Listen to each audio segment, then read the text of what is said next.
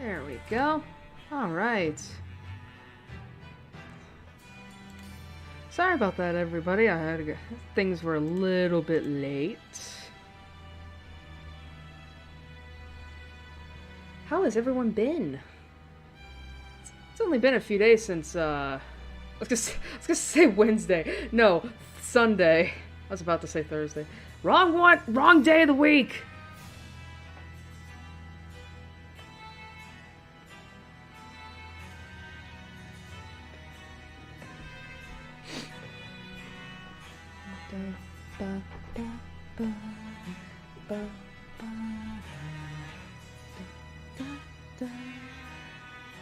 Also, now, it's funny how YouTube decides, like, yeah, you got an excellent connection, only after warning you that your audio bitrate is down to 0 again. Despite the fact that I know that's a fucking lie.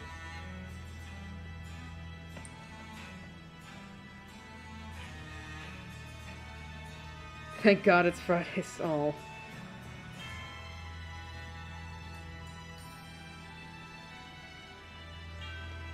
Yeah, I feel it, in a way. Like, this week I've just been, like, not having the best sleep either.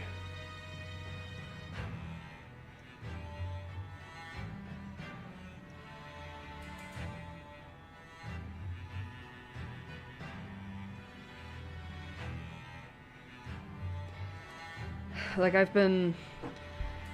Like, I feel like for the last few days I've just been waking up at, like, 11 in the morning after going to bed at almost 7, having to deal with the dog because she's being a bad girl lately.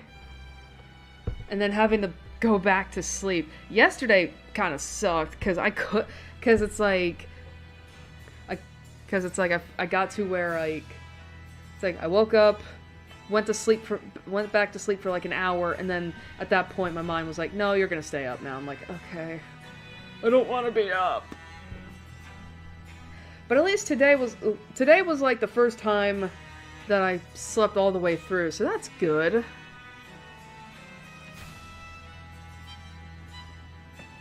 Can't believe we're already almost halfway through October. It does not feel like it.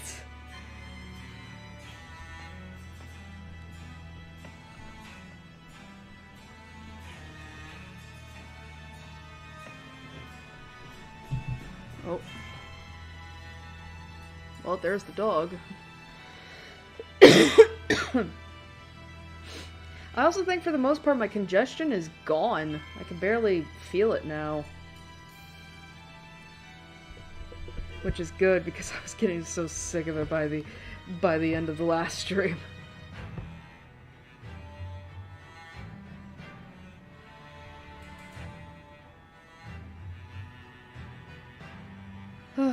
But speaking of which, we are almost halfway.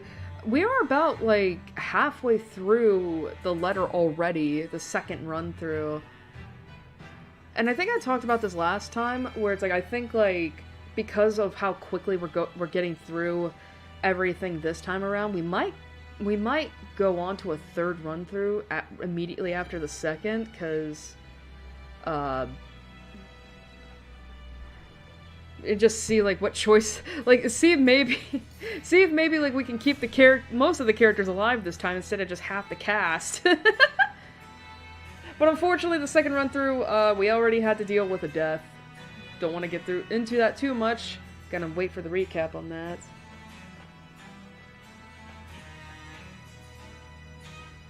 Yeah, it's good that I'm feeling better. I don't think I'm ever gonna know, like, what the hell got me so sick. Oh.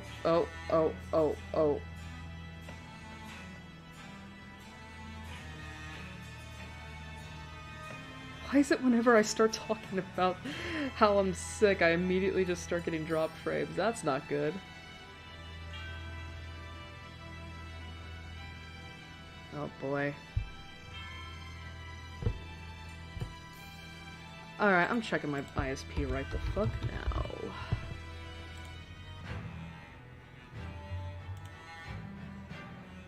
Here we go again. Well, at the very least, at the very least, I'd rather it happen now, as opposed to, oh jeez. As opposed to during the game. Why is it taking so long?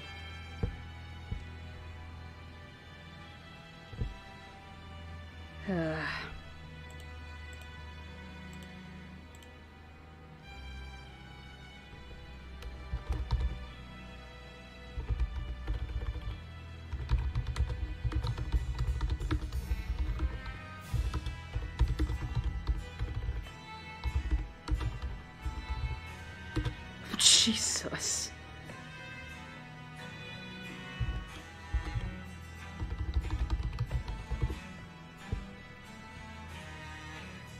Sorry about that. I saw my my KBS go up to 11,000. I was like, excuse me? Jesus.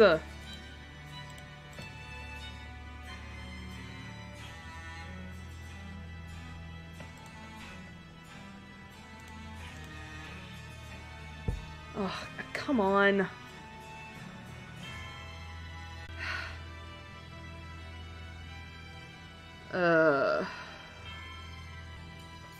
Why is this happening? Okay. Alright, this is, alright, now I'm already getting pissed. That's not good.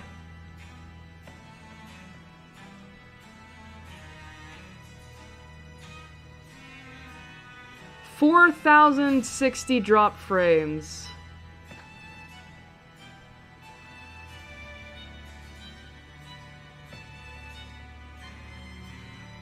I don't know why my internet is...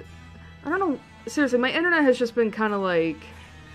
having some weird shit happen to it over the last couple days.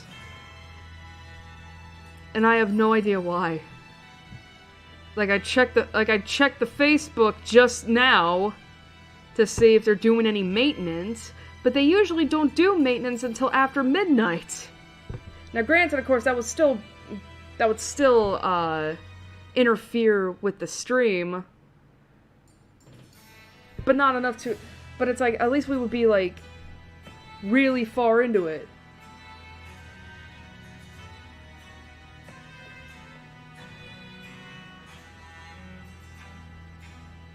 But still, it's like, at the very least, it's happening in the beginning before we actually get any gameplay out of the way. So that's a blessing, I guess.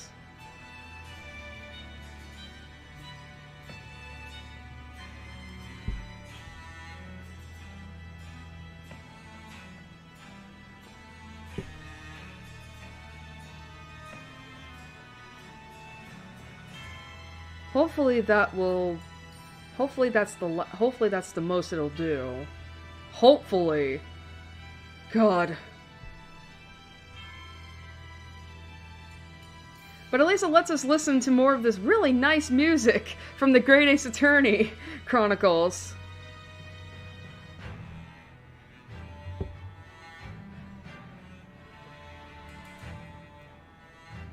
Like, I know I keep saying this over and over, but I fucking love this track. It's so good, it's such a perfect track for Halloween. And it's hard to believe it's from an Ace Attorney game of all things.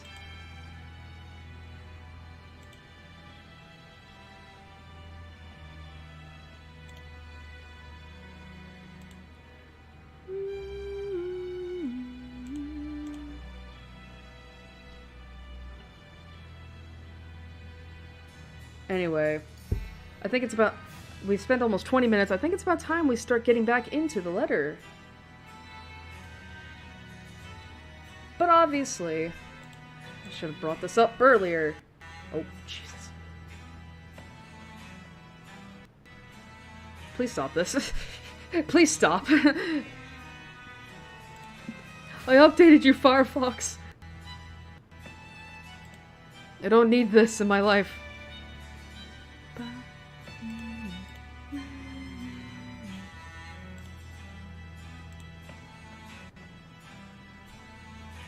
Alright, just need to get I really should have the list up before I fucking stream, I feel like.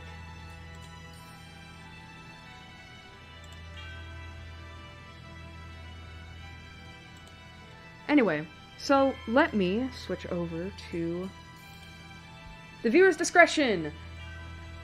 So, as we are playing through this game, we of course need to go over the content warnings that are present in this game, and we will be doing this for the month of October and up until we finish this game. So, disclaimer, viewer's discretion advised.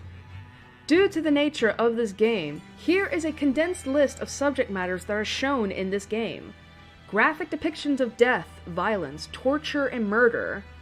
Horror content such as psychological horror, body horror, gore, jump scares, and disturbing sounds and images. Bigoted language including racial slurs, sexist and homophobic remarks. Psychological trauma, abuse and sexual assault, suicide, incest, child death, animal cruelty/death, cannibalism, and alcoholism. If at any point you feel uncomfortable watching or you feel the need to stop, click away or stop watching. Your mental health matters, and I want this to be a safe place for viewers, even if you need to step away. I say this with the utmost respect. Please take care of yourself. And I shall be trying to extend the same courtesy to myself as well. So, without any further ado, I think it's time we head back into the letter. Shall we? Alright, say goodbye to Firefox. We'll see you back at the break. Alright.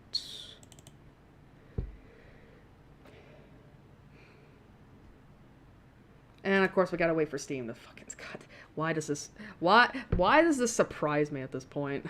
Like, it's always Steam. Like, I updated it last week, and it still has to update.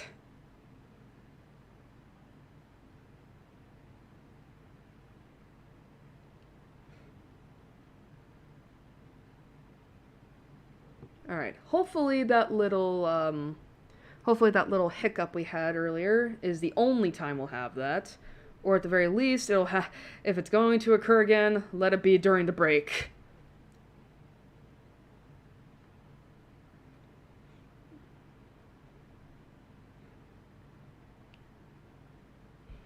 Or I just need to get a better computer. I mean, this is like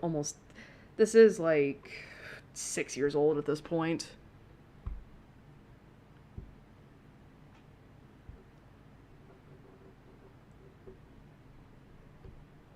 There we are.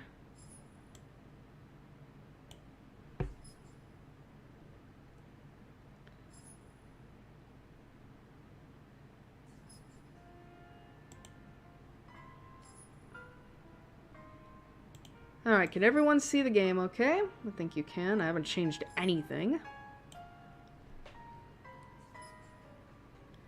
Yeah, it's a little loud though. Turn it down a little bit. Alright, so... You need that... hour and 30-second update to have one cry. I don't know why that made me laugh. Oh, but still. At least my updates don't take that long. Anyway, so while we're discussing that, what happened last time on the letter? Well, first off, we continued off where we left with Zach, and unfortunately we got him killed. He is dead. He's dead. We saw him, we got the memory fragment, and we discovered a little bit more of what may have happened behind the scenes. Well, behind the scenes.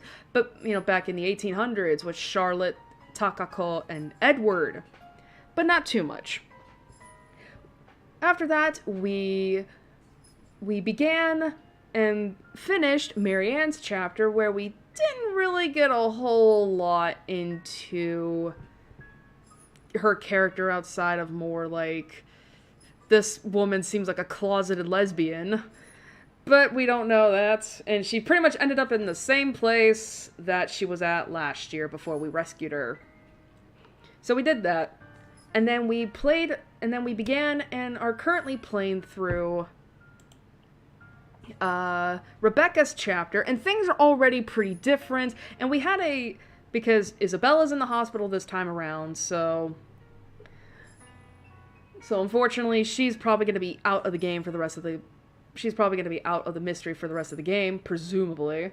But we also got a pretty heartbreaking scene with Rebecca, when she overhears Ashton telling a comatose Isabella that he loves her, and unfortunately Rebecca kind of comes to terms with the fact that because of that, it means she no longer has a chance, which kind of sucked. Kind of hit a little bit too close to home, but it's fine. But for the most part, Rebecca's taken it pretty well, all things considered.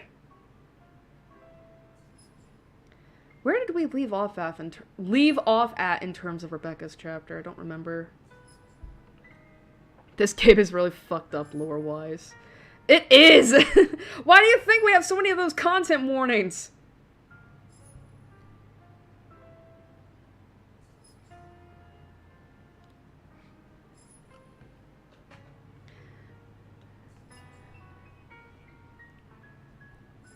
But anyway, I'm kind of wondering if Rebecca is going to die this time around. Like, if she somehow manages to end up in the same fucking situation as last time, it's like, I'm definitely going for the door this time. Fuck going upstairs. But then again, who knows? Like, that situation may not even happen because Hannah was saved this time around. So who knows? Excuse me. I fucking hell. Alright, where was I? Okay, so this was where I was at. I barely understand what's going on, but that's okay. Listen, I don't know what's going on either, because the game has barely given us anything. Alright.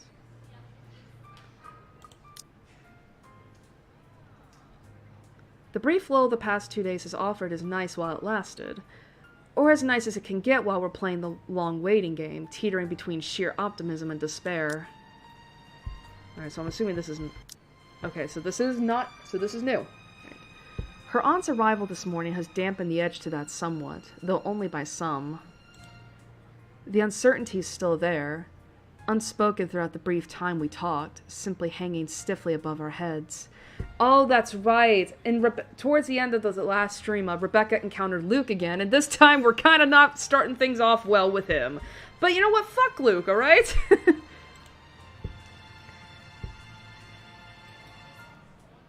Having another person with us helps. However, I can tell the same doubt has crossed her mind the second she saw her in that room. Ashton himself doesn't look too hopeful when he left a night ago. Oh, Jesus. That was my phone? Just telling me about the weather. That's fine. It was a wordless exchange, partly sullied by my lingering anger and his exhaustion, but has left a sullen atmosphere in the room nonetheless. Like an ugly premonition. And as expected, just as things start to settle and a steady rhythm finally worms its way back to my routine, Thursday morning brings further disturbance to the now calm waters. Alright, and this is not new?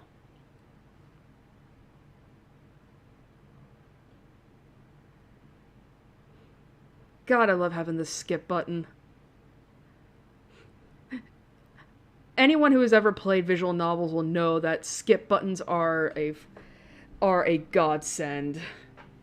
Alright. Where are we at in terms of this tree? Jesus Christ. Okay. Oh, okay. Okay. You really think that? Okay. So as I said earlier, with the second run through, we are taking choices that we didn't take the first time around. So, and unfortunately, that has led to a lot of fuck ups, because we do not have as many good relationships as we did last time. All right, you really think that? Okay. All right. So what was he talking about?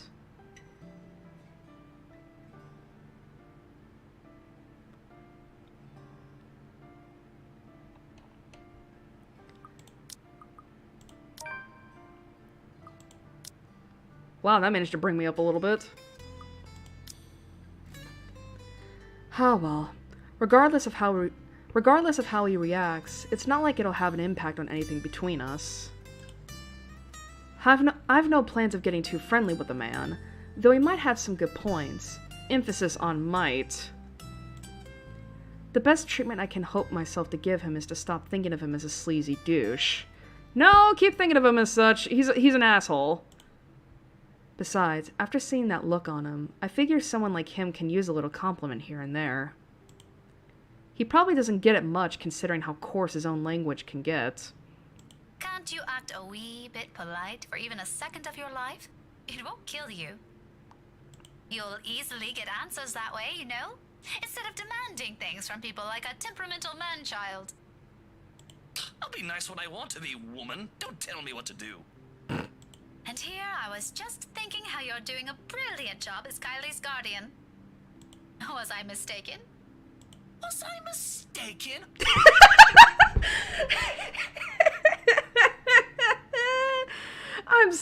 God, I hate Luke with every fiber of my being, but his voice actor just really has some of the best line deliveries of this game. It's so good. What? Sorry, I didn't catch that. Stop playing dumb. I hate to admit it, but you actually seem to be good with kids. Possibly even better than most of the teachers here. What do you know? I've expected him to just take it all in, bloat his ego more, and even brag about it. Instead, what I get from him is a sound resembling a squawk. Or maybe that's him choking on his own pride? I can't tell above the hubbub surrounding us. But when I glance at him, only a mortified expression is on his face. No. No? You should be proud of yourself.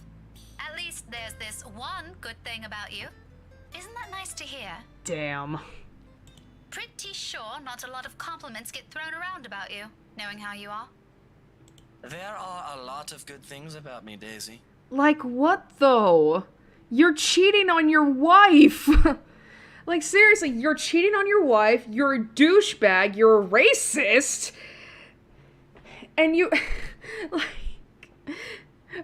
You constantly hit on women, and you don't even treat Kylie with as much regard as you should, considering you're in charge of her half the time. My hair, for one. There's also my extraordinary good looks. Wax lyrical about those all you want. I'd be happy to hear it any day. Not to mention you threatened Marianne last chapter by saying that if she spoke of anything about your affair with her to Hannah or to the press, you straight up told her you would ruin her. You would destroy her life. No, you're a douchebag. You're a fucking asshole. Also, you're not that good looking. Listen, I know looks are subjective, but I ain't attracted to that. Praise anything about me but that. Also, you would think it would be a compliment to be...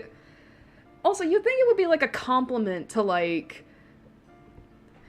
That, you know, oh, you're good with kids. Like, that's not even saying anything like, oh, do you want... You would be a great father someday. It's like, no, you're just good with kids. What is so repulsive about it?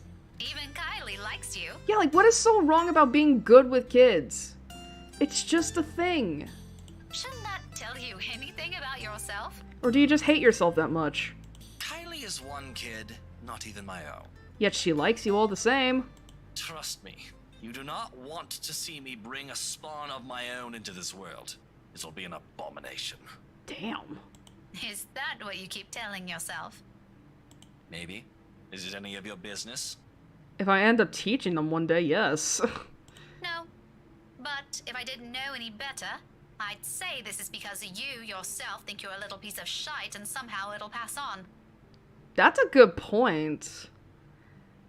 I mean, we did get a little bit of insight into Luke's character last year, and how, like, we found out he's the son of a whore, of a prostitute, and, you know, and that he does hate him. He has to hate himself at least a little bit.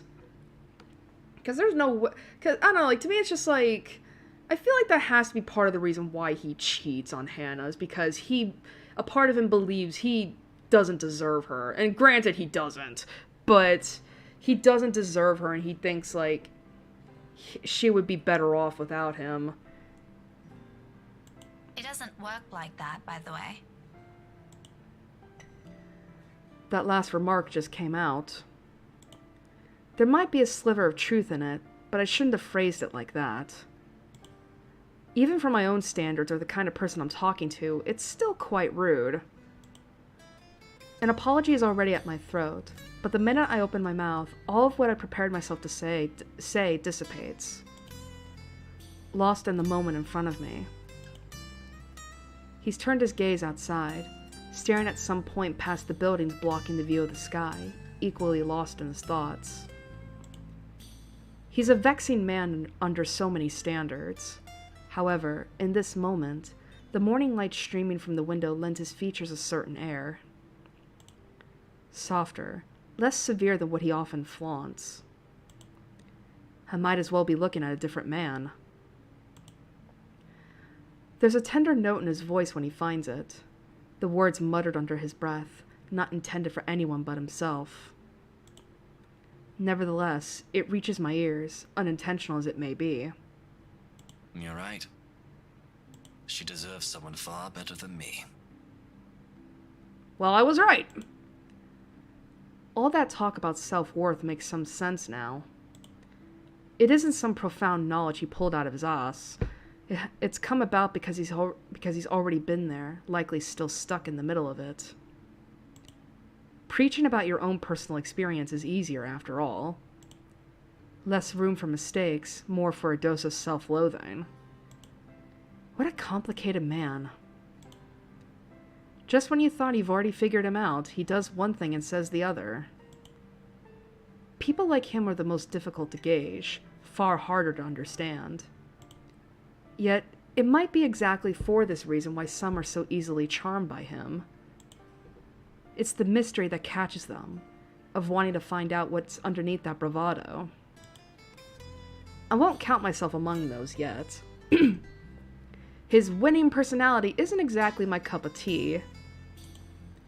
But sometimes, once you get a glimpse of what's beyond that machismo, empathizing with the man isn't such a steep hill to climb.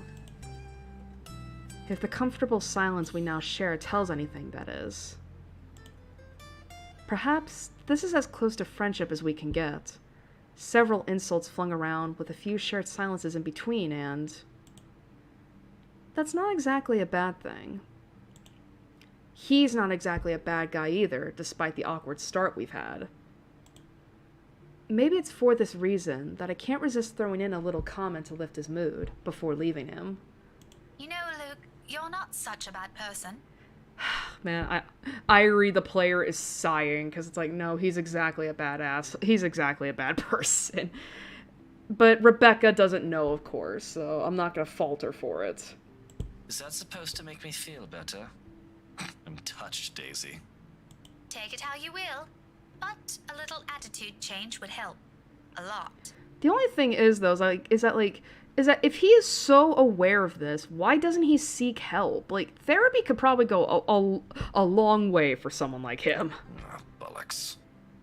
Right, of course. Let me know when you're done with your lecture, ma'am. And you can probably start by not leaving your wife out while you're having some quality time with your goddaughter.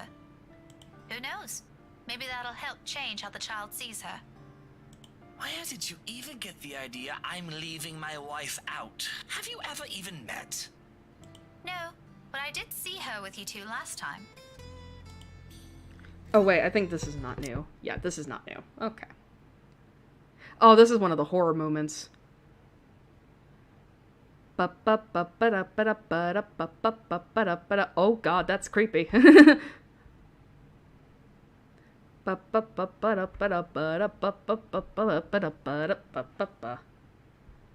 Just gotta get through everything.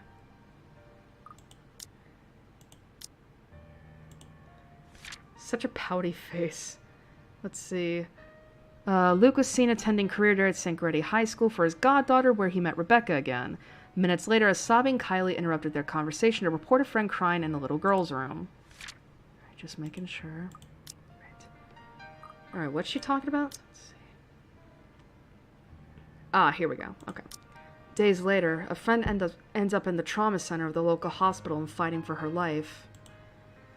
There simply isn't enough time to breathe and get a grip on things. I have been flipping through the pages of said book moments ago, though never really reading anything and merely hoping for a distraction. To no avail. My phone gives out another ring, and this time I don't hesitate to answer. Alright, this is not new.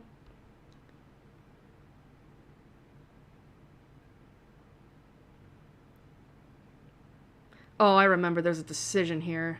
Oh, never mind. Hello. After the strange encounter in the little girl's room, Rebecca tried to remain composed throughout her day. As her classes ended, she received a phone call from Marianne McCullough, who asked unusual things about the Ermengarde mansion. Let's see. Hey, Becca, I'll be around Salem Will this evening. Need to meet someone in the area. I might have to drop by yours and Isabella's place after. See ya. Oh, Ashton. Okay. I thought this was her aunt for some reason. Except she won't be there if that scenario ever comes to pass while she's stuck in that hospital. Let's see. Alright. Even after what I heard of the fact that he detests attending gatherings like this, it's company that counts. We can be miserable together. But that's the problem, isn't it? Let's see. It's so hard to tell. Alright. Alright, so what did we... I think we chose to, like, go with... Yeah, Ashton, so... We have to spend time with Luke! Fuck! Ugh! Alright. Fuck. Fine. Oh, of course that builds me up more fucking things with Luke. Ugh. Ugh. In the end, it's my own fondness for Kylie that wins out. Chances are, I'll only have to endure his presence for an hour or so. If it lasts more than that, I can make up an excuse. A sudden call from a friend or things to work on. It doesn't seem so bad when I think of the pros and cons.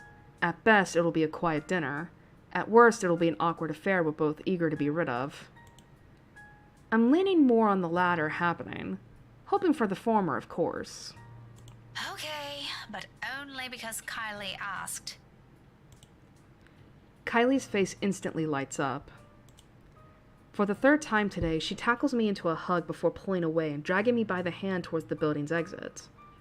That's alright. I'm sure Teal doesn't mind. This better not end with me and Luke in bed together. I swear to God. I already had to like censor one image. I don't need to do another. He let me pick where we're going to eat. Don't worry, it's just close. Luke follows closely behind, and perhaps out of some desire to keep the dead air away, I can't resist throwing in a quip. Keep your distance. You better not do anything funny, you hear? Yeah, right. I'm the one who should keep my distance. Yes, you should, cheater! May I remind you who approached me first and what you did right after? Oh, I remember it clearly. But perhaps it's you who needs a reminder. You seem to have never learned your lesson. Care we give it another try? Maybe this time it'll stick. Maybe this time it'll stick.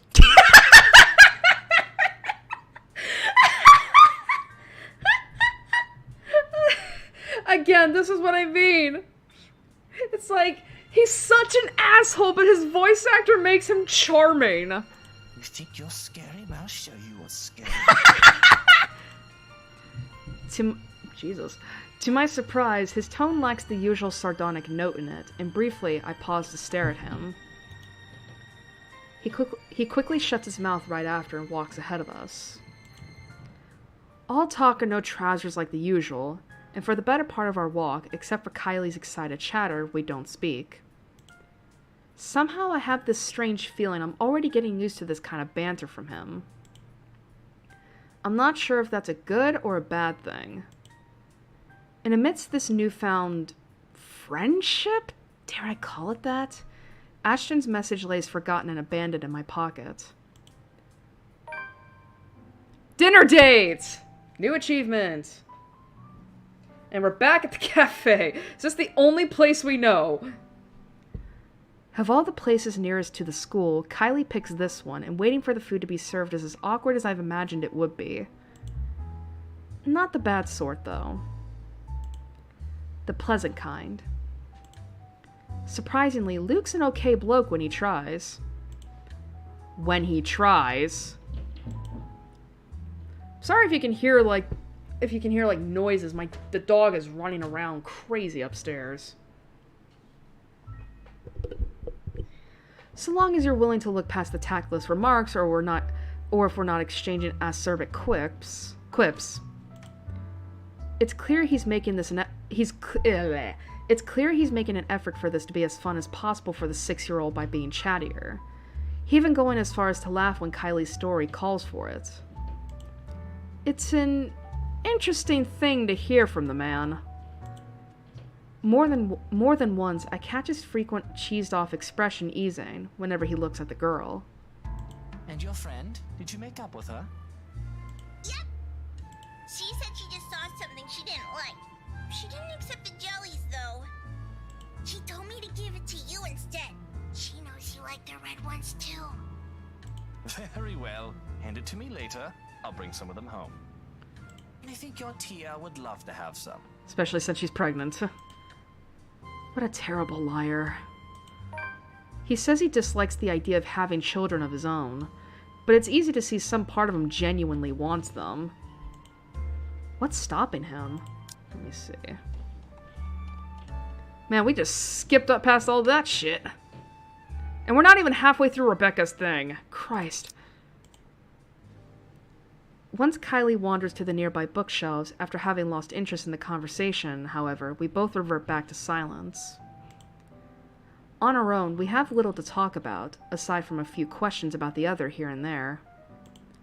At one point, it does veer on local politics and history. He's surprisingly versed with it that he can hold a decent conversation without throwing a jibe. Nothing too personal is ever mentioned so far, though. It's too early for those. And besides, I don't like him enough to speak of every minute detail of my life. Better keep it strictly between the silence and the casual repartee. This whole thing already looks and feels wrong on so many levels. I'm quite sure he feels the same.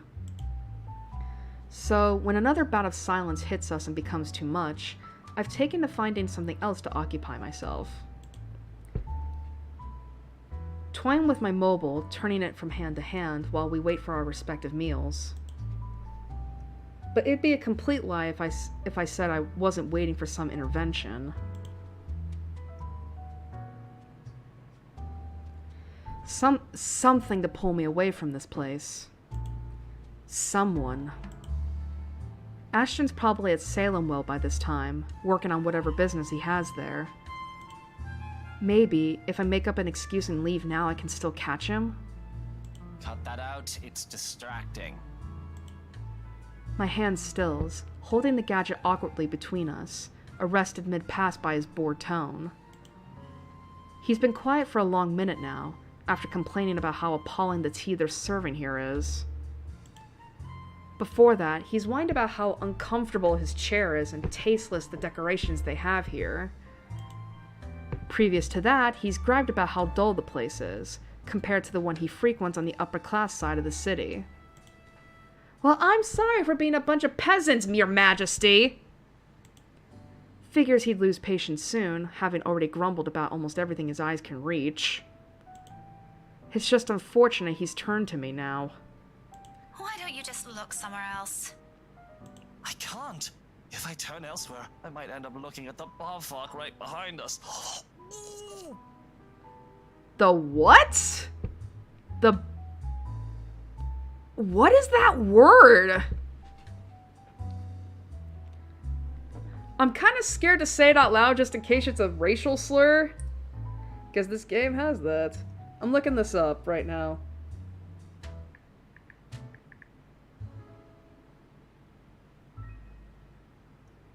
Alright, Urban Dictionary, what do you have?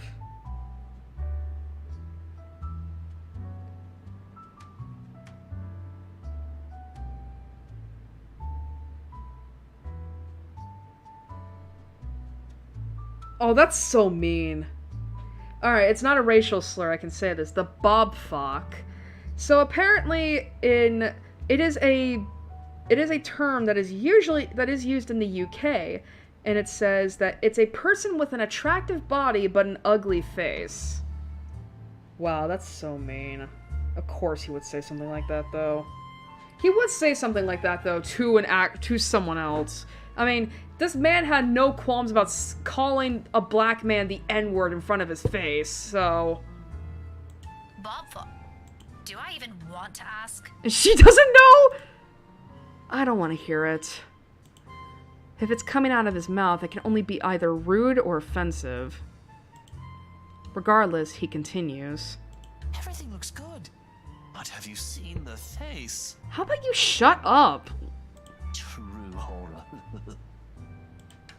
What is wrong with you? You know, I frown about this in practice, but that mouth needs to be washed out with a particularly potent soap. Preferably by your own mum. Oh. A shame she isn't here, hmm? For whatever reason, that puts an end to the talk right there. He returns to watching his godchild, who has found a particularly interesting picture book and is now poring over it, while I turn back to my mobile. Still no message. He's dead. No. Would it kill him to at least send a message? Check if I were home? Meanwhile, Luke's silence lasts all but 10 seconds. What is it with the damn mobile? Are you on a curfew? Why does it matter to you? He's got the immature act down pat, I'll give him that. Seriously, how old is this guy? Has he somehow been deprived of affection during childhood? And what is it to you? I don't think it's any of your business what I do with it. It is my business, alright? No, it's not! 1, I'm the one paying here. 2, I'm being forced to eat dinner in a place this stuffed and noisy. Oh, boo-hoo! The rich man is bored and feeling like shit. Well, guess the fuck what? So am I, but I'm not complaining. Seriously, I have a friend that's in the hospital right now, and I'm being forced to eat dinner with you because that particularly lovely child asked me to. You want to go on and on about how oppressed you are before I think about the actual oppressed people? Lastly, it's been 10 minutes, the food isn't here, and I'm hungry. Oh my god, he would... Oh no, it's been 10 minutes since you ordered. Oh my god, get the fuck over it. Seriously, I have waited a half hour before. It's fine. What you're doing with the mobile is annoying and distracting, when the least you could do is keep things entertaining while I suffer. Well, you're the host, why don't you entertain? That's your problem? Shouldn't you be more worried about how this entire affair looks to other people? Oh, I didn't realize this was one. You move fast, Daisy. You could have informed me first, you know. Had I known, I would have taken you someplace nicer. Please let me slap him. Please let me slap him. Certainly the kind with better food and plenty of good wine. Why did I ever think this was a good idea? Sorry, Becca. The game wanted me to. Did it ever occur to you how inappropriate this might look to everyone? Why should I care? It's only inappropriate if you make it out to be. Relax. I won't do anything to make your boyfriend angry. Boyfriend? He doesn't even need to know we dined out. How do you... It'll be our dirty little secret. Ew. He's not my boyfriend. The words come out with more force than I've intended. By the time I realize my slip-up, his lips are already spread in a sneer. Heat slowly crawls up my face. Oh, so there is someone. You're so easy to read. Briefly, his eyes search my face. I have no idea what he sees, nor do I care to know, but in the next second he barks out a laugh, displaying his amusement, without reserve, to everyone within earshot. In that moment, I know I've flipped a switch in him somewhere, and I've lost my chance to deny his assumptions. Do I even want to? Isn't that the reason why I've been so focused on my mobile? waiting for another message from him? For a reason to dump this awkward meeting to go after him? Look how mottled you are. Now the nickname makes more sense. Shy Miss Pink and her cute little crush. Oh, shut up! The color suits you, by the way. It matches the hair. It's not a crush! Classic denial. But in reality, you want him to be yours, and your every move is made to make him notice you. In fact, you don't want him to see you with another man in a non-professional capacity, because he might misinterpret it. The same thing goes for you, doesn't it? Bloody, yours is even worse. What about your wife? Aren't you concerned she might misinterpret this? Daisy, just because we tied the knot doesn't mean we have to be joined at the hip at every single opportunity. You're still married, though. That doesn't mean you have the right to cheat on her. Don't be ridiculous. Why else would you marry her if you don't want to be with her for the rest of your lives?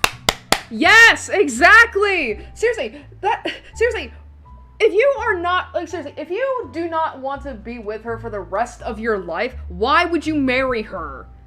Instead, you just, seriously, was it for the money? Was it for the sex? Does she give good head? Why would you marry her?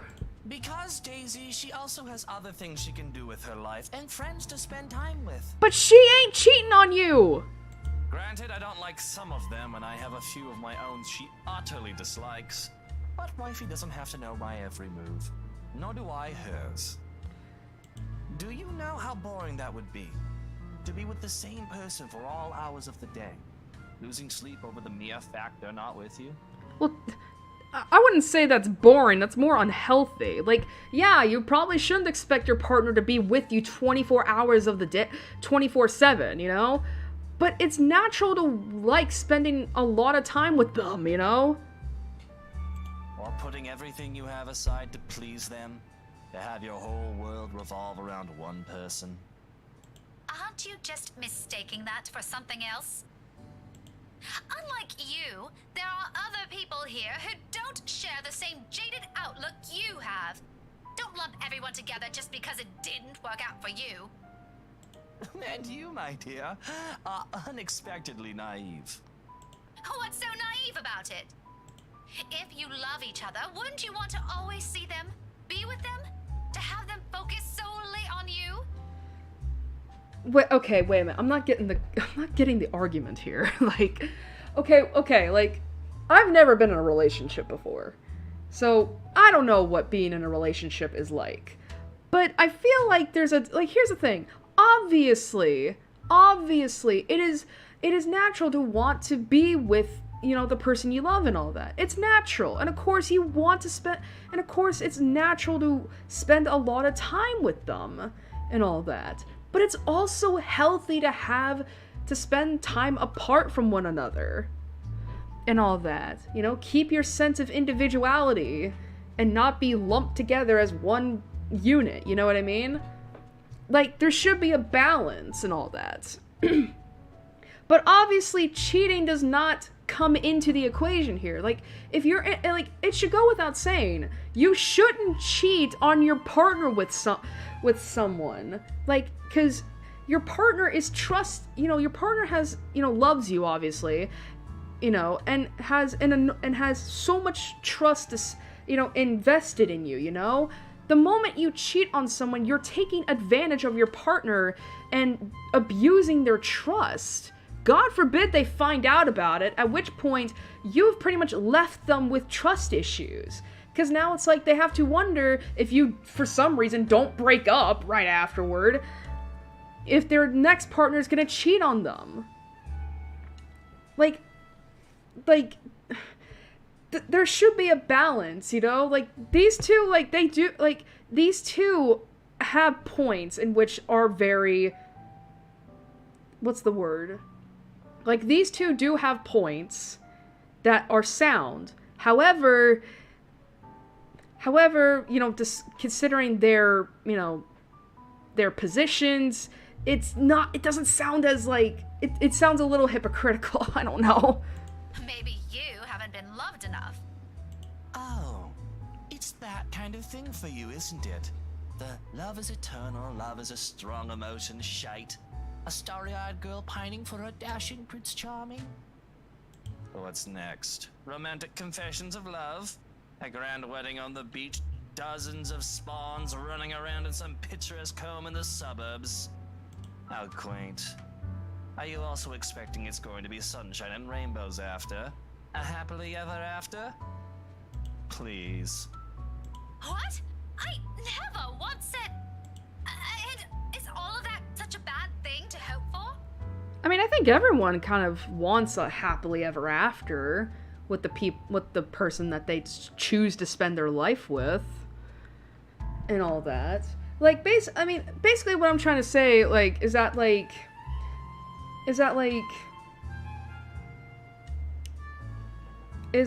you know, it is unrealistic to expect to always feel, how do I put this without, like, trying to dash people's hopes and dreams? Like,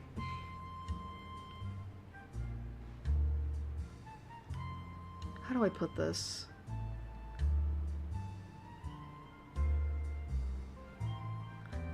Love is a complicated thing. And I know that what works for one person when it comes to love may not work for another. Like, that's just how humans are. One thing may work for one person, and that same thing may not work for another. And, you know, and obviously marriage is not the end-all, be-all, and all that. Like, you can be with someone you love and not marry them, despite what society tells you. But, you know, and I do think it is nice to want to, you know, chase after a happily ever after and all that. But I think it's good to have realistic expectations. Like, love takes work and all that. Like, emotions can play a role in it, but if anything, love is also work. And you need to put effort into your relationship, because it's not just you that, well, actually, wait a minute, let me scratch that. It's not just your partner that's in the relationship, it's also you. And, you know, and as much as your partner makes you feel loved and cared for and appreciated and all that, you should also go to the efforts of making your partner feel loved and cared for and appreciated and all that. Like, there's nothing wrong with wanting a happily ever after, but try to keep, you know, realistic expectations into it, you know? Woman, I've been married for 7 years, and I'm telling you, it's far from what you have in your pretty red head. Tell me, how long has this song and dance been going for you and your man? Maybe I am mistaken. Averting my eyes from him is all I managed to do. What does his mere 7 years have compared to the 17 I've had with Ash? Well, Rebecca, unfortunately for you, Luke actually married his wife. He actually went for it. He actually went after her. While you kind of just sat on the sidelines and did everything in the hopes that Ashton would notice it. And that's such a passive approach to it. Like, I'm not trying to doubt your love for Ashton, but you really should have tried more instead of just hoping and praying that he'll notice your feelings for you someday. Like, that's not how it works. It's laughable he thinks those two things are even comparable. Ash and I may have never moved past the boundaries of friendship, like what I've been hoping for years, but what we have isn't something anyone can scoff at.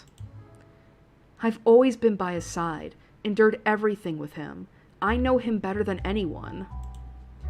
No matter what this man, this complete stranger says, I know there'll always be a place for me beside him. Yeah, and that's fine. but I think it's, and granted, Rebecca is right in that regard, and that, 17 years, Luke may have actually went after Hannah, but he's only been with her for 7 years, whereas, Rebecca and Ashton have never moved past friendship, and I think at this point are never going to move past friendship. At the very least,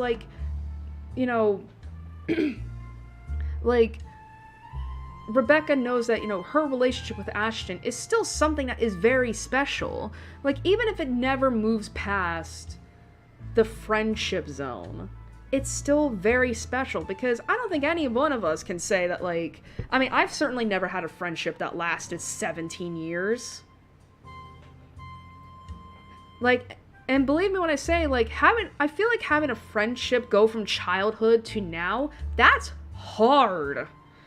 So at the very least, this shows that, and considering that Ashton, has kept this relationship up as well, at the very least, this friendship of theirs, is special to the two of them.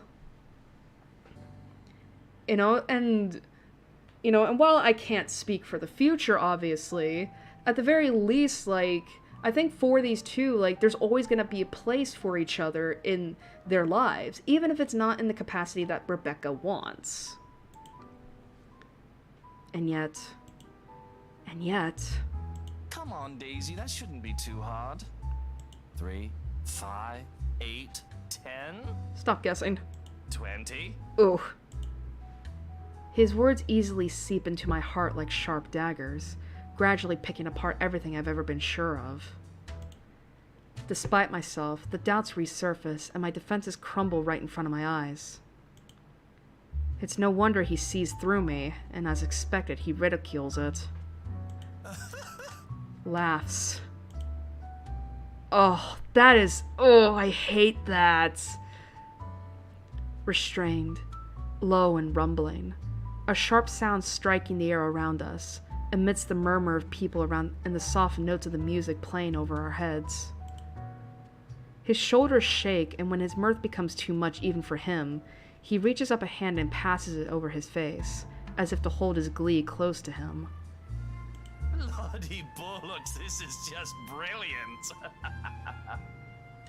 Oh, Mother, why do I always keep running into these things? Oh. This day couldn't get any better. I hate that. Man, I hate that. I think I'm gonna need a stiff drink after this. That has gotta be mortifying. He dissolves into another peal of laughter, but when it subsides, what he has for me are more words.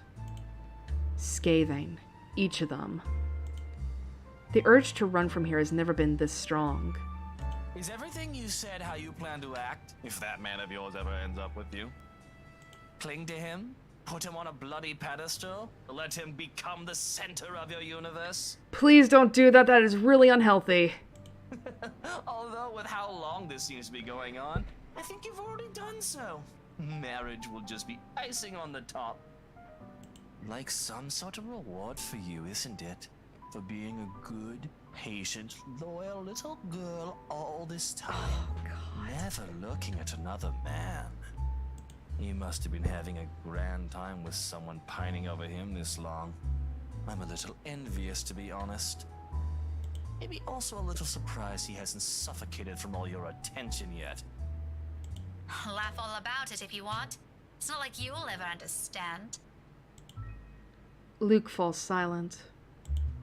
The ridicule in him is gone in an instant, and his eyes meet mine, sharp and imposing.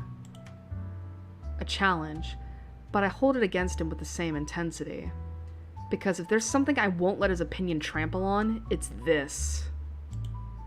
What does he know? However, he's the first one who looks away, focusing his eyes back to where Kylie is, and for a moment, I believe I've won. Until he draws in a breath and turns back to me. The words he drops next, though, hushed, hang heavily in the distance between us. You're right. I won't.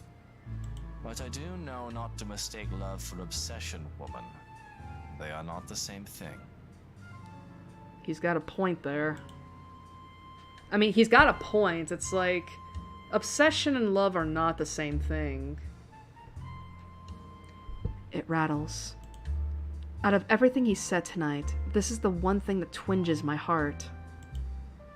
Maybe it's in the manner he delivers it, the lack of conceit in his posture, or an underlying insult in the tone he takes. The remark isn't meant to cut, merely to express a simple truth. This time, it's him who holds his gaze against mine. Another unspoken challenge, and I realized that if this happened minutes before, I'd already have an equally searing retort at the tip of my tongue. There's none. But the anger is there, ringing at my insides, prodding at the uncertainties I've long kept. Isn't it enough? We have the long years we've been together. We have the memories. Whenever he needs me, until other people came in between us, I've always been the one there. That dedication and loyalty should mean something, shouldn't it? I mean, I don't know.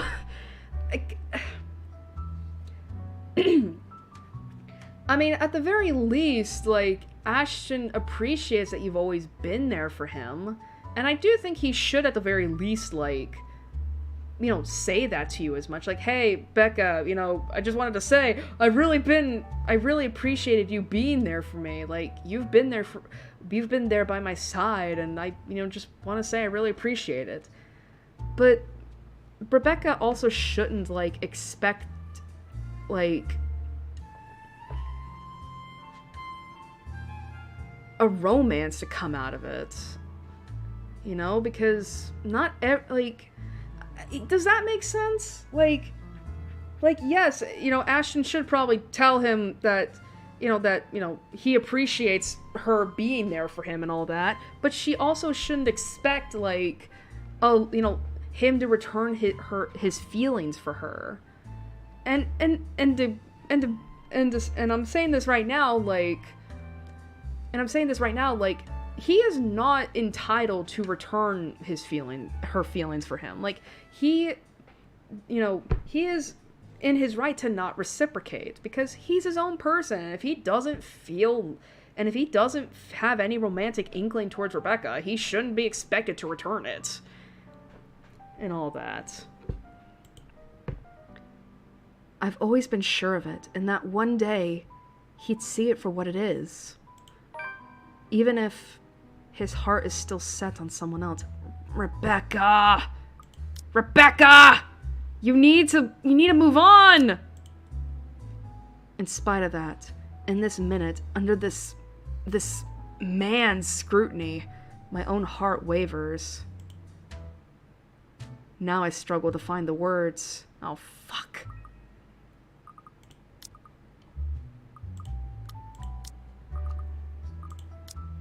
I don't need to answer that. What right do you have? Oh, fuck me.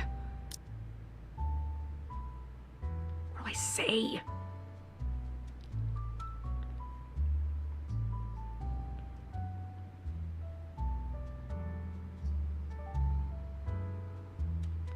What do I say? The problem is I hate these kinds of choices because I'm like, I never know what the right thing is to say.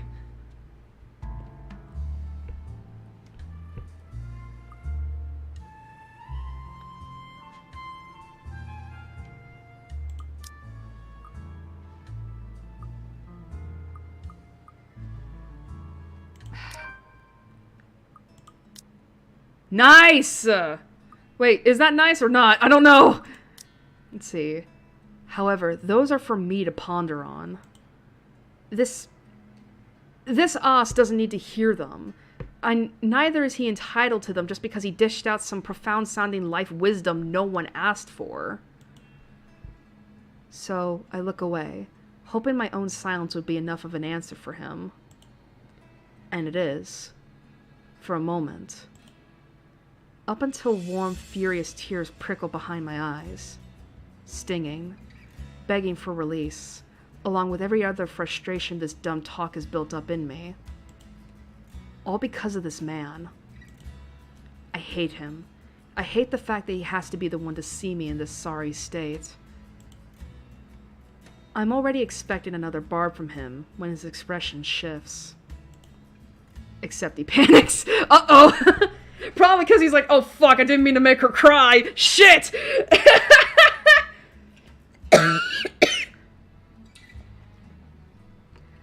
In the span of 3 seconds, his expression changes from indifference to concerned to utter panic. It probably would have been funny if I weren't so irked by the sight of this glycid bastard. Hey, are you crying? Are you going to cry? Stop that right now, woman, or I'll... Will you shut up? He clams up almost before I could finish. Whether this is due to the sudden force in my voice or how I look, I pretend not to think of it. He seems like a deer caught in the headlights, with the way he's making himself smaller in his seat. But I'm still pissed. I'm tired, and if I can't punch him, I can at least scream at him. You're an annoying bag of dick, you know that? If I hear another word from you, I'm sewing that bloody mouth shut myself! It does do the trick. Not to the effect I've hoped, but the moment I've snapped at him, the stinging at the back of my eyes melts away, and a strange calm overcomes me. A fragile thing when found in the middle of a busy coffee shop. Nevertheless, it's appreciated considering it doesn't last. Immediately broken by the very person that put me in this state with a few awkward pats to my shoulder. Done twice. Thrice. And another. Until my patience runs out again, and I'm pulling out the book from my bag, raising it threateningly over his head. It'll surely dent his skull if it slams down at this height. Part of me wants to see that, but I restrain myself. He has the good sense to recoil, though.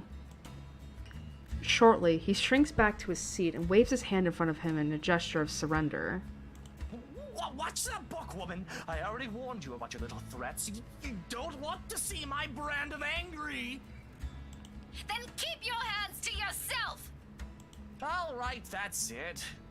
People these days, I swear you treat them nicely and this is where it gets me. You're the last person I'd ever want to comfort me, even if we're the only 2 remaining people on Earth. Don't flatter yourself. Okay, have it your way, Daisy. And stop calling me Daisy! I have a name, you know! He mutters something inaudible under his breath, although, afterwards, he doesn't say anything further. For the next minute, he simply contents himself with making a mess out of the paper napkins, folding them into clean shapes without any clear intent, before crumpling them in his hand when he loses interest and dumping them in a small pile in front of him. A waiter serves our meals soon enough, and Kylie makes her way back to our table. But before I can take a single bite, he mutters something. The words spoken in the same tone he's used since morning, all under his breath, whenever the honest part of himself would show. Despite my rather confusing opinion of the man, I stopped short of shoving food in my mouth to look at him. His eyes are on his food as he speaks, busying himself with cutting a portion of meat on his plate. But what comes out of him only rings true against my ears, above the din of the coffee house. For what it's worth, Rebecca, I didn't ever think that's all there is to you. Aww. Why else would I leave my own goddaughter in your care if you're just some lovesick woman? He spears a piece of his food, pops it into his mouth, and that's it. One whole day with this man, and I still can't figure out what his deal is. But for what it's worth as well, I don't think he's an entirely bad guy. The rest of our meal slips by in silence afterwards. Aside from Kylie's occasional chatter, the whole dinner goes by without another word exchanged between the 2 of us. Somehow, we managed to make it through the whole thing without triggering another tension-riddled conversation. A good thing, perhaps. 1, because Kylie's sitting in front of us, and 2, I probably wouldn't be able to hold a proper conversation with my mind heavy with thoughts. We depart from the coffee house just as the evening crowd starts to thin out. The same wordless silence fills our short walk back to the school. Except for when Luke gestures at a nearby flower shop and enters it without waiting for Kylie and I. Oh. Oh. He emerges minutes after, carrying a bouquet of daffodils, with the same softened expression back on his face. Unlike the previous ones, he tucks this one away almost as soon as he looks up at us, a moment he's not willing to share. At my confusion, he merely answers with a shrug and continues walking. For someone important. Yeah, we found out last year that daffodils were his mother's favorite flower. So I accept it for what it is, if only because he doesn't owe me an explanation. It does leave more questions about him, each one as baffling as the previous ones. Those are the last words spoken this evening before we head our own ways. Up until I arrive home, I still can't understand him. Here, however, a whole different set of questions await me. And much like everything today, it comes with the littlest of things. A lone note greets me upon reaching my unit's door. Its edges flutter lightly against the faint, warm breeze passing through the small complex. My hand stops short of twisting the knob as I stare at it, though I don't make any moves to take it. Ashton's... Jesus. Hello? Oh. That scared me. Sorry about that. My phone just had an Amber Alert. Ashton's neat script lines its surface. Let's see. Dropped by earlier, you weren't around. They're easing Belle out of sedatives tomorrow, trying to see if they can take her out of the coma. Good news, huh? Her aunt also wants to talk to us, so if you could come to the hospital, that'd be great. Anyway, how are you doing? Call me when you get this. See ya, Ash. Oh! She's improved! The message he left, short and straight to the point, but not without the underlying hint of friendship. He mentions nothing of the accident or the ongoing investigation, except for a small request from Isabella's aunt for us to visit the next day. Apparently, they're taking her out of her medically induced coma to see if she's improved. Suddenly, it's the closest thing we have to hope right now. I can almost hear it in the manner Ashton ends the formal tone in his note when he checks on my well-being at the end. He still has no idea. Whoops. Aw, fuck you. You don't get to... Luke should not be that nice looking. Luke and Kylie invited Rebecca for dinner as she was about to leave. Despite receiving a text message from Ashton, Rebecca agreed and the three spent the evening at a nearby coffee house. Upon returning to her flat, she found a note that Ashton left her. Any other day, the former part of his message would likely prod at the piercing envy I've been holding, while the latter would probably send my heart aflutter. Little things from him that I want to mean something more. Yet, this time, only guilt fills me, and my eyes briefly shift toward Isabella's empty unit. Luke's words repeat inside my head as I do so. For what it's worth, Rebecca, I didn't ever think that's all there is to you. Why else would I leave my own goddaughter in your care if you're just some lovesick woman? Have I always been like this? This selfish? In truth, I've intended to call Ash after that dinner, if I didn't catch him here, invite him to that party like I've planned. There's time, and he's still probably awake at around this hour. But my hands won't move.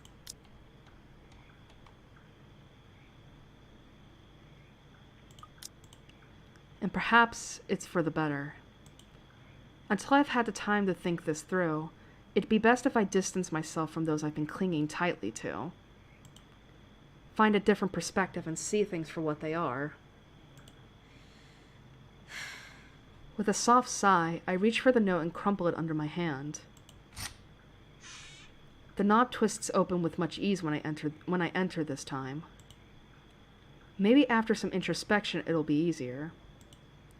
For tomorrow, I have that woman in the mansion to worry about.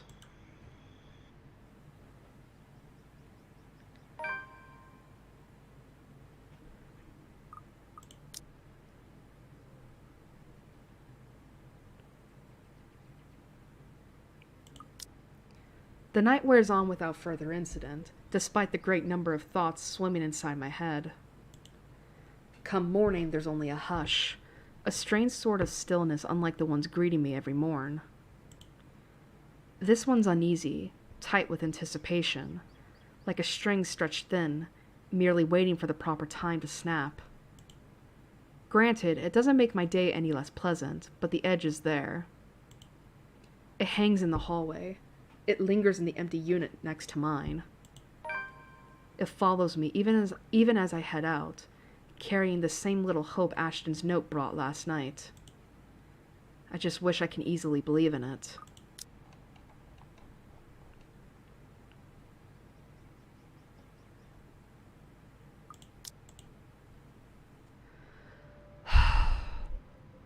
It takes a minimum of 21 days for a habit to form, or so claimed a speaker in a conference I once attended.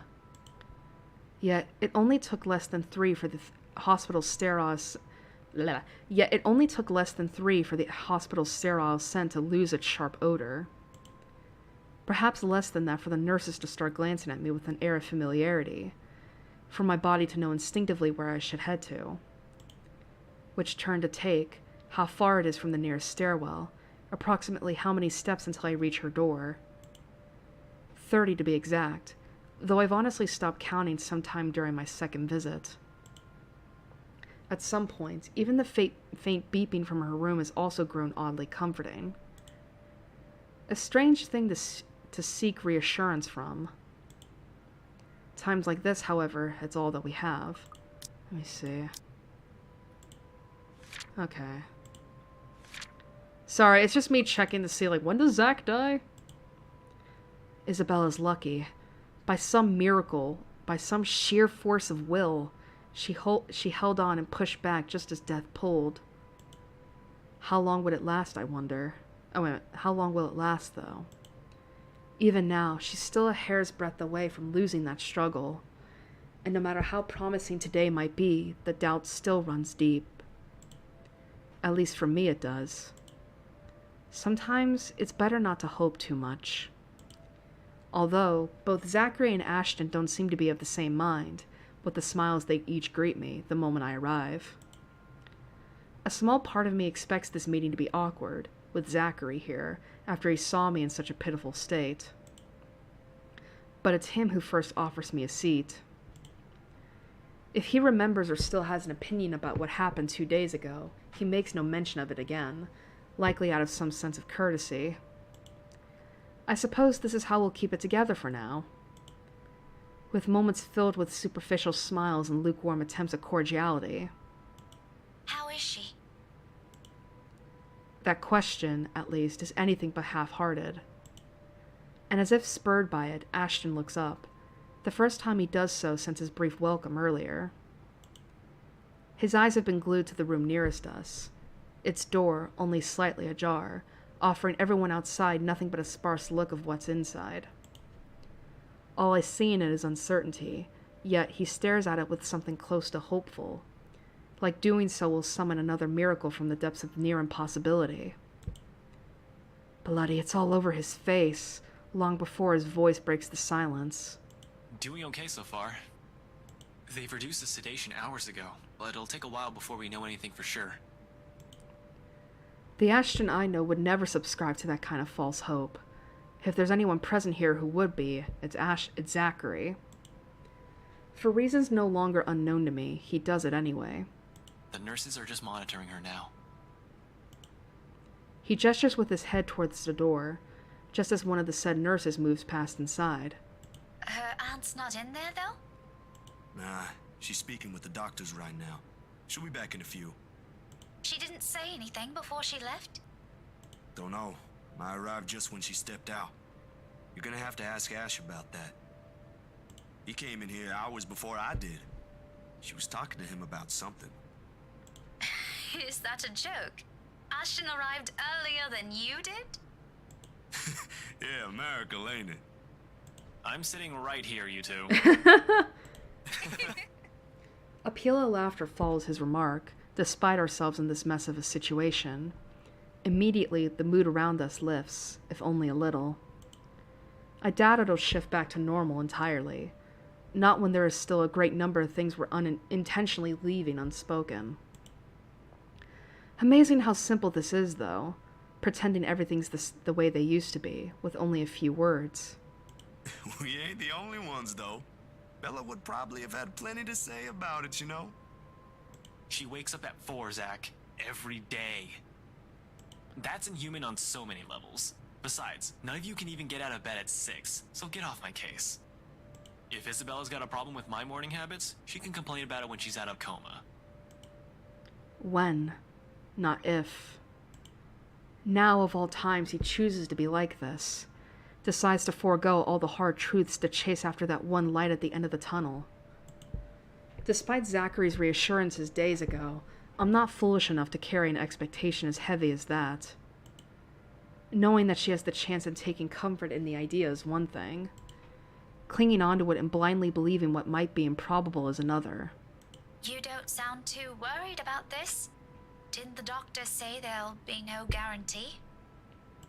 This is just to see if she's improved. That still doesn't mean she'll get better. Yeah, well, it's not like there's anything we can do about this. She's already there. We're already here. I'd rather not lose sleep over this if I can help it. I've got other things to worry about. All lies. If he truly believed that, he wouldn't be raking a hand through his hair after that remark. I've seen him do it more times than I can count to know he only does it when he's frustrated. If this truly hasn't already weighed on him, the lines of his shoulders wouldn't have that tired slump, nor his voice would have that exhausted lilt. It's all been there since this started. It's not going to disappear anytime soon. Because if there's anything all these years have taught me, it's that Ashton hates losing anyone, both in the figurative and literal sense. It happened with his mum. It happened with his da. And with her like this, on the brink and teetering between life and death, he'd try anything to keep her. You'd think the world would be much more forgiving once people like him start thinking in such a way. But it's a harsh place still, and sometimes, as good as a notion it is, there are things that are simply out of our control. When it reminds us of it, it does so brusquely, in the form of another voice piercing through the dense silence in the hall. Santos! Miss Santos! Get rapid response here. Oh, Call shit. for Doctors Nicholas and Beatrix stat. That's not good. Tension returns to the hallway in an instant. For a couple of agonizing minutes, only the sound behind her room reverberates into the hall. A calm voice urgently calling orders, 2 sets of feet moving about, the rapid beeping of the machines inside. Suddenly, merely standing in the hall soon proves to be smothering. Too small, too tight, too stifling as the rest of the world fades into nothing, and only the room in front of us matters. Next to Zachary and I, Ashton now stands rigid. The lines of his jaw are clenched firmly, while he gapes at the tiny opening in the door with wide eyes. I haven't even noticed when he's risen from his seat, but a struggle is clear on his face. Though before he can take a single step forward, Zachary's hand lands on his shoulder, holding him back. Despite his own worries, he's nothing but forbearing when he mutters his reassurances. Yo, man, let them do their work. Leave it to them. She's in good hands, so please, give those guys inside a little credit. They were able to save her the first time, yeah? It's not a code. She hasn't coded yet. Almost as soon, as if to confirm it, the loudspeakers crackle to life, the broadcast echoing Zachary's words throughout the whole hospital. Rapid response, room 49. Rapid response, room 49. Paging Dr. Nicholas Vogel and Dr. Beatrix Vogel. Rapid response. Please head to room 49. Stat. The message blasts on for another minute before it finally ceases. Hello! Hello! We are playing The Letter. It's a horror visual novel, and so far things are not going well. It takes less than that for the hospital's emergency response team to arrive. but their presence does nothing to ease the disquiet in each of us. Ashton's most of all. Uh-oh. The minute a nurse shuts the door firmly on us, he releases the breath he's been holding.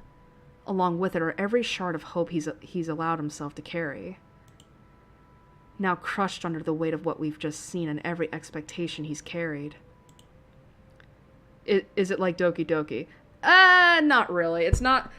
This is not a visual novel where it pretends like it's a dating sim, but it turns out to be a fourth wall meta horror and all that. This is straight up just horror. With bad romance. No. It's not surprising that when the air around us becomes too heavy to bear for someone like him, he's the one who first steps out. Like every time this has happened. I'm going to step out for a while. I need some air. Ashton? Without another word, he gently brushes Zachary's hand off his shoulder and leaves. Not to run away. Never to run away. He's still too stubborn for that. His pride won't let him, when he knows he hasn't exhausted his options. This is so he can force what remains of his wits into some semblance of order away from prying eyes. Bad romance is horror by itself. I was just joking about that. I'm just saying that, like, the romance in this game is kind of like... It doesn't end well, it feels like. And though Ash doesn't say a single thing... Zachary understands this need quite well. It's a place he's been to numerous times. It's one he's requested of us for reasons I've yet to know and he's yet to tell me. Hence, he refrains from voicing these thoughts or stopping the younger man once he removes himself from the hall. There's still, however, an undeniable edge to his voice when he urges me to do the opposite, an underlying anxiety beneath that smiling facade. One I allow myself to return in spite of the hesitation his next words spur. You should go after him. What? And leave you here? I can wait. And I don't think those guys in there would be coming out anytime soon. He'll just get bored. Besides, he listens to you. Before, perhaps. He still will. Nothing about that has changed. He's a grown man, not a baby. I don't have to console him every time something upsets his manly ego. Doubt must have surfaced in my face, for all my efforts to mask it, because the next thing I know, he's laughing. Tired, though lighter than I've heard from him these past few days, like a heaviness temporarily lifting. I wonder how much this whole thing has taken a toll on him. Strangely, that fact has never occurred to me until now. But even then, he continues as if nothing's wrong. Now, along with reluctance, swims a twinge of guilt. All this time, I've been looking at how this has only affected both Ashton and I, when Zachary's is in as much need of comfort. After all, he understands Isabella in ways neither the rest of us can. But you know it can be one sometimes. How's the plot overall? Well, we're trying to figure out, like, what the backstory behind all this is, but it's been a year coming and we still don't know the full story.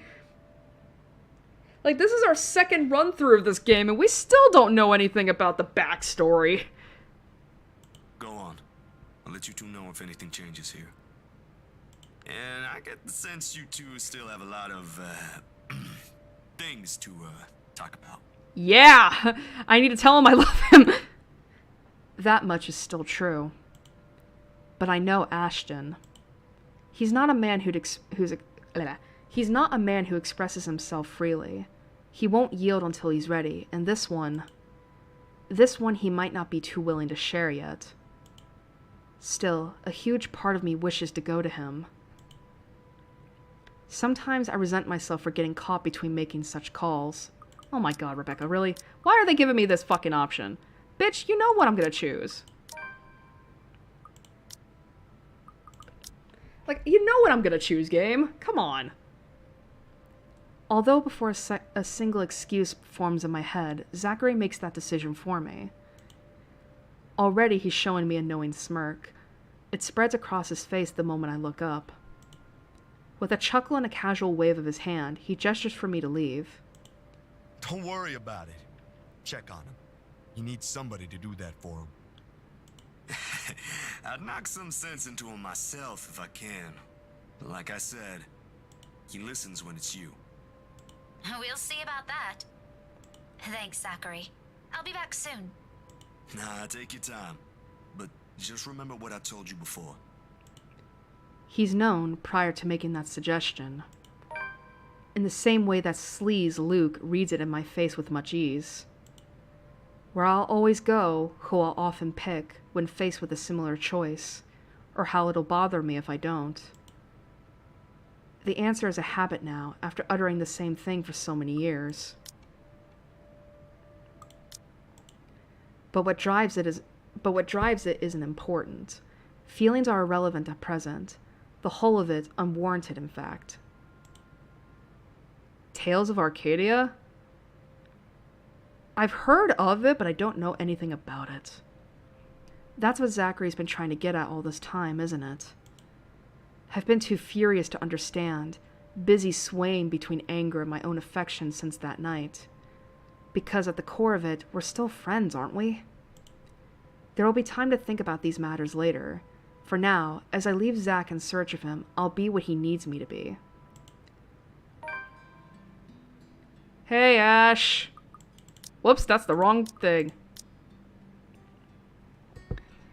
While the three friends were visiting Isabella, the light mood suddenly shifted when she seized and the room was overwhelmed with nurses rushing to save her life. Distraught, Ashton left to calm himself. A concerned Rebecca soon followed after him.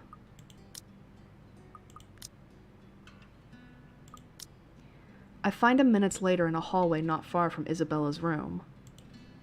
He sits alone. Still, his gaze trained on a cup of coffee he cradles between his hands. But I know him well enough to know he'd never take a sip of it. Too bitter, he'd say. He prefers one dumped with a shiteload of sugar. He's only keeping it for the warmth. Occasionally he'll sway the cup, lightly, only to send the dark liquid swirling close to the edge. Like disturbing its still surface will show him all the answers he needs, all the miracles he's hoping for. If it provides him any, he makes no mention of it when I take the empty space next to him. He doesn't bother moving either, or returning my greeting with a slight nod, like he always would. Under the corridor's harsh lights, he appears older like this. There's a deeper set to his eyes, a hollowness not present before, and it's most certainly not due to exhaustion anymore. Seeing it so openly displayed in such a manner, however, unease trickles into me. A small fear my own efforts, any words I can come up with, won't be enough. That only the cruel possibility I've seen back there will be all there is left to say. Nevertheless, it's still worth a try. That coffee is going to get cold soon if you don't drink it. A waste of money, if you ask me. For a fleeting second, he takes his eyes off it, glancing at me from the corners of his eyes. It doesn't last too long, but in that short exchange, it feels as if he's searching my face for something. And when he finds nothing of it in me, he merely lets out a breath and holds the cup out to me. You can have it if it bothers you. No thanks. I already drank a cup this morning. Besides, their coffee here tastes like shite. I've had enough of it these past few days to last me a lifetime. I think they're using the same brand, you know? The one Isabella likes so much. I've not meant to bring her up. But she's woven herself into our lives so much that even talk as simple as this has something to remind us of her. Now it's pitching back towards unsafe territory, right into topics I'm hoping to avoid. We're both bad at this, aren't we? You noticed that just now? Afterwards, Ashton immediately falls silent again, the good humor in him gone. I follow soon after, unable to string the proper words to keep this going, and an uncomfortable air sets. No surprise right there. All this time we've been skirting around the issue, the hard truths we're forced to deal with. It's a way of coping, contradicting the kind of people we both are. No wonder we'd fall apart at some point. And if what happened today suggests anything, it'd be easier for us if we steel ourselves as early as now. Even if a tiny part of me still wishes to believe, there's simply too much working against her now. But is saying such a thing appropriate, given the situation? With him like this, I'm afraid doing so will bring him more harm, good intentions aside. Sometimes I resent myself for getting caught between making such calls. Shit! Fuck! Oh boy, that's a hard choice. She'll get through this, or maybe it's better if we just listen to them.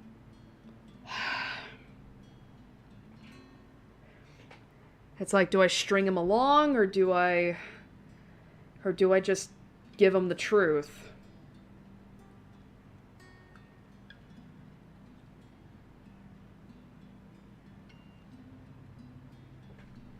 Because it's like,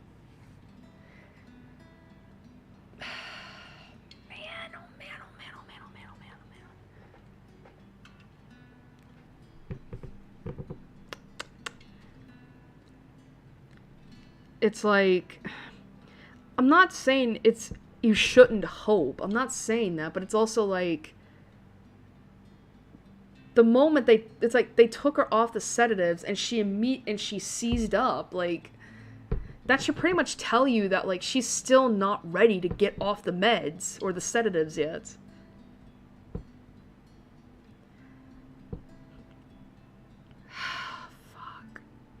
The thing is, though, this is a tough situation.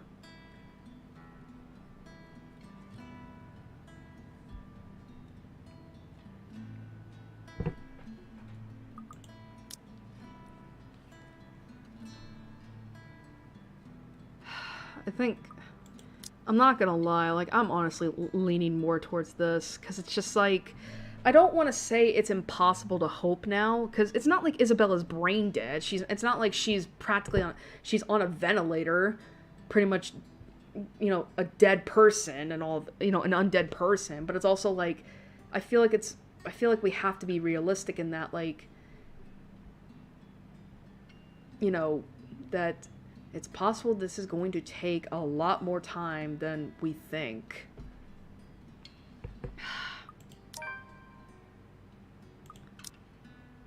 Yeah, that's what I figured. Like, unfortunately, it's not something we want to hear, but the thing is that there are just some things in life we have to confront, we have to hear, no matter how unpleasant it is. Doubts aside, this is something we can no longer hide from.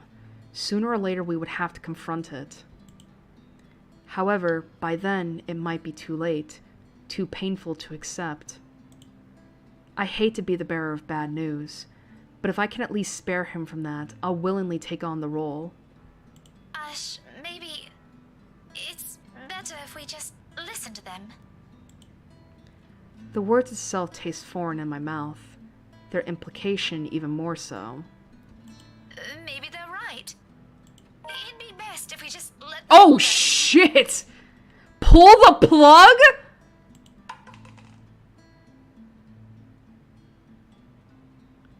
I wasn't suggesting that! I wasn't suggesting that! I was just like... No, I'm not saying pull the plug, like, no! No, that's not what I was suggesting at all! Oh no! Though, before I can finish and drop each of their meaning, it's a cup of coffee that hits the floor first. Ashton has abruptly risen from his seat, but it isn't the spreading mess on our feet that causes me to falter. It's the look on his face, disbelief and anger all at once. An intense fire behind his eyes, burning while he stares me down and dares me to continue. All these years, I've never seen Ashton this livid. Annoyed, frustrated maybe. He defaults to those when things never go the way he's expecting them to. Never this furious. And right now, as he towers over me, with his hands balled to a fist and his jaw clenched tight, he's nothing but. That's not your call to make. He's not wrong, though! What then? You know what they said when they brought her here. Even now, none of them can tell us if she'll even make it. From day one. Just because they said it doesn't mean they're right. Are you still waiting for a dumb miracle? Don't be stupid. She's got 2 specialists working on her, and they both said the exact same thing. Ashton, we're just prolonging her suffering. Oh boy, this was not what I wanted. If Isabella could talk, she'd... You don't know what she wants! You don't know that either! But I sure as hell won't suggest killing her! I wouldn't say it's killing her! That's not what I was trying to say, and you know it! By the end of it, we're both on our feet. Eye to eye, our tempers meeting each other in an ugly collision after each retort. All spoken without any concerned restraint or care for present company. There's no shortage of venom in each of them, and neither one of us appear willing to give way, even after we've exhausted all we can say. After a long minute, though, it's him who tears his gaze away, but not without leaving the last word on the matter, in a voice so strained and quiet. I wouldn't have heard it if the hall wasn't as sparsely populated as it was. You guys can turn your backs on her if you want, but don't expect me to do the same thing. That is okay, no, that is not what we're doing here. Don't be fucking guilt-tripping. Alright? This is just as hard on us as it is on you. Do not be fucking doing that to me. Then, in one swift movement, he bends down and retrieves the cup. Empty now, its contents a sorry mess on the floor. There's no getting it back, much like every heated remark we've uttered today. Rebecca found Ashton sitting alone in another hallway with a cup of coffee in his hand. Concerned, she suggested that they should just listen to what the doctor said and discontinue the life support. This made Ashton furious and the two got into a heated argument. That's not what I was suggesting, though. I thought she was just saying, maybe... I thought it was just, maybe we should just let things run their course. I didn't suggest killing Isabella.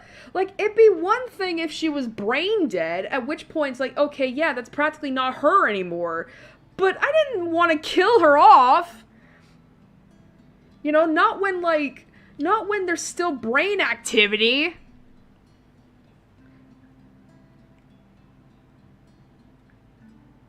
Fuck, man, that's not what I wanted. The quiet stretches on further until Zachary shows up in search of us. By this time, the seconds and minutes have already blurred together in my mind. It must not have been that long, though from his expression, dark circles under his eyes, red rimming its edges, it's as if he spent another night at a vigil. Ashton tenses the second he catches sight of it, a multitude of expressions flashing across his face. Confusion, apprehension, dread, all in under a minute till it settles back to his usual impassive mask. If given the chance, he'd probably run back there to see for himself, but Zachary raises a stalling hand before he can think of it. The nervous line in his face and his mouth gradually melts into a smile, or one resembling it. Lately, seeing a genuine one on any of us seems almost like a luxury. Nevertheless, Ashton lets it ease him. There's nothing else after all. She's stable now, but they've placed her back in a coma. She'll be under observation for the rest of the day, so no visitors for now. Still not the best news we've heard in a while. I don't think it's what Ashton's hoping to hear either. We're back to square one. Back to another waiting game with no clear end in sight. Of course, none of us mention it, even if the meaning's all too clear in our heads. There's still, however, relief in this. Something we carry when the three of us leave the hospital for now. If that alone will be enough, remains to be seen. At least tonight, I'll have something to help take my mind off things. Hopefully, where this all started would provide the answers I'm looking for. That'll be one less thing for me to worry about if so. Man, I did not want to fucking kill her off. But still, Ashton's pretty much right, though. It's like, we don't have a right in that choice. We don't have a right to do that. If anything, that's her family's decision. Like, if they want to keep her on life support, then that's fine. We don't have a right in that.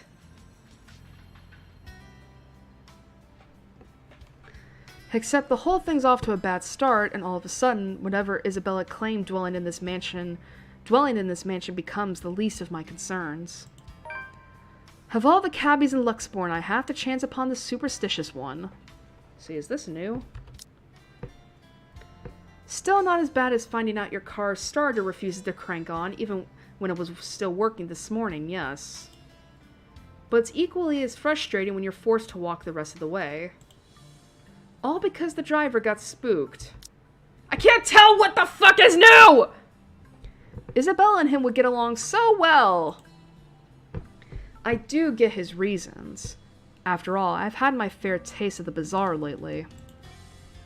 All of which might have been brought upon by that letter Isabella found here. But you'd think he'd at least be charitable enough to take me a little closer to the house itself, not at a distance 15 minutes away from it by foot! Good thing I'm not wearing anything too formal or constricting. Otherwise, that short walk would have likely put me in a bad mood, long before I have to suffer in a room full of strangers tonight. Although, this soon proves to be a problem the second the driveway comes into view and I near the entrance. Severely underdressed is a total understatement to describe how I look. God fucking damn it! Sorry, God.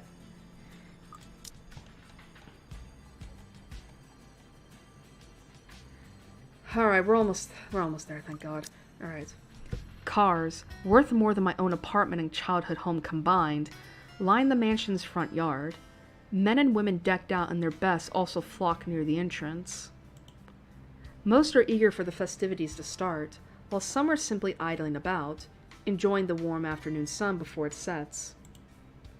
But once the woman standing at the front of the porch speaks... But once the woman standing at the front porch speaks, their undivided attention immediately shifts to her.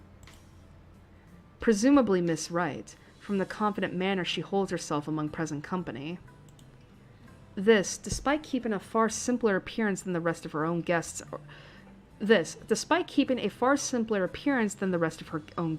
or not having her husband beside her. A trait worthy of utmost admiration at best. At worst, she's the envy of every woman, the subject of every gossip in Luxborn. Welcome everyone! And Mum said we could have been good friends. I can't even picture myself mingling with the kind of guests she has. Though, I admit she does seem familiar now that I've seen her this close.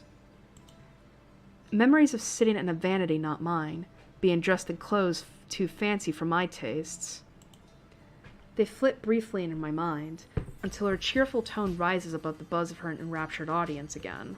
Please, make yourselves at home. I wish I can share in her enthusiasm, really. But being surrounded by all this extravagance, for the lack of a better term, merely makes me dread how the rest of the night might go. I shouldn't have let Luke's words affect me like that. I should have just gone ahead and asked Ashton like I've planned. If he were here, then I wouldn't have to... Be careful with Shirley, alright? God! Can you just tell me what isn't new text, please? It would be great if there was a sign. The rest of that thought dies in my mind at once. A moment of astonishment overcomes me, before confusion sets in seconds later. It takes another for my body to catch up.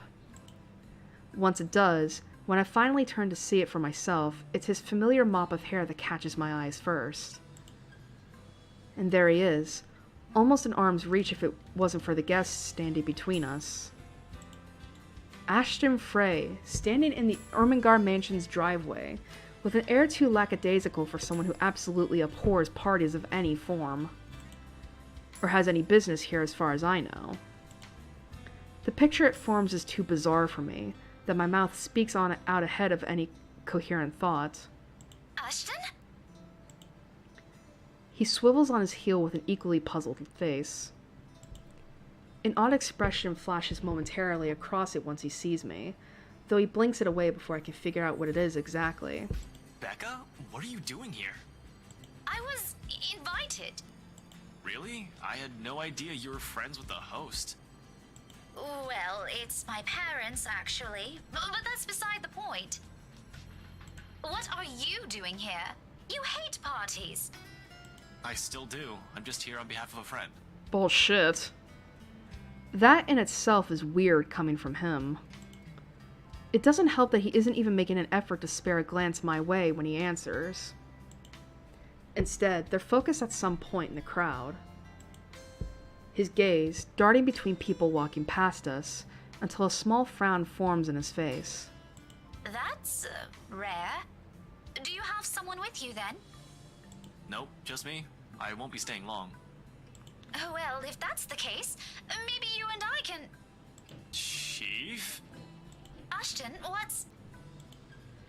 Unexpectedly, he places a hand on my shoulder, stopping me mid-sentence. He still has the distracted look on him, except this time his eyes are sharper, as if he's found what or who he's been searching for among the throng of partygoers earlier. Sorry, Becca, I need to... There's something I need to check for a bit. I'll talk to you later. Do you have a ride home? No. No, I had to take a cab here. My car wouldn't start this afternoon. But what about... I told you to get that old thing checked before, didn't I? You can head back with me after this. Anyway, I gotta go. See ya. Be careful, okay? I meet the smile he hastily throws my way with a frown of my own. What does he mean by that? But before I can ask, already, he has turned his back from me and is walking away, without a single explanation whatsoever. In some desperate effort, I try to catch up to him, if only to know what warranted this sudden departure and his odd warning at the end. Hey, be careful! About what exact... Only for my attempts to be interrupted by a muffled ringing from my pocket. Mum's cheerful voice greets me as soon as I answer. Yes, I'm at the party already, Mom. Yes, I'll say hi to her if I can. The conversation itself doesn't last long. Just a simple hello, a reminder to enjoy the party, and to send their regards to their old student. But when the call ends and I get up to look, Ashton's already nowhere in sight. Alright, so that's not... okay. With a sigh, and admittedly a little disappointment, I tuck my mobile back into my pocket and head inside. Even with familiar company, however coincidental this meeting is, this is somehow shaping up to be a terrible evening. Alright. And that's fucking hell. Because doing so also means outright acknowledging the douche's claims. That he has to be the one to tell me that still sends my blood boiling. I would have preferred someone more agreeable, less of an ass. It's a hard truth to swallow, especially when the very person at the center of it makes denial difficult. Can't even spare me a minute of his attention, or a single glance at me the whole evening. Hell, Zachary might have spoken more words to me. The big guy's busy covering the event to boot. But at least he manages to slip in a conversation or two between takes, or a small wave of his hand when he passes by. What's Ashton's excuse? He's been flitting in and out of sight the whole time. One moment he's hanging around a small group, and another he's hovering around the string band. Just a second ago he's wolfing down some deviled eggs by the buffet table, a glass of wine in hand. This does not sound new. God damn it! If I didn't know any better, I'd say he doesn't want to be with any of his friends. Is it because his boss is here? What's the big deal about that? It's never bothered him before. I swear, the next person who asks, I'm dancing the night away with. Ashton can go fuck himself. And that's not new. But his reason's clear to me now. You see? Still, the heat of a blush creeps up my cheeks, a denial ready, despite wanting it to happen so badly myself. Oh, what? No, that's ridiculous. He isn't my boyfriend. And that's not new. God, it's so hard to tell what isn't new, man. He's not entirely clueless about it, I know. He wouldn't be harboring affections for someone else if he was. Only those that aren't of his own escapes him. What was it again? I haven't even figured out how I should feel about the things Luke told me. Now I'm getting dragged into a similar discussion. This is a nice party, Miss Wright. No wonder I lost him to someone else, long before my own feelings are known. And then, I go and act as if I'm entitled to any of it. That by virtue of us growing up together, he must return whatever I feel for him. That he's not allowed to look at another, because I'm the one who stayed by his side the longest. When, in the first place, Ashton has always been his own person. This is something I cannot force on him. I can only hold on to these, take care of it, until the time comes I can confess it to him. Great if he reciprocates, but if he can't, if he won't, selfish. I've been too selfish. How laughable that Luke's words still strike true up until now.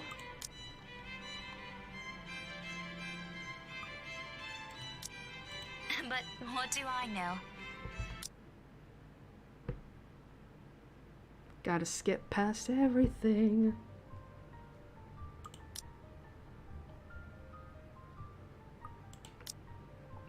The commotion doesn't go further, despite the drunk woman appearing like she has plenty more venom to spill.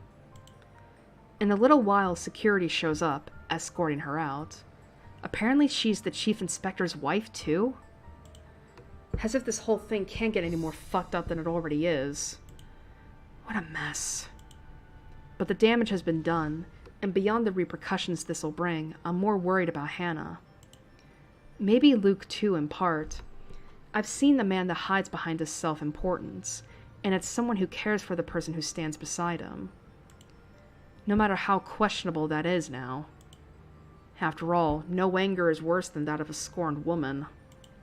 And Hannah, well, as refined and well-mannered as she is in front of their guests, I'm not sure if she'll be all too willing to tolerate this. Her party, her home, her husband, and that woman has just dared to walk over it. Yet when I glance at her, there's only defeat. A weary slump in her shoulders and a certain depth to her breathing.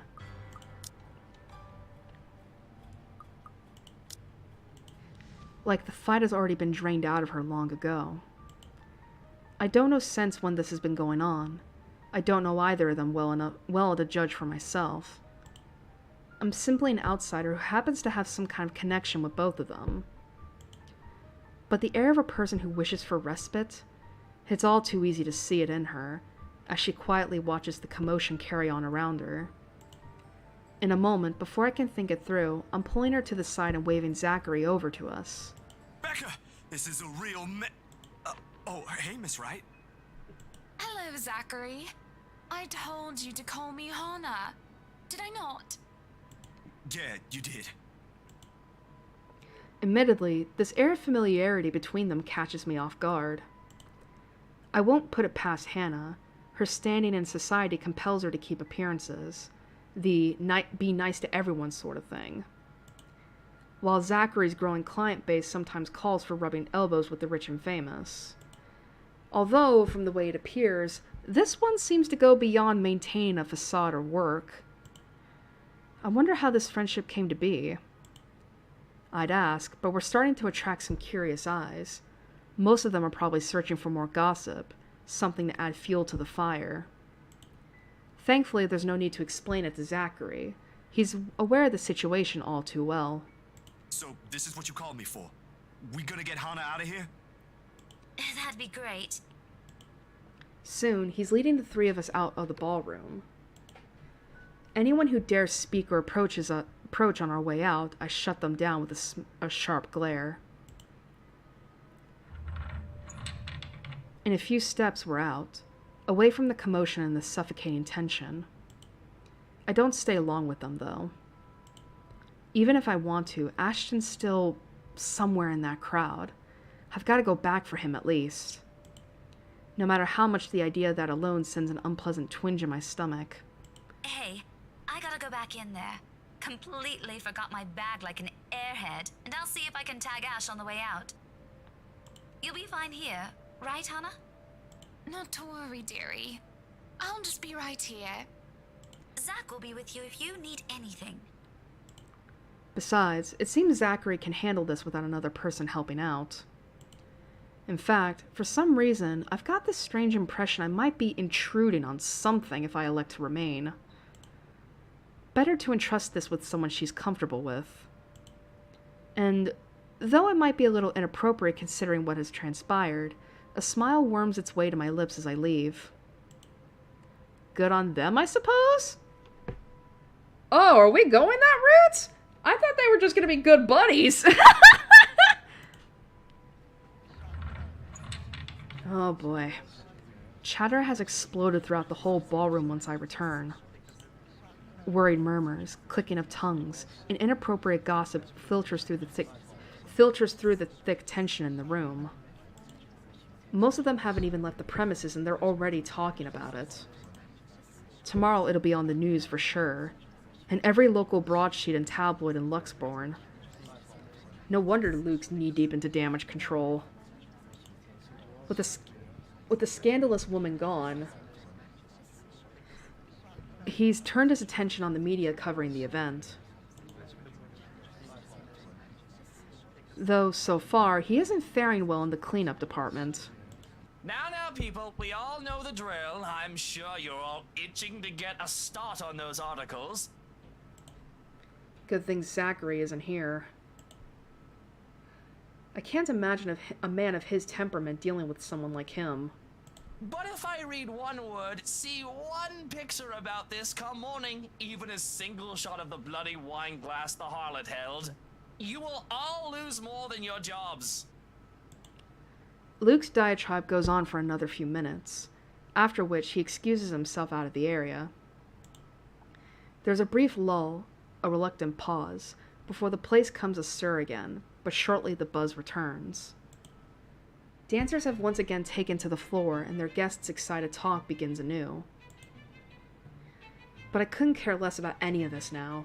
Simply standing in the middle of it already gives me a headache. When the shock has faded, I just feel bone tired. I've accomplished nothing of what I've come here for, and apparently Ashton's disappeared sometime during the commotion. I'm not sure what pisses me off more. That he ignored me the whole evening and might have just left without saying anything, or knowing he obviously has some other motive for being here. Can't he at least trust his own friends for that? He didn't have to hide it from me. It's the last straw. No longer in the mood, I grab my bag and head out, more than ready to end the disastrous night as early as possible. As it turns out, the night isn't done with me yet. Because no sooner has the porter closed the door behind me, I find myself standing alone in the foyer with one Luke Wright. No sign of Hannah or Zachary. Just him and the agitated clicks his shoes make, while he treads around the empty room. Away from the media's prying eyes and their guests' judging stares, it's easy to glean how much this scandal has him shaken. Not to the point where he has utterly lost his composure. He appears to have mastered himself enough not to. But an ample opening is there for a nervous edge to show on the lines of his shoulders. What do you know? The man isn't as tough as he makes himself out to be. Sure, I've seen this before. Briefly, in that 1 second in the hallway at school. It's a strange matter, however, to witness this out in the open. Behind closed doors, this is the real Luke Wright. Though maybe that's because he hasn't noticed my presence yet, busy as he is with his thinking. If he's aware, I doubt he'd be acting like this. His pride is one thing he'll always wear with him. Even now, when I place a gentle hand on his shoulder, and he whirls around to face me. There's a second-long moment of anger flashing across his features, before it dissolves into confusion. He tucks it away as quickly as he can, but it does nothing to change the impression I've built of the man in my head. Daisy, must you be everywhere? We've only met 3 times, Luke. Quit the dramatics. Besides, shouldn't you be aware of who gets invited to your party? If I was, there wouldn't be any of that scene tonight. That munter wouldn't even get an inch within this property. I'd banner off Luxborn if I could. He probably pawns everything off to their servants and Hannah. Pompous, elitist douche. Did you just come out here to lecture me about it? Because, Daisy, I can already feel one coming tomorrow. I don't need to hear one from you tonight. You are a very unpleasant man. So I've been told. Will that be all? If so, I suggest you go back and join every bloody goss in that room. Not everything.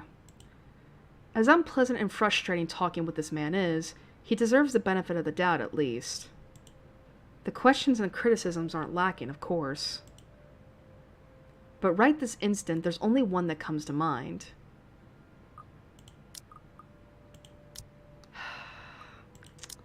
Listen, man, I may not like you, but you should be with your wife. You know, brooding over here isn't going to fix this mess.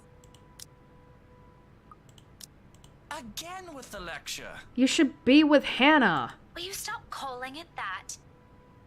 Very well, what should we call this then? A heart-to-heart? Please don't, I might puke. And just so you know, I don't want to talk about feelings. Ever. This isn't one, all right? It's just a friendly concern. Bloody hell, can't you just take it for what it is? He pauses at that. Suddenly, he doesn't know what to do with his hands, and in the end, he simply stuffs them back to his pockets and sulks. There probably aren't many people who tell him that.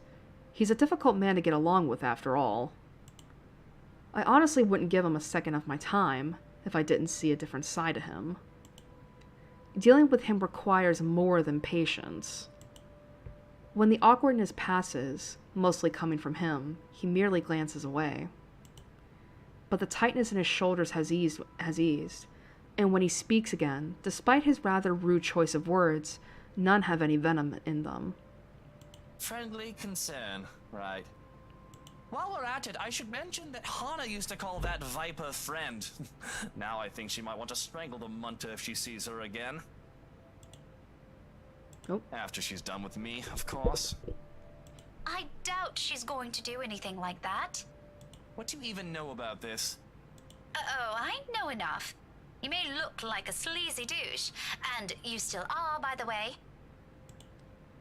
It's almost comical how fast his face shifts from mild disdain to offended, but I don't let it distract me. These things need to be said, and he needs to hear them. Even though they're coming from some meddling stranger. But you have your few good moments. I might even say that you're a decent person, if I'm in the mood. Now go. If you really love her, you've got to try and fix this yourself. Maybe tomorrow. Luke! Daisy, did you see her earlier? Was that the face of a wife who wants to have a chat with her cheating husband? Oh, well, at least you admitted you did something wrong. Good for you. How about a star? Would you like a star to go with that good deed? Now you're patronizing him. Don't get used to it. Do you realize how awkward this is? Oh, I do. Before I've even thought about what to say, I've known there can only be 2 ways this can go. All things considered, it isn't as bad as I've assumed. However, there's still some things my brand of encouragement can't fix. His marital problems, first and foremost. His attitude follows right after. Concerns aside, I can't help with those. Those are things only he can fix, and it's definitely not by standing around here bantering. Don't worry, I was just about to leave. Feel free to continue with your brooding once I'm gone. I'm not going to tell anyone. Cross my heart. You think this is funny, Daisy? That sounded close. What the hell? Laughter is the only response I give him. TLDR, stop sulking!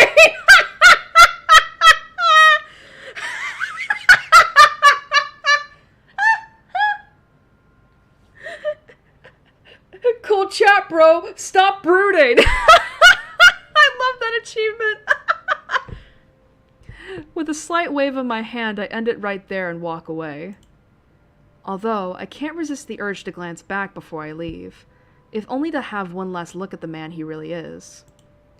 But the instant I turn my gaze on him, I see it. Oh. Oh! Looming, hovering over his shoulders, drawn to him like a moth to a flame. Like the first time I've stepped inside this place in search of Isabella. He was there too, wasn't he? That man, along with his wife and another person. Miss McCullough? And that shadow. No. A woman now. Her. No longer a dark blur. Terror rushes through every vein in my body. A crippling sensation gripping every part of me, while she stares at me with a glare filled with nothing but hate and venom. It's like staring at the eyes of a woman I've unknowingly robbed of something precious. I try to say something.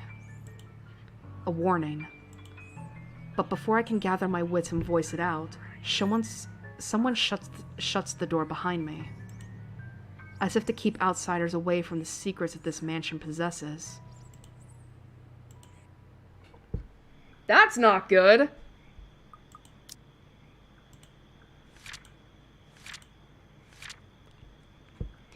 As she was about to leave the party, Rebecca caught sight of a sulking Luke. She reminded him that brooding wouldn't fix anything, and that he should be with his wife instead. Before leaving the embarrassed man, Rebecca caught a glimpse of a shadow standing behind him. Oh boy.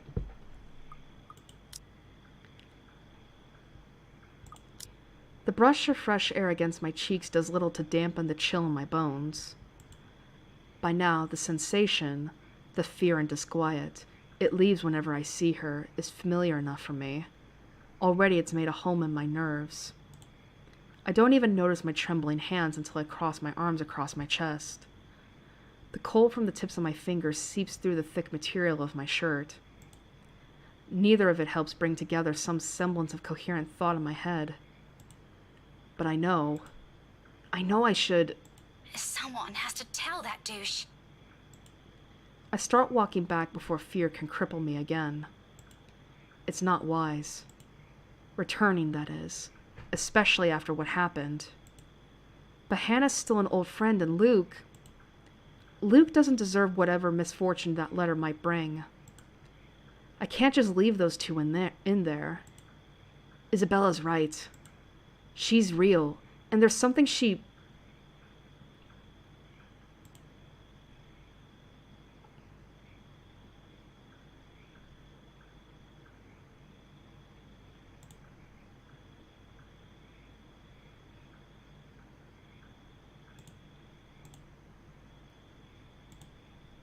Oh dear.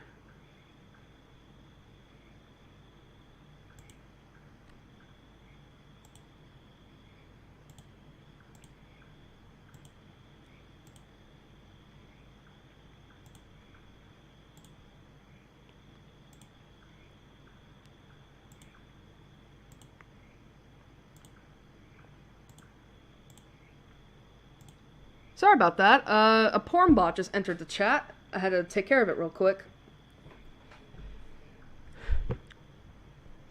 Alright, getting back into this. She's real, and there's something she wants from everyone who has read that... Becca, where'd you go off to? If you're done here, let's go. I'll get you back to the city. My mistake, the second his voice cuts through the crisp night air, is that I have allowed my annoyance get the better of me. Fuming, purpose forgotten, I whirl around and march towards him.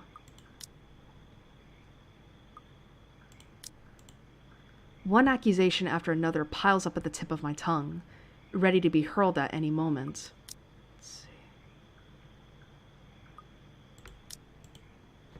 Let's see. I don't think this is new. Yeah, here we go. This is not new.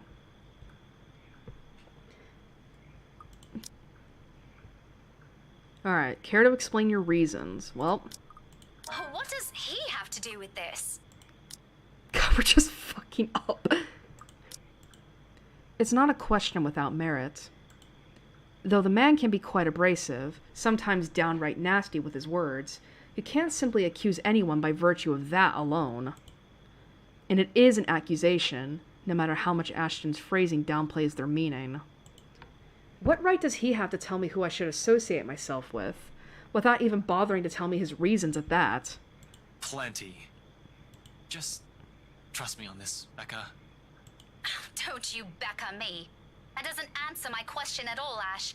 You haven't answered any of my questions, in fact. What's really going on here? Okay. I want to hear it from him. If we're to go down this route, I want to hear it straight from his mouth. Because whatever he thinks of the man, I haven't found any reason why I should be wary of him. Sure, we've started off on the wrong foot, but he's a decent guy when he tries. A simple explanation is all I want. Is that really so hard to understand for him? The situation's complicated. One mistake and you guys could... So, we're back here again. More secrets? Why can't you be honest to me for once? He's a dangerous man to be around, Rebecca. Really? Care to elaborate on that? Because from what I've seen, the only dangerous thing about that guy is his audacity to cheat on his wife. Why are you defending him? Who said anything about defending anyone? You know, I'm getting really worried about you guys. First it's Zach, and now you're... Oh, you're worried? Somehow, even that concern feels empty to me, even if it's from him. You care? Really now? If you care, then where were you the entire party? That doesn't matter right now. You know I can't simply... Forget it, Ashton. I don't want to hear it. I don't want to talk about this anymore tonight. Speak to me when you're ready to stop spouting the same barefaced lies. Ashton jerks back as if I struck him. For a fleeting moment, something akin to hurt darts across his features, his eyes narrowing and hands closing in tightly into a fist at his sides. It does little to lull my ill humor, because in the next second, his answer sounds nothing of the apologetic tone I'm expecting from him. Fine. A little regret would have been nice. Fine.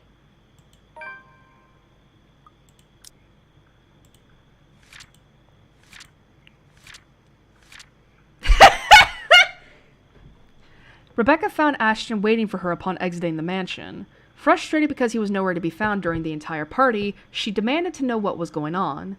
When he couldn't give her an answer, the two ended up having a huge fight. In my anger, I don't even notice when I've climbed inside his car. Okay. Not until after I've slammed its door behind me, with as much force as I can summon. He follows soon after, and shortly we're on our way back to the city.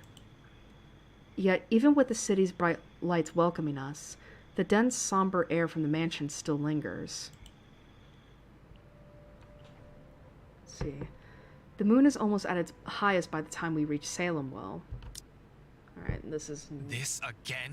It's been a week, Becca. I thought we already agreed that was a dumb Halloween prank. No need to bring in the old guy. Of course, he's still skeptical. It makes one wonder if he's even seen anything at all. Figures this curse would stay away from the scoffer. Alright, that's not new.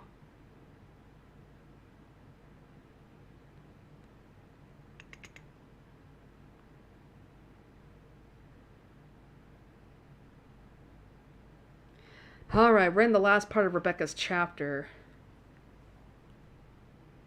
Thing is, though, what's gonna happen? Hi.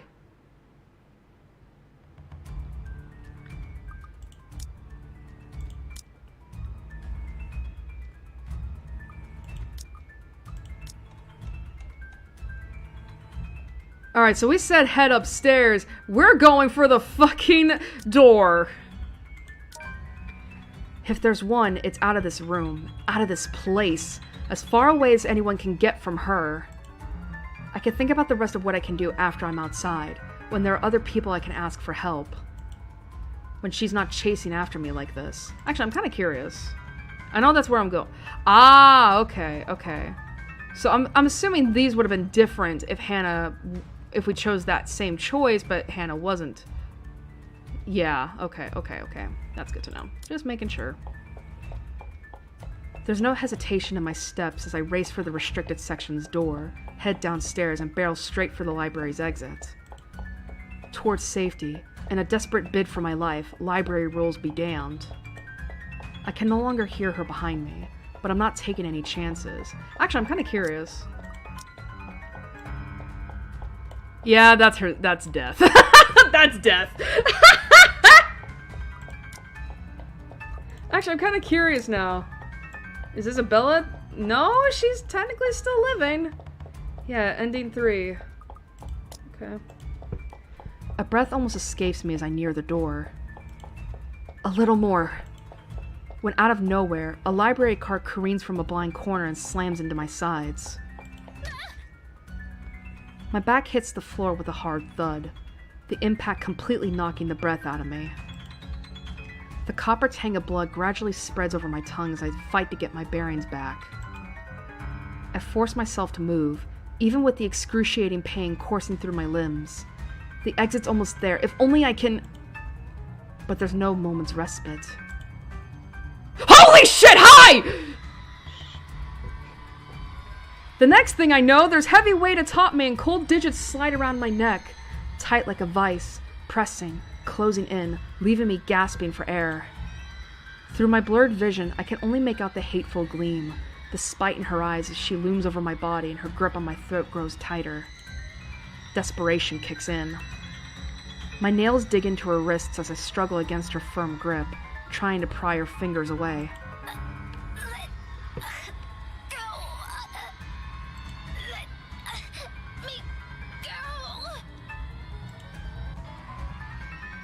Wait, keep the slider? Wait, what? Wait, keep the... Oh, wait. Okay. Yeah, I'm dead. I wasn't sure what I was doing! I was like, what? Oh, fuck.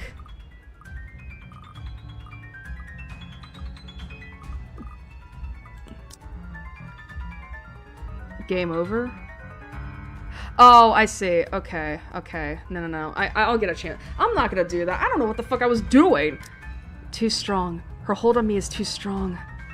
My lungs begin to ache, burning with the lack of air. The pain growing worse with every second I writhe under her punishing grip. Somebody help me. Darkness starts to fill the edges of my vision, and soon the world fades.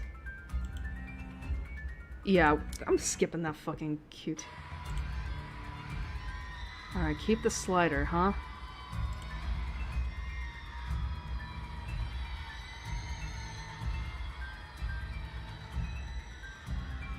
Alright, fuck that. That is too confusing for me. I'm sorry!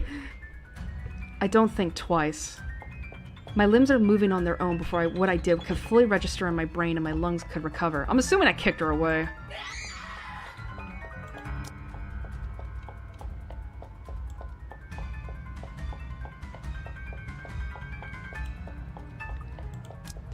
Behind me, she lets out a cry, sharp, loud, and thunderous against the empty walls of the library. But the fear her wails bring compares nothing to the relief washing over me when I finally make it out. Oh, we're outside! Quick escape. Yay, Rebecca's alive! My knees buckle as soon as my feet hit the pavement, its surface cold and hard against my skin. I've only been in there for a few hours, about 1 or 2 probably. I don't know anymore. It feels like an eternity all the same. My breathing hasn't slowed down yet, and I don't expect it to after going through that. I probably look the most undignified creature on a Sunday morning right now. Out of breath, disheveled, slumped here with a bloodied lip and all. But at present, I simply can't bring myself to care, even when a few passers-by start giving me strange looks. Stare at me all you want, I don't give a single shite. I'm alive. I'm safe. This isn't the end yet, but I'm safe. And inside my bag is something that could get us out of this mess. Nothing definite yet. I don't want to get my hopes up, but it's still something. If Isabella were here, I'm sure she'd feel the same. She'll even be the first one who will put her faith on it. Wherever this will lead us is a victory on its own. Now all that's left is to find the others, the rest of us trapped in this bloody nightmare. Right on cue, as if in answer to my previous thought, my mobile phone lets out a beep. I pick it up, simply hoping it'll be one of them. Only it's a voicemail that greets me. From Ashton. There's a pang of disappointment, of course, but it brings some reassurance that nothing's happened to at least one of them. Hey, Becca, call me back when you're free. We need to talk. ASAP. Uh-oh. He ends it right there, the message less than a minute long, curt and gives nothing away. I let it ease my worries, regardless, and do as he asks. Because this, too, is another triumph for us. One less thing to worry about.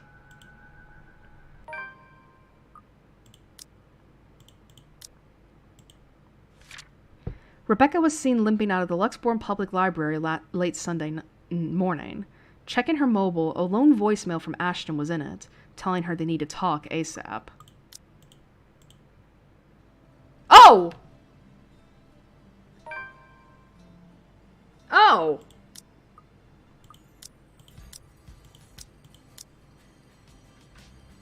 Oh! Sorry, it's just like, wait, what? Oh, I guess that's it then. Alright.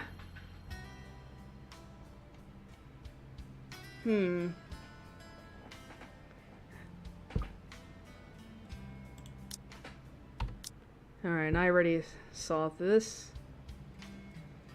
Apparently. Ashton? Becca, what are you doing here? I was invited.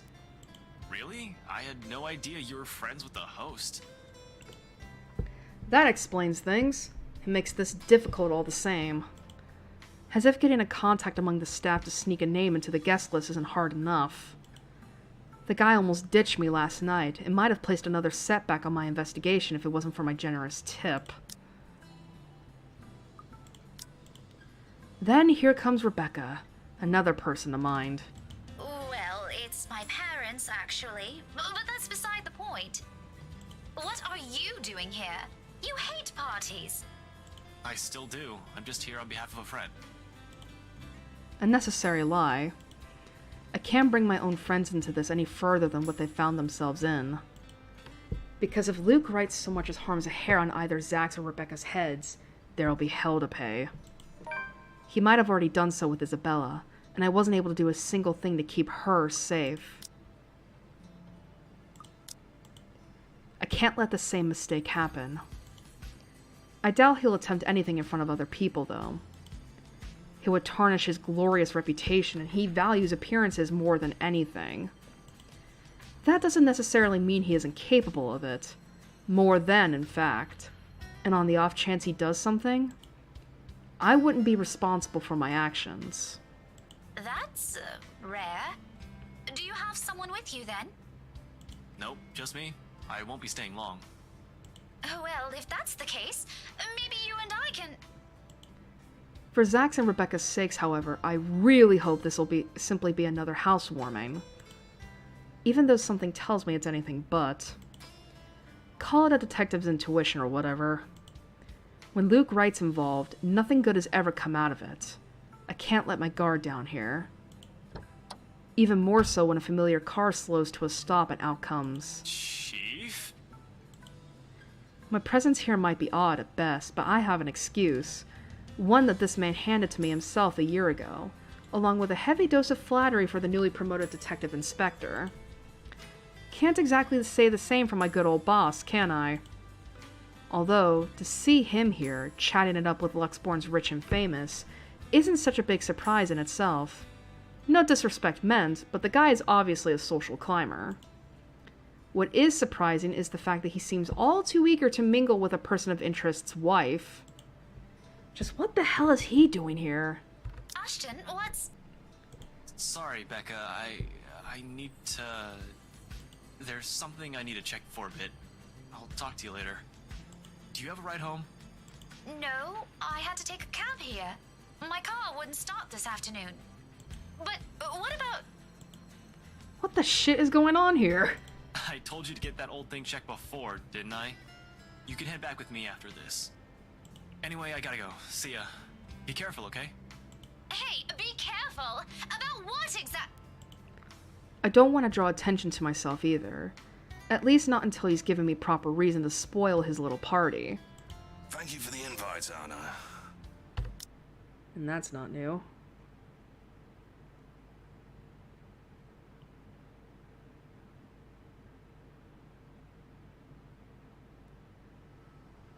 Fuck. He even tried to make a move on Isabella back in the open house.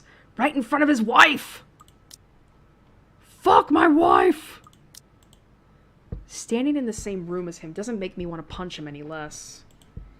Actually, the urge is stronger. But protocols? My case first and foremost. My own opinion of the man shouldn't get ahead of my purpose here. If I want to put him in his place, it should be in a court, with all proper charges filed against him. And I'll only be able to do that once I gather enough evidence to pin this bastard down. Welcome, one and all, to our humble abode. And that's not new. Oh, that's it. Sweet.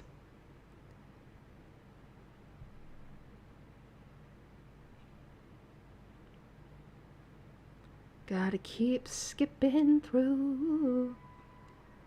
Let's see.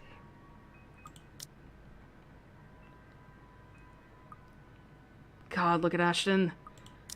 I don't want this to end here. If this might still have a connection with what happened to Isabella like I first assumed.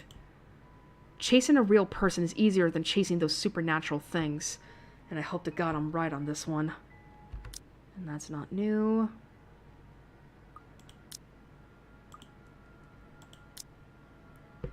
Let's see. The sun turn of events. Okay. That one seems to bite back at me more often than not lately, if what happened at the hospital is meant to convey anything. This is probably the universe telling me that it's better to remain the skeptic I really am. Now here I am, standing useless. Can't even do anything but grit my teeth and kick the wall. The bastard didn't even acknowledge my response. What did the poor wall ever do to you? I don't think this is new. I'll ask this again. Just what were you up to during the party? What were you doing that you couldn't even take 2 seconds to make time for your friends? I couldn't even look her in the eye. It wasn't that I wanted to avoid them. I did it to keep Zach safe, to keep Rebecca safe. Just in case. Client or family friend, it was still a party hosted by a person of interest. By a man accused years ago of murdering a person's wife to get what he wanted. But then Chief showed up, Hannah Wright happened, and Luke Wright just can't be bothered to die peacefully somewhere. All of a sudden, none of my original reasons mattered. If I was found out, right then and there, hell, if Zach and Rebecca's connection with me was found out, who knows what might have happened. But Rebecca doesn't understand that. Doesn't understand what I can and can't say to keep them from harm. It's all in her eyes, in the tight line of her lips, and her furrowed brows. The hurt. this day is just off to a wonderful start. First my case, now Becca. How do I even go about this? Alright, stretched truth. Oh, fuck me. It's confidential, Rebecca. Well, that managed to help get me up some. That's good. I wonder how many times I've told her that. And not just her. My dad, my mom, Zach, and even Isabella. How many times have I told them what essentially boiled down to mind your own business? To make sure they're all safe. To keep them out of danger. My job isn't a game. It isn't as glamorous as the television portrays it to be. I thought so too as a child. I was so clueless back then, wasn't I? But boy, did I learn. The good guys don't always win. Justice isn't always served. Investigation is not looking at a crime scene once to get a eureka moment. It's sleepless nights at the crime lab with the tech guys. It's several days wearing the same clothes with Chinese takeout stains because I'm staking out a place. It's frustration when bureaucracy hinders you from looking into a case any further, or when you know the suspect is guilty but they get away scot-free on a technicality. It's seeing anger and pain and despair with every case. I know you have a mountain of questions, but I've told you this so many times before. I can't say much more than that. Still, the look on Rebecca's face, the resentment and the pain, it hurts me as well to think that I'm the cause of that. It's a familiar one too, something I've seen a lot over the years. I wonder how long it'll take before Zach starts giving me the same one. Or until I've hurt Isabella in a way that any sincere apology won't ever be enough. What a mess. I'm a mess, and it's the people close to me who have to suffer for it. I guess, if that's the case, there's nothing much I can do about it. You're off being what? A hero, I guess? And I shouldn't rag on you for that. I can never get used to how quick she just forgives me for whatever shitty thing I do. Zach and Isabella, too. They've all been patient with me, unlike I with them. I don't deserve any of them for the kind of person I've turned out to be. I'm hardly a hero, Becca. I'm just Ash. I expect a retort, another one laced with bitterness. Instead, she laughs. Half-hearted, with barely a hint of cheer in it, but it's a laugh nevertheless. I honestly don't know what to make of that, what to do with myself upon hearing it. It's almost like the mere sound of it is meant to pierce. The least you could have done is tell me. Maybe I could have helped, kept an ear and an eye out for you. I don't know. I could have been Irene Adler, maybe? Her smile doesn't quite reach her eyes, but the mask. She tries so hard for me. I give her a smile of my own, though I imagine it comes off as unenthusiastic as hers. It's far easier to slip back to banter when it's like this, to just brush off everything. At least this way we wouldn't have to deal with awful things. The woman? Don't flatter yourself. Nancy Blue, more like. Her sidekick would beg to differ, Ashette. I couldn't stop a wry grin from forming in my lips. She probably still has the photo from that contest, keeps it in her old diary. I never did find either of the two after I threatened to burn them. In the end, I just never brought it up again, hoping she'd just forget about the whole thing. But the small smile on her face says a lot. Those were good times. A lot simpler, a lot more peaceful. Now things have changed. We're no longer the same people we were as kids. Growing up together doesn't mean it always has to be just the two of us in the first place. It's a dumb notion to believe in, when nothing ever remains constant. Things will inevitably change through the years. In fact, it already has, long ago. Not just with the people we allowed into our respective lives, but also with us, as people, as friends. It really does get complicated as we get older, doesn't it? Not everything has to be, though. even if it's in the form of a promise I have no idea when I'll be able to fulfill. I swear, I'll explain when it's all over. The silence afterwards brings an even heavier air between us. Something that Rebecca, thankfully, doesn't allow to linger more than necessary. I suppose you have to go now, huh? The situation's already awkward as it is. Dragging this out will only make it more... what? Difficult? Messed up? As if it isn't already. Back to your case again? Alright, and this is not new. But looking at the closed door of Isabella's apartment, I couldn't bring myself not to act. And after Rebecca's claims last night, if another person important to me ends up in the hospital because I didn't listen, there wouldn't be enough regret in the world. Fuck, I almost came close to losing Isabella. Well, glad to hear you're talking to someone, at least, even if it's not me.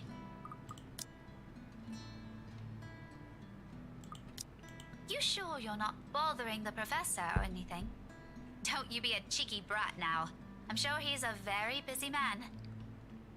You pointed that out yourself last night. Becca, even if he is, you know he'll make time for me. I'm his favorite after all, aren't I? An attempt to keep things light again. Bad move, apparently. All I get in response to that is a roll of her eyes and a door being slammed shut in my face. I probably deserve that. We'll just have to fix this some other time. By then, her temper's sure to have cooled off significantly. Let's see. Rebecca confronted Ashton about what happened at the party the night before. Unable to tell her any details, the latter simply admitted it was confidential. Although Rebecca accepted this, her displeasure remained evident on her face. Hopefully. For now, I can't laze around. Gotta attend to things that matter more. Find Professor Clark, deliver the bad news, then maybe I'll also drop by Zach's. Check on him, hear what he has to say. He's also read that damn letter. I might as well while I'm here playing a paranormal detective? Or was it supernatural? I can't remember. Whatever. It wouldn't hurt anyone if I tried to get to the bottom of this. If nothing comes out of this, good. Everyone can shut up about stupid curses and we can finally get back on track with our lives. On to more important stuff. If there is something... I'll cross that bridge when I get there. And so, with a last deep draw of breath, I step out into the morning, setting aside my own problems for now, all while carrying a new set of uncertainties within me. If I'm lucky and Professor Clark has no other obligations today, I know just where to find him. Alright. Fuck! Bitch! A moderate crowd has already gathered at the park by the hour I arrive. People walking their dogs, kids playing a game of tag, and a few who are simply content to lay in their blankets with a book in hand. Cheers and laughter, mostly from children and families, lends the place with some kind of a warm atmosphere. I tend to avoid the park precisely because of this. No use reminding myself of the could-haves when it's already over. Mom's doing well with her career. Dad's also fine the last time I visited. Although neither remarried, they're both content with their lives as it is. I'm probably the only one still caught up with it, hence my aversion. But all in all, it's still a pleasant sight to see, if you're the kind who takes joy in such sights. Professor Clark does, and as expected, I find him enjoying a walk around the place moments later. He stops as soon as he sees me, a small grin spreading across his face when I approach, his hand raised in casual greeting. Not running today, Professor? Oh, no, not today. Just thought I'd enjoy the nice weather before it takes a turn for the norm again. And to what do I owe the pleasure? The guy certainly looks happy right now, in any case. I almost don't want to break the news to him. But it's better to get this off quick as long as he doesn't shoot the messenger. He's not the type. However, long-held resentment can change a person, even someone as mild-mannered as the professor. maybe we should sit down first. With a slight gesture of my hand, I lead the two of us to a nearby bench, away from anyone who might want to listen in. Not that there's much to hear, it's just for the sake of his privacy. He's had enough of this city's tattlers 10 years ago. There's definitely no need to feed more fuel to a fire that has already died down years ago. I wait for him to take the empty space beside me before starting. Instead, he spares a moment to give me a once-over, quiet and unblinking during his scrutiny. It reminds me of all those times he has done the same back when I was still a student. I try not to flinch meanwhile. Once he's done, he simply raises a hand, reaching up to correct his glasses. A habit, as I've learned many years ago. He does that once he's found what he's searching for. A nervous tick or an odd stain on one's person. Something to tell him about the one in front of him. The art of keen observation? I learned it from the man. It's very likely that he already has an idea of what this might be about, from my appearance and expression alone.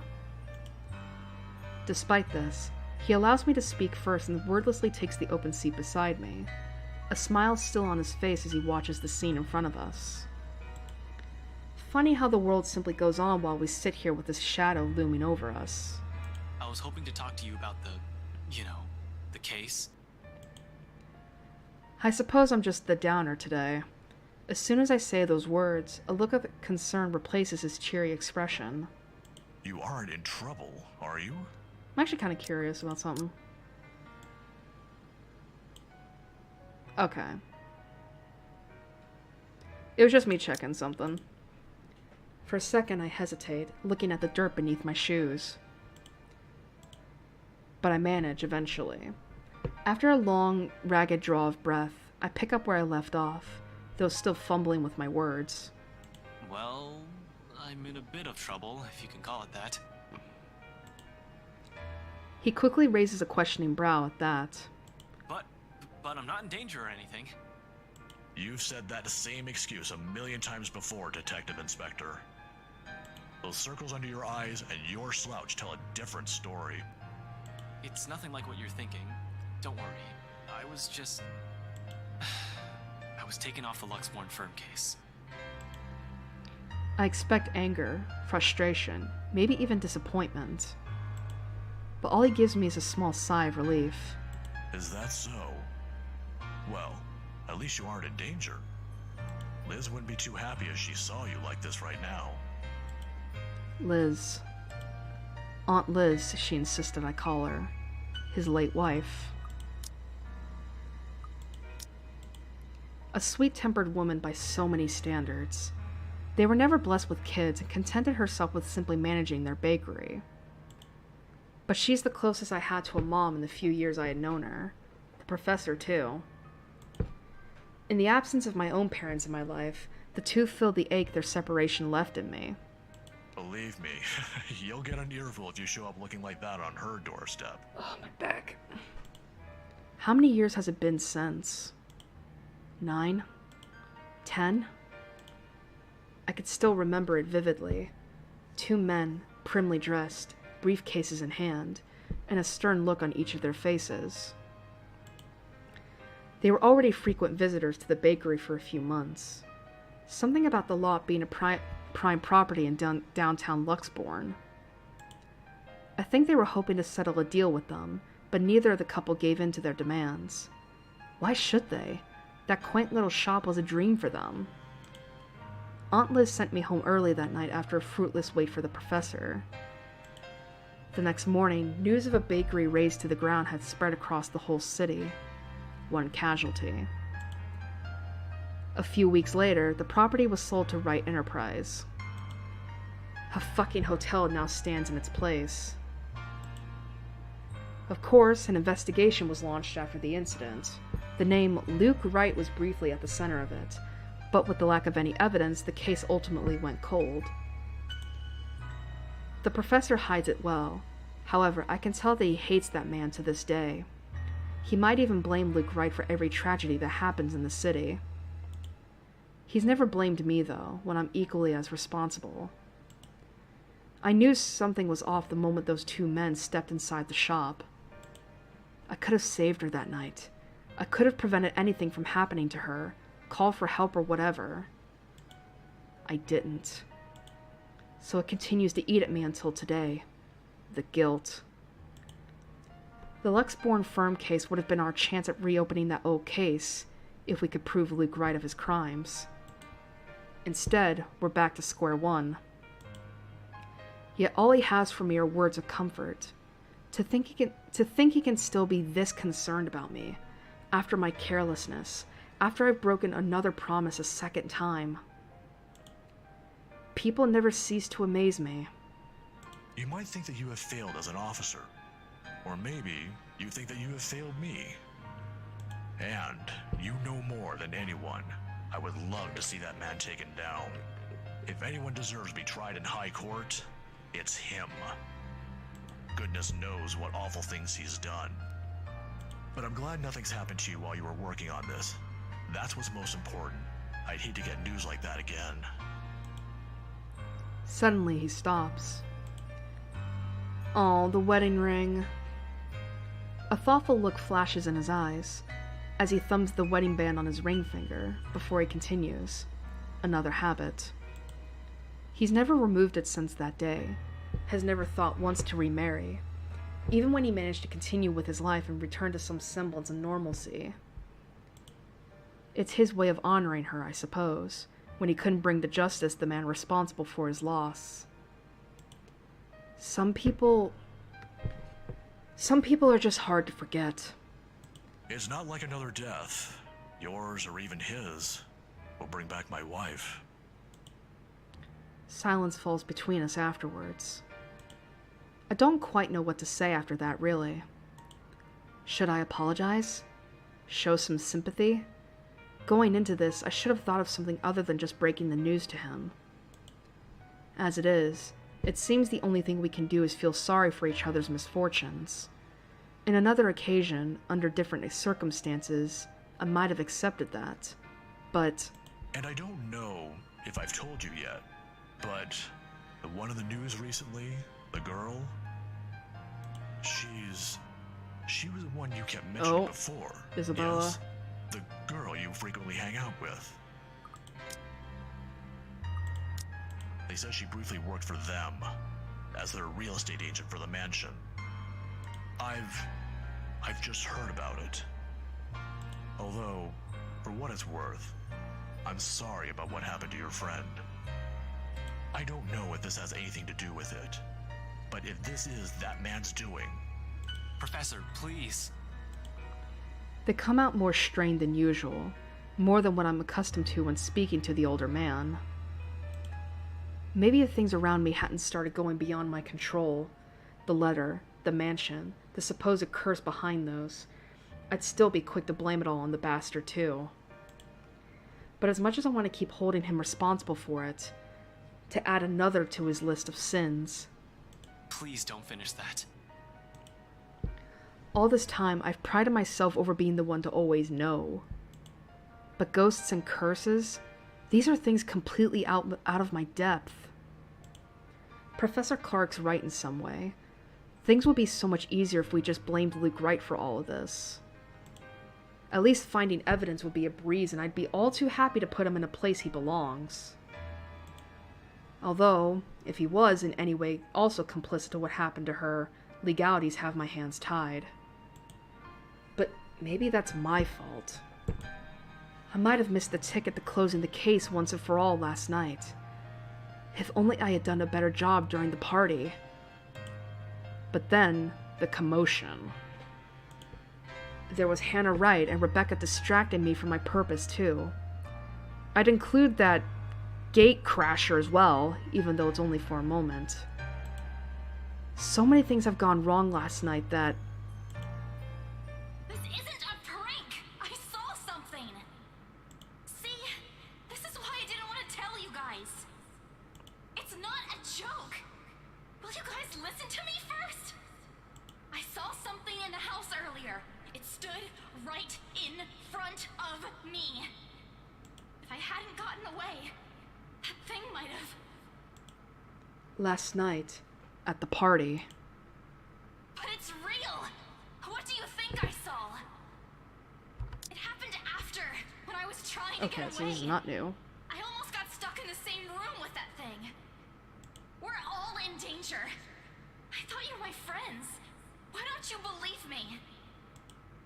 That woman. Why don't we all calm down first? I'm sure Isabella has her reasons too.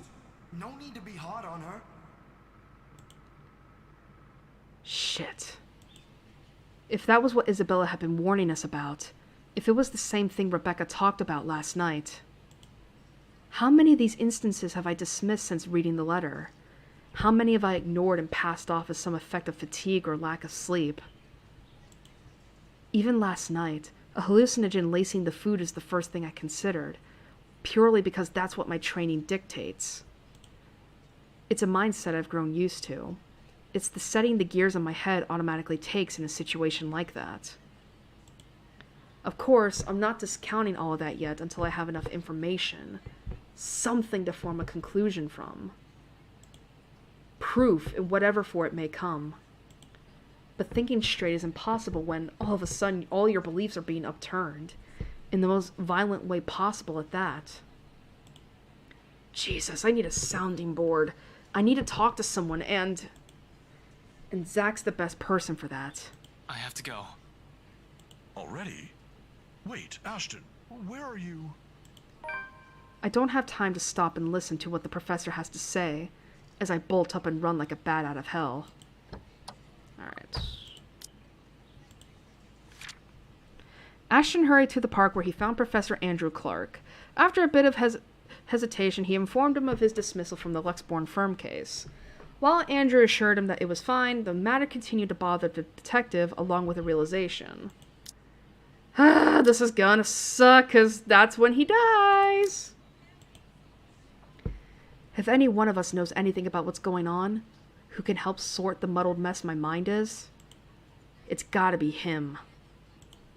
He listened to Isabella.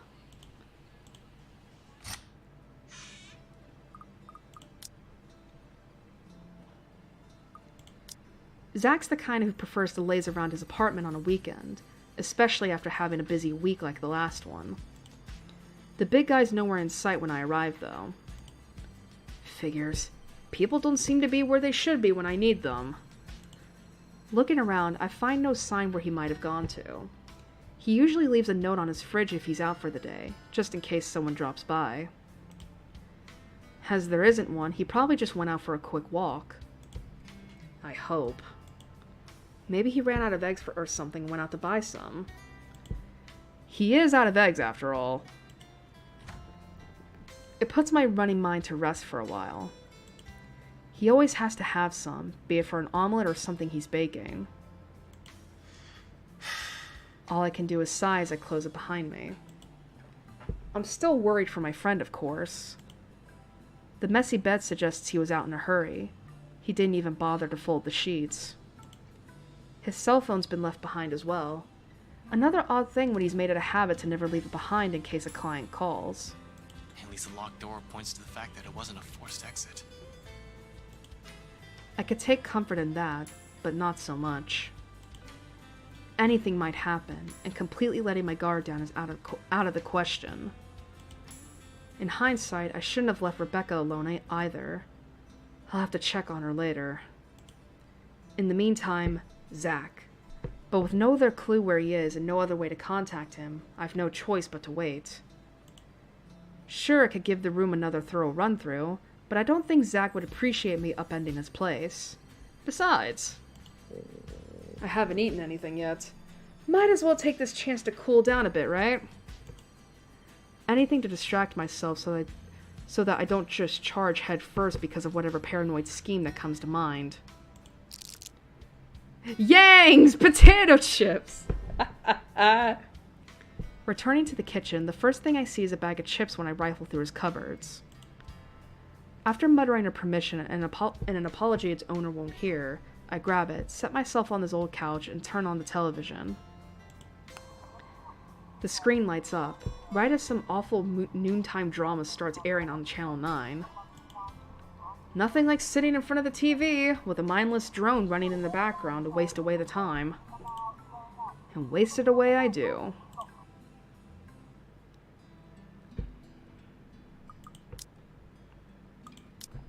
The afternoon has hit its last few hours when movement comes from the other side of the door, and Zach's heavy treads break the monotonous drivel from the TV.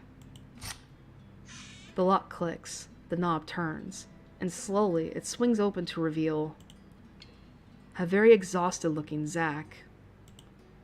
What, did he run a marathon? Sup, Z-Man? Light as my tone might be, his arrival eases the restless edge in me.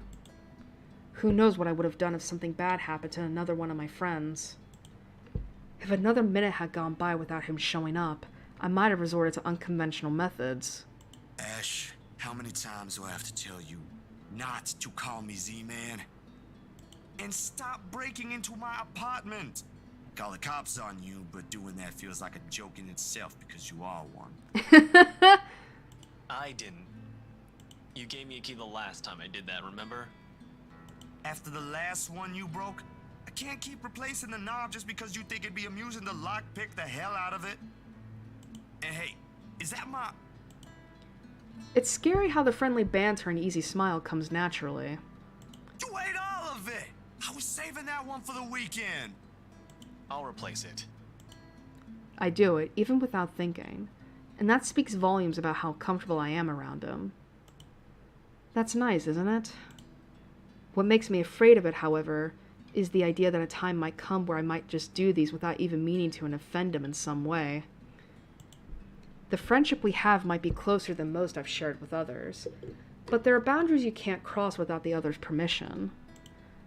Zach's been respectful of that so far, neither asking about my parents or what happened to them. Me? I bet he'd say, not so much. It's also this easy banter that makes me wish we could just stay like this. No worries, no problems. Just potato chips and the debate on whether or not I deserve them. But, as always, I have business. As soon as I see the chance, I take it and ask him about the odd things that have been happening lately, including that letter. You saw me last night at the housewarming party, Ash. Pretty sure I'm doing fine. I'm not asking about that. Remember the letter thing Isabella's been yapping on about? I'm asking about that kind of odd. Well, the dreams, they're a lot worse than usual. There's a woman now, ever since we saw that letter. I don't know if it's the same one Isabella talked about. Maybe it is, maybe it ain't. Nope.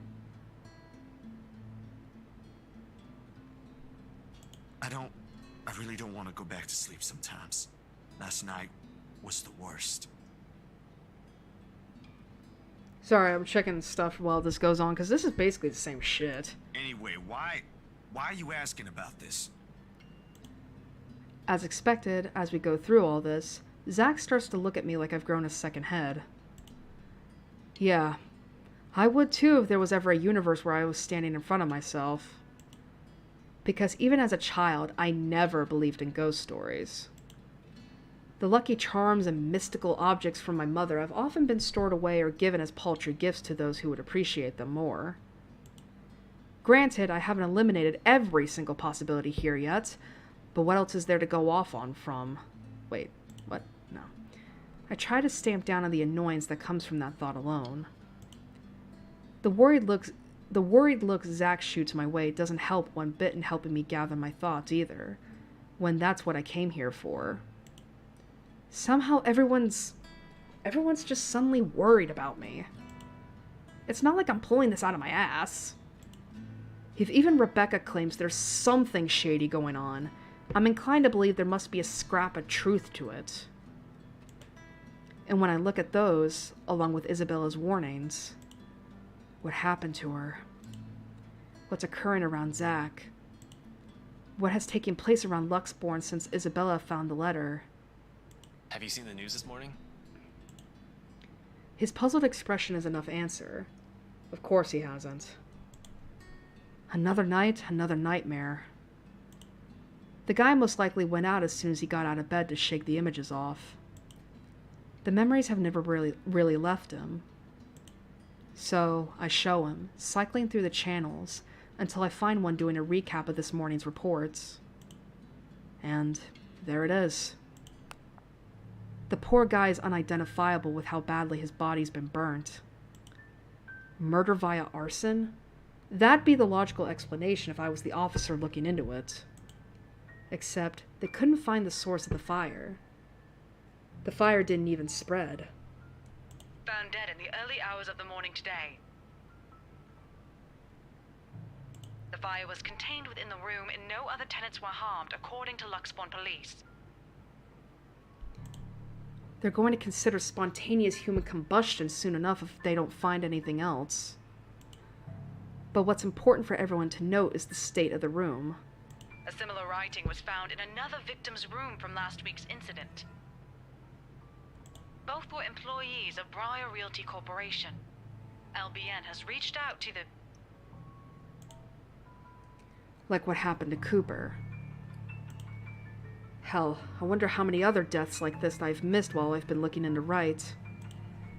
The LPD's already thinking it's a serial killer at this point. How long until they consult with the London Metropolitan? I'm not sure. The Anselm Butcher has always been an enigma even to the people within this city. Gone for a few years, then in the next, one body after another is found. Merely handling the case has apparently driven the chief inspector insane years ago. He never did find out who committed those murders. Maybe now, this time. You think this is... I don't know what to think, Zach. In the next second, I'm up on my feet and pacing the span of the small room without thinking about it. My body just needs to be busy, moving about, burning out rather than burning my own brain out. Sometimes I do both, but moving helps. Keeps the brain running. Healthy body, healthy mind. Or was it the other way around? Fuck, I can't even think coherently right now. I just know there's something. There must be. There has to be. I should have looked into this when she was still here. Maybe none of this would have happened if I did. The words slip out of my mouth before I can censor them. The guilt and sorrow. Feelings I wouldn't let others even catch a glimpse of under normal circumstances. All laid bare in this one moment of weakness. Zach will say otherwise. He's always been the optimist, the one who sees the best in people. But such sentiments or any words of comfort won't change the truth. That a single instance of neglect and indifference has cost me someone really dear to me. Again. We've all been given our warning that day in that desperate, pleading tone of hers, and I'm the first one who brushed it off. Still, like the usual, Zach tries. A benefit of the doubt I'm not worthy of. You ain't the only one stuck in this mess, you know.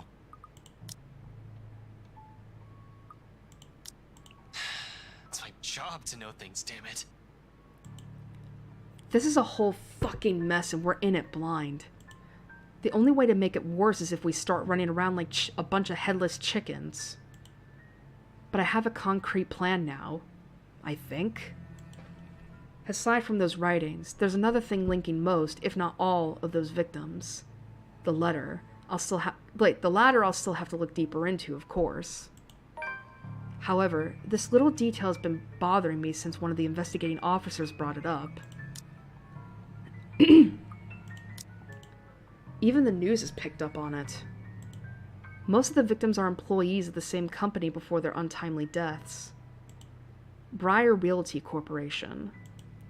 However, my suspicions are mine for the moment.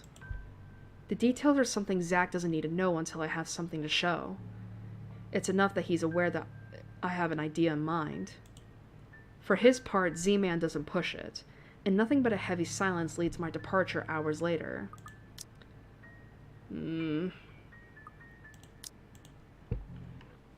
Seriously, Zach would probably make a more responsible officer than me, if he only had the heart to join the force.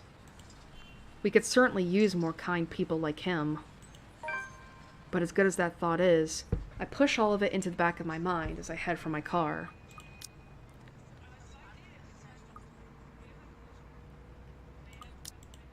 Tonight, I can't stay distracted. The drive to BRC is a quiet affair. More so, the hour-long wait for nightfall. Even with the radio blasting lively tunes, the place is rife with tense energy.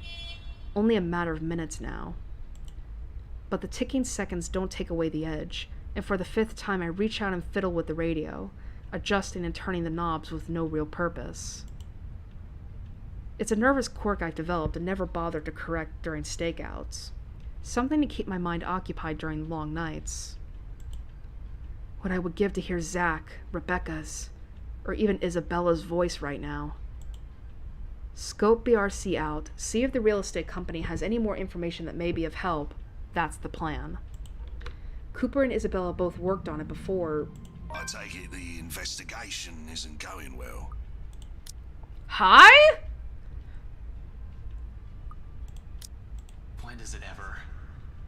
But that's not the problem. No, it's... Is this about that hit and run from yesterday's morning news? I saw it. I just didn't know if it was the same girl you're always groaning on about. But this just proves it, don't it? You don't have a drink. She might never wake up, G. And we can't find the son of a bitch that thought it was alright just to leave her there in the road. Can't you just run plates nowadays? I mean, I just got a ticket for a busted taillight the other day, and they were on that quicker than you can say Bob's your uncle. The footage is a mess for some reason, and the tech guys are trying to clean it up. Which just skeeves me off, you know. Those things are HD traffic and security cams. They haven't failed before. For those wondering, I think a break will come either when we reach the 3.5 hour mark or until we reach the next day. And you're thinking there's something foul afoot, is that it? Because trust me, I need a fucking break. My ass is sore in this chair. Sure, I could also check the station for full reports. That's the easy, semi-legal way. But I don't want to bump into Chief right now. The guys at the precinct will definitely throw me out on his orders as soon as they see me. Not that my plan right now is any better. I'm just breaking into a different place, more or less. Honestly, it's a toss-up between breaking into this office or into the Wright's mansion. As it stands, I'll have an easier time getting in here first. After all, why would someone want to break into a realty company? Been here many times before anyway, for a few casual visits when I wanted to bug Scaredy Cat. Over the years, I've more or less grown familiar with their security setup and how badly staffed they are. Plus, it's an old building. If the bankruptcy rumors are true, it just means their access protocols might also be outdated. It gives me enough confidence as I exit my car and march towards the building. There are no side entrances, unfortunately. I'm going to have to do this the hard way. All things considered, though, it feels like this might go smoothly. And where do you think you're going, young man? Hey there, sir. A nice night we're having, eh? So we're doing this still, but this time we're without Isabella. Hello yourself. It's late. Most offices in this building have already closed up shop for the weekend. The bloke seems friendly enough, though one can't really tell from his voice alone. He might be the wary sort for all I know. Keeping an unconcerned face and aloof air won't hurt, until I've figured how to wiggle myself out of this situation. Just come back on Monday if you have important business. He's probably been working here for a few months already, maybe around 4 to 6 months max. Otherwise, he would have recognized me at first glance. I haven't shown my face here since I've been assigned to the firm case a year ago. In the first place, none of their security officers ever lasted a year in service. The longest was around 7.5? I'll give this guy around that before he gets fired or finds a better paying job. For the moment, his too friendly attitude is almost a gift. Really? Damn. Boss man won't be too happy to hear that. Boss man? Sorry, it's my boss, Mr. John. He asked me to get a few things from his table. Important work stuff, you know. John? From Briar Realty? The one and only. But, this sucks. I didn't realize the office closes early on weekends. Shouldn't have stayed for another movie. Damn. I'm gonna get an earful later. New hire, you see? Good thing Isabella has been quite open with stories from her office, no matter how mundane they all are. Granted, she rarely talks about her boss, but what I've gleaned from it is enough to fabricate a decent, believable story.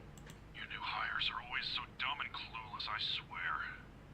You guys come and go a lot these days, but I suppose that's because they pay you a lot less in commission than the older agents, huh? You can say that again, but it's nothing hard work can't fix. Sure, you can do that, if this branch stays afloat. What do you mean? You know, stuff in the news. You mean what happened with Rose Cooper? Patience is the key. I can't rush this one or he'll get suspicious, or I might make a mistake. Besides, if I'm going to be stuck here with him for a while, I might as well try to gather as much intel as I can. He may just be a guard, someone with no real authority, but most of the time, people like him are the ones who know more than they let on. Yeah, but even before that, we've got a couple of good blokes we never saw again. There was this one kid too, Santillion? Sanchez? Santos. Isabella. Really? Those guys could have just resigned for all you know. Dunno, I only catch tidbits of stuff from over here. Oh, seriously, I heard the branch is getting flushed soon, but that's no excuse for anarchy. You're the third newbie he's sent running errands this week. I can't keep letting you all in after office hours. I'll get in trouble too, you know? Come on, just a few minutes. There's a long pause from his end, as if he's contemplating his options. A little push is all it needs before he gives in. You know how fickle the boss's moods can be. Well, yeah, but... Please, I really need to get those files to him tonight. All right, go ahead. Swear you young ones have no respect for authority. Use the side entrance. I've already locked up the main door. I'm not gonna open that even if you give me puppy eyes. Thanks, I owe you one. Using the side door presents a different problem, however. It needs an access card, one I don't have. I could always pry it open and use a gecko, but right under the guard's watch? There's just this one problem. What is it again? I forgot my access card. Oh god. Ashton. I make a show of facing the security cameras, pulling my empty pockets out, and presenting him the sorriest look I can muster. Bloody hell, kids these days. Is there any way for you to... Boy, you're lucky I'm nice. Boy, you're lucky I'm nice. I'll go and unlock the side entrance for you then. You can use my card, it's on the front desk.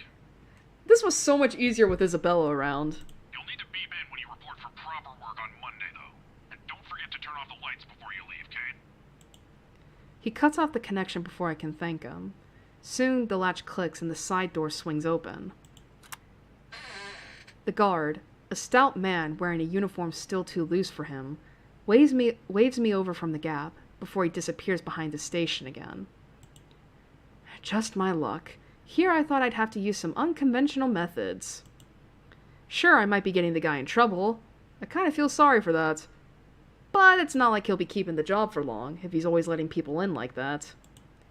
If BRC doesn't have long either, he'll be job hunting sooner or later anyway. He's lucky I'm not here to hurt anyone. If I were someone with ill intentions, he might not be smiling at the end of the day. Of course, as I step into the building and grab his access card, I try to push all of these concerns as far down as I can. I need to focus. Work is work. Although, if this is a sign of what's to come, then maybe things are indeed looking up. I think it's time we take a break, because I need to get up. My ass is sore, guys. Alright, so I think Ash is... oh, no.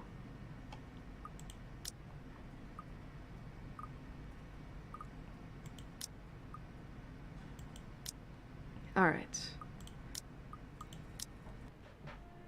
Let's see. Man, we're getting there.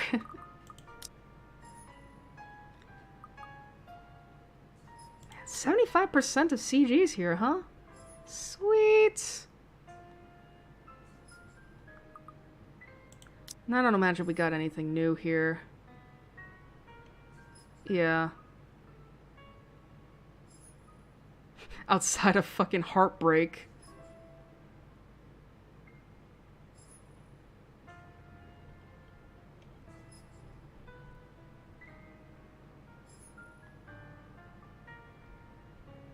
Yeah, I think we should be good.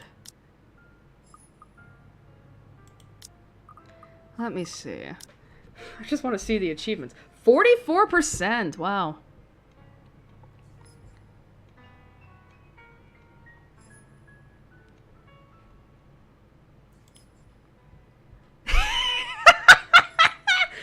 Give Luke unsolicited advice. Look, fuck off, alright? It's fine. Let's see. Oh. It's a painful decision, but it needs to be said. Pull the plug. A quick escape. Get out of the library before it's too late. Dinner date. Choose to have dinner with Luke and Kylie. See, is there anything else? I don't think so.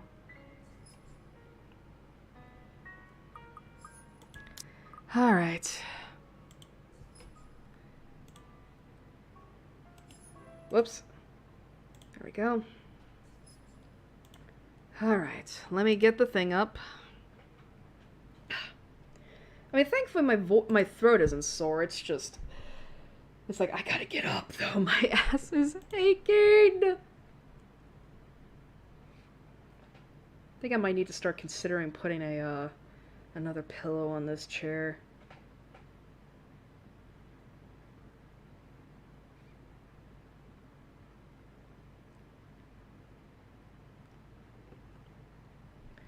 Man, I kind of wonder who's here still. The talking just kind of just like stopped after a little bit.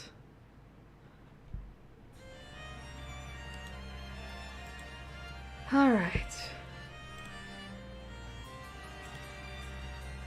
Now is the time for a break. We get to have something to eat, something to drink, get to go to the bathroom. But yeah, let's get shit done. Oh my god.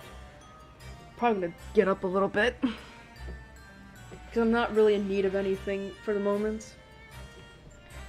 Alright, let me just get up.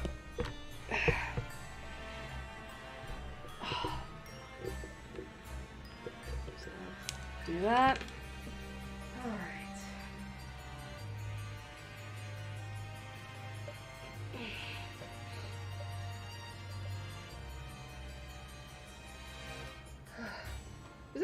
Is it okay if I just talk while standing up? I know there's gonna be a bit of an echo to my voice, but I need to do this. Let's see.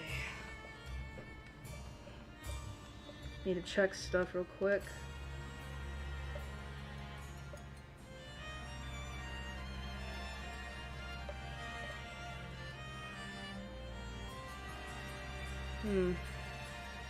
I had to check my D&D Discord real quick, and I'm not really seeing anything.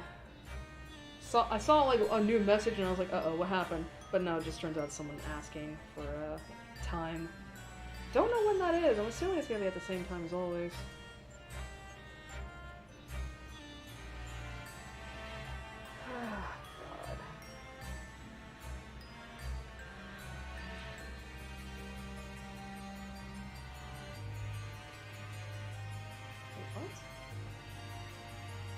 Oh, what the fuck am I looking at? Now checking the YouTube.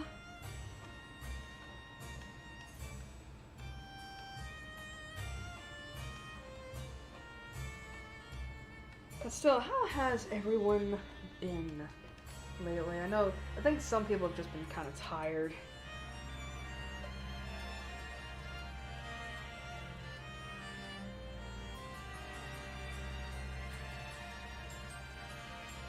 As I was saying, I think a lot of people have just been kind of tired. I mean, I know I've been.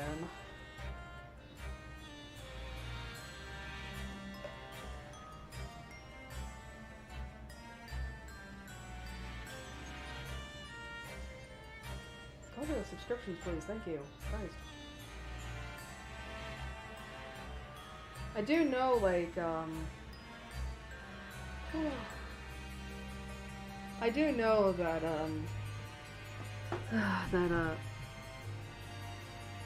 Jesus.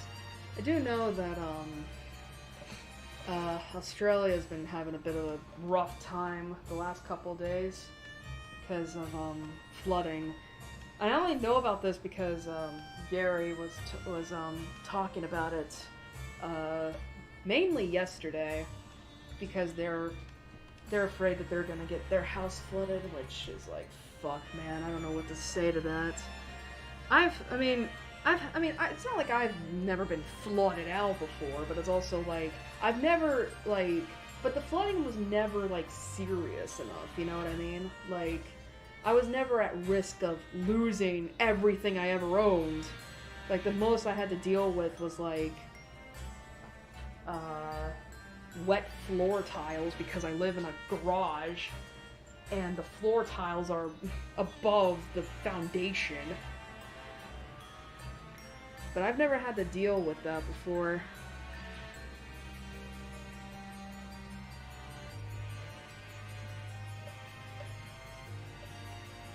You know, so I hope everything goes okay, but for the most part it's like, you know, I don't know how the other people I know are doing there, cuz I don't know if I ever mentioned this, but like my D&D group, I'm the only American, everyone else is Australian. So it's like, I don't know how they're doing either. Like they could be at risk of flooding too. Unfortunately the best thing we can hope for in this situation is like that it doesn't get too bad. And all that. Which seems like it's a fading hope more and more each year as climate change continues to become more and more of a problem. But still, the sentiment is there.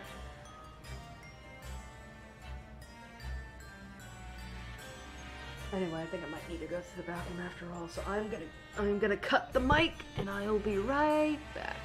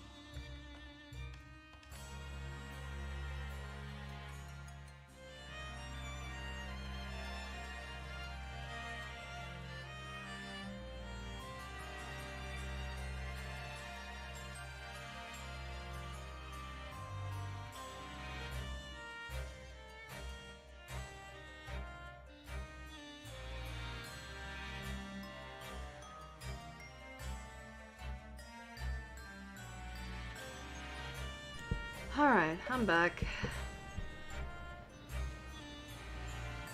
We've only been at the break for about 20 minutes, for like probably almost 20 minutes.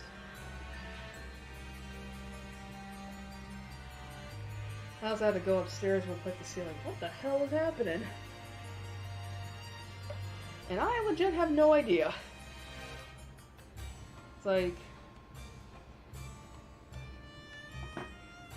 I'm just not gonna question it.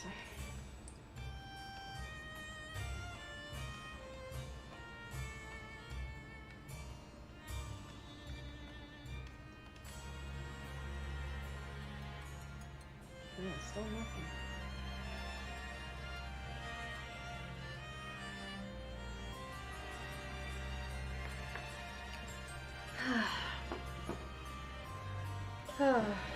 Let's see. What happened? What has happened in the game?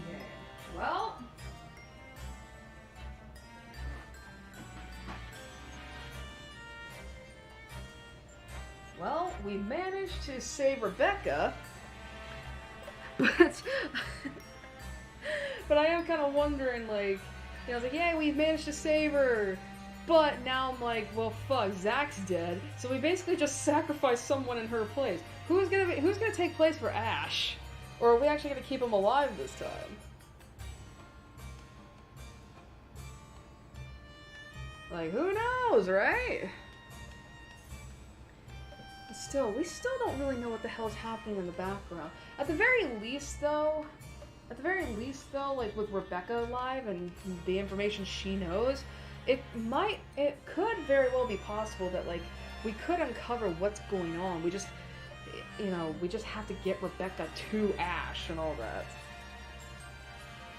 But still, like, I am kind of curious, like, about the whole thing involving the BRC. It's like, why specifically is this woman targeting these people?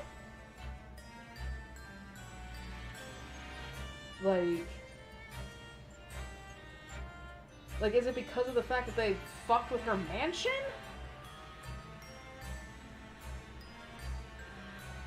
I don't know. And then of course we had that little CG of, like, Rebecca looking back at Luke, and that woman is all over him. I was gonna say her, him. But and the thing is, like, I still don't know. Like, the thing is, right, is that, like, I don't remember if I brought this up last year. But, like, are there two ghost girls coming about? Because, again, we have Takako, but then we also have Charlotte, because we saw Charlotte, in Marianne's whole thing. And it's like, the funny thing is, though, too, is, like, why did Charlotte only appear to Marianne? It's like, you would think that she would have, like,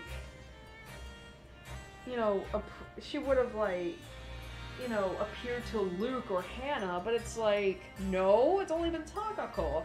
Or, and I brought this up before that maybe it is Charlotte, but she's, disguised herself as Takako because of such and such. I don't know, it's just like, there's so much about this, like, game's background that I don't know. Like, that we still don't, really know. And I don't know, it's just like, I really hope we get something. Because, god damn! But still, we are at the but still, like, I am kind of wondering when we're gonna finally learn about Zach's death. Because I had to check the journals, and it was like, on Halloween, on October 31st, and it's like, damn it! Why can't it have been a day sooner? But I am kind of wondering, though, too, like, how are Ash and Rebecca gonna react to that? I mean, first off, that Zach landed himself in jail, first off, and then secondly, he's dead. Because the thing is that, like, in this route, because Isabella got into a car accident, I keep saying a car accident when the reality is that she got ran over, Ashton was initially under the impression that Luke was behind it, and obviously we know that's not right. But now I'm kind of wondering, like, if he still goes along with that, how is he going to be able to blame Luke for Zach's death? Because No one else was in Zach's cell. And even then, I don't think that what that woman will, of what the ghost girl will do to that what the ghost girl did to Zach would be anything that Luke or a human could have done. Because at least with Rebecca's death, right, she just fell off the roof of the library. You know, and you could potentially rule that as like a suicide or whatnot. But with Zach's death, it's like, bruh, unless that ghost girl somehow manages to find a noose and put his body in it, there's no way that's gonna be disguised as a suicide.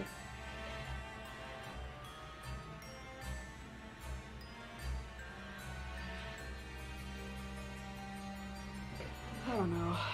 There's just some stuff I'm trying to figure out. I feel like for the last few days I've just been trying to figure out like multiple different mysteries.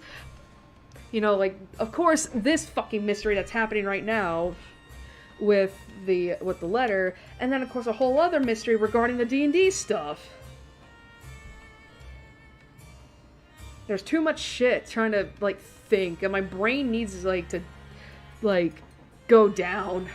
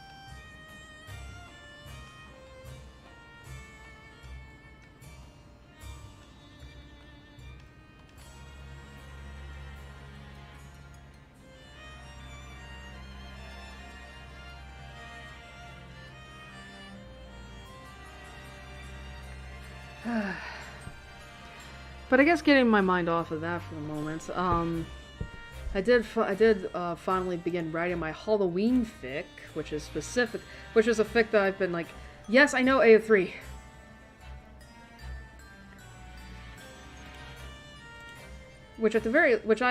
I started writing it this week, and I'm not expecting it to be super long. Like, it's meant to be like, to be fair, I expected it to be like,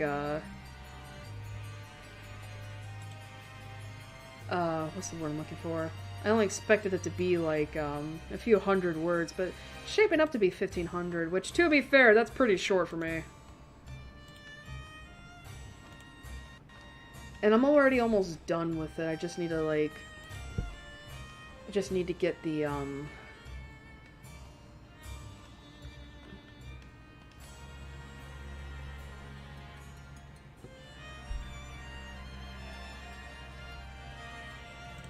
I don't know whether or not, like,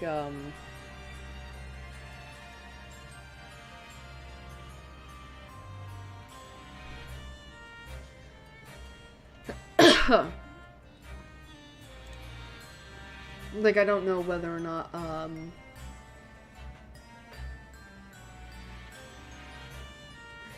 not even certain that it's gonna be, like, popular, because it's like, it's for such a niche fandom.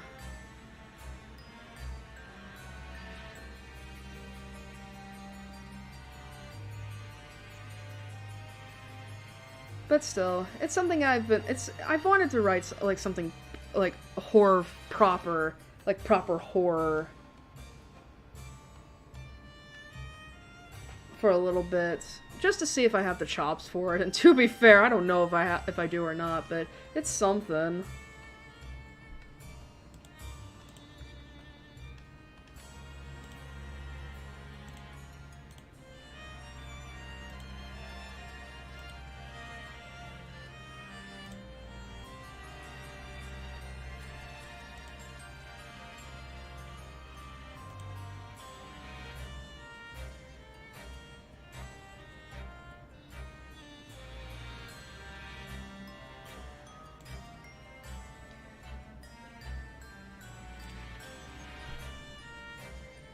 But I guess we'll see when we get to it.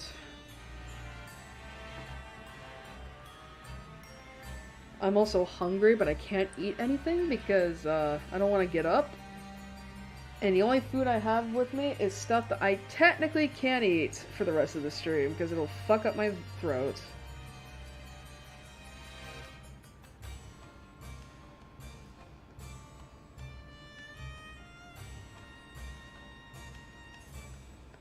Oh my god, you're still going? Oh.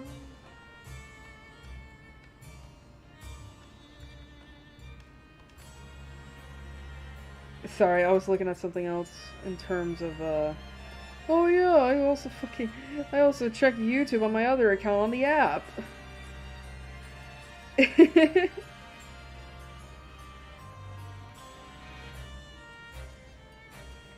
It's so funny though, like when I was trying to, so like, in order for me to check to see if my stream is up and running, I go on the YouTube app, and the thing is that on the app, right, I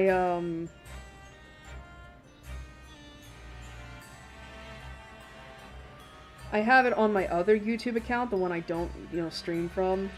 And it's like I go to the search query and it's just like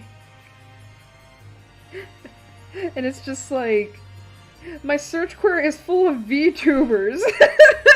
Because I checked their channels on there because I'm not subscribed to any of them, and it's like, are they still streaming or are they not? I don't know.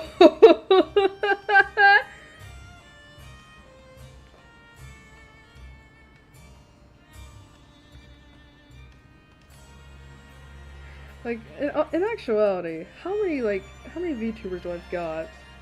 Let's see, 1, 2, 3, 4, 5, 6, 7, 8, 9, 10, 11, 12, 13, 14, 15, 16, 17, 18! 18! And granted, a good part of those were all in a row.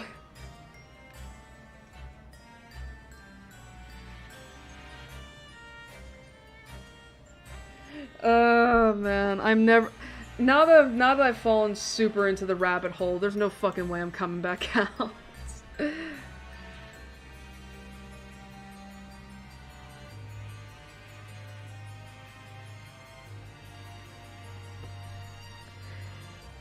But yeah, there's no fucking way I'm ever coming back out. It's a shame too. Well, I say it's a shame, but it's like I think a lot of people are just like, Airi, shut the fuck up, you enjoy this. And I'm like, yeah, I do.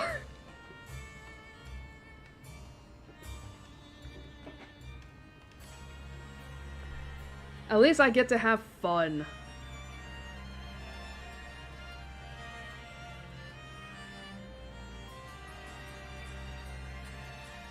My poor watch later though is just like falling to pieces because I have so many VODs that I'm like, I need to get to, but it's just so hard.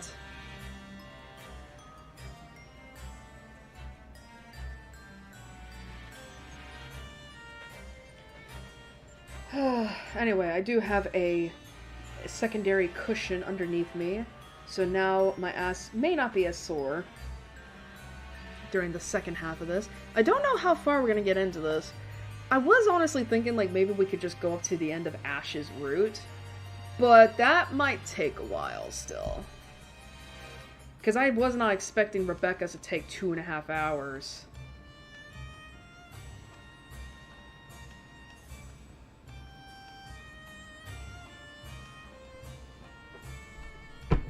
But I guess we'll see. I just wonder like how quick the trip to BRC will be without Isabella, because she was able to help at least somewhat getting all the files and all that, considering she knew what she was doing. But we also had to listen to her talk about her dead father, which I do kind of wonder if her father is dead still? Like, is his death set in stone no matter what?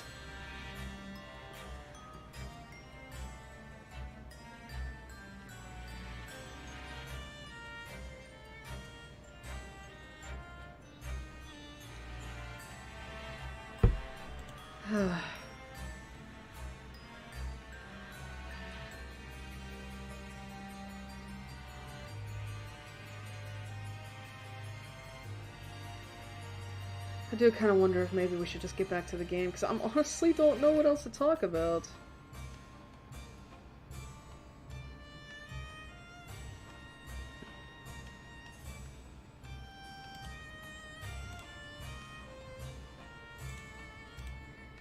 I think it might be a good idea. Because I really do not have anything else, and I want to get as much of this done. Because at some point I'm going to have to, like, give up, because I'm tired. Alright, so let me just retweet the stream real quick.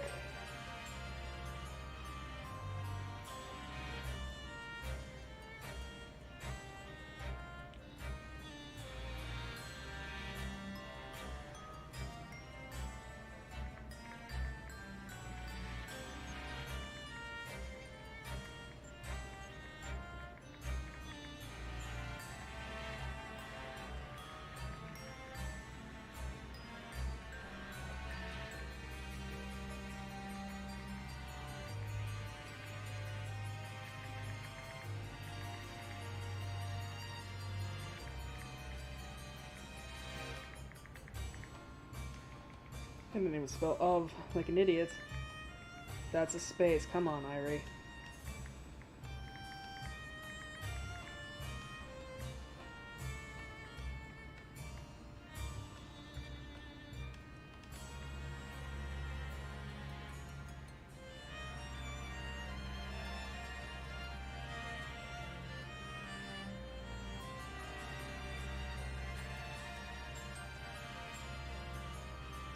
Alright. Let's get back into the game now, shall we? Alright, say goodbye to Firefox for a little bit.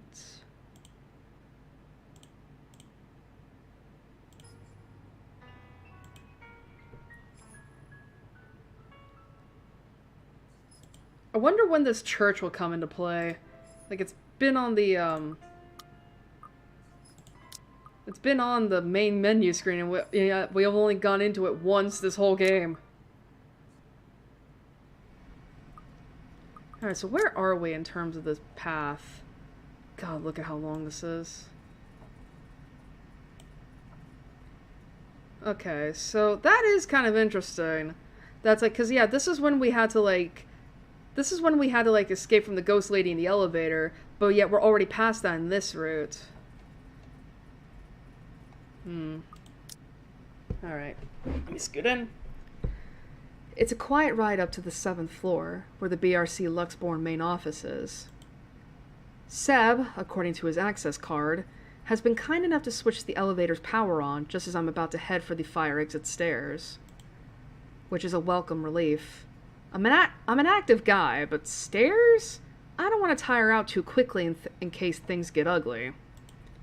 There probably won't be any trouble with the building this quiet, but you never know. I swear, the whole place definitely feels eerie at this time of night. But until I've confirmed anything, those are still just stories. Worse things can happen. No need to scare myself. Staying calm means fewer mistakes. Though I sure am fucking gutsy, especially with what I'm doing. Yeah, you're breaking and entering. I'm breaking a lot of laws here. Best thing that could come out of this is that Isabella's right all along. Worst case scenario? I find evidence that would implicate BRC or Luke Wright in a crime, and my meddling. If I'm not careful enough, makes it inadmissible in court. Though I'll be honest, I strongly prefer losing my job or facing Wright over some spirit or ghost or whatever it is. I could always work around the problems with the former. Fighting off a phantom? How does one even do that? Do guns even work with them? No. Yeah, not going to happen. But tonight, I'm here to fix things. If I do it without leaving a trail, all the better. Good thing that's what I'm good at. Half-baked knowledge! The immediate area beyond the elevator doors sees the agent stations. There's a lot more to the floor, of course, but first order of business as soon as I'm in, locate the records room, then the security. Alright.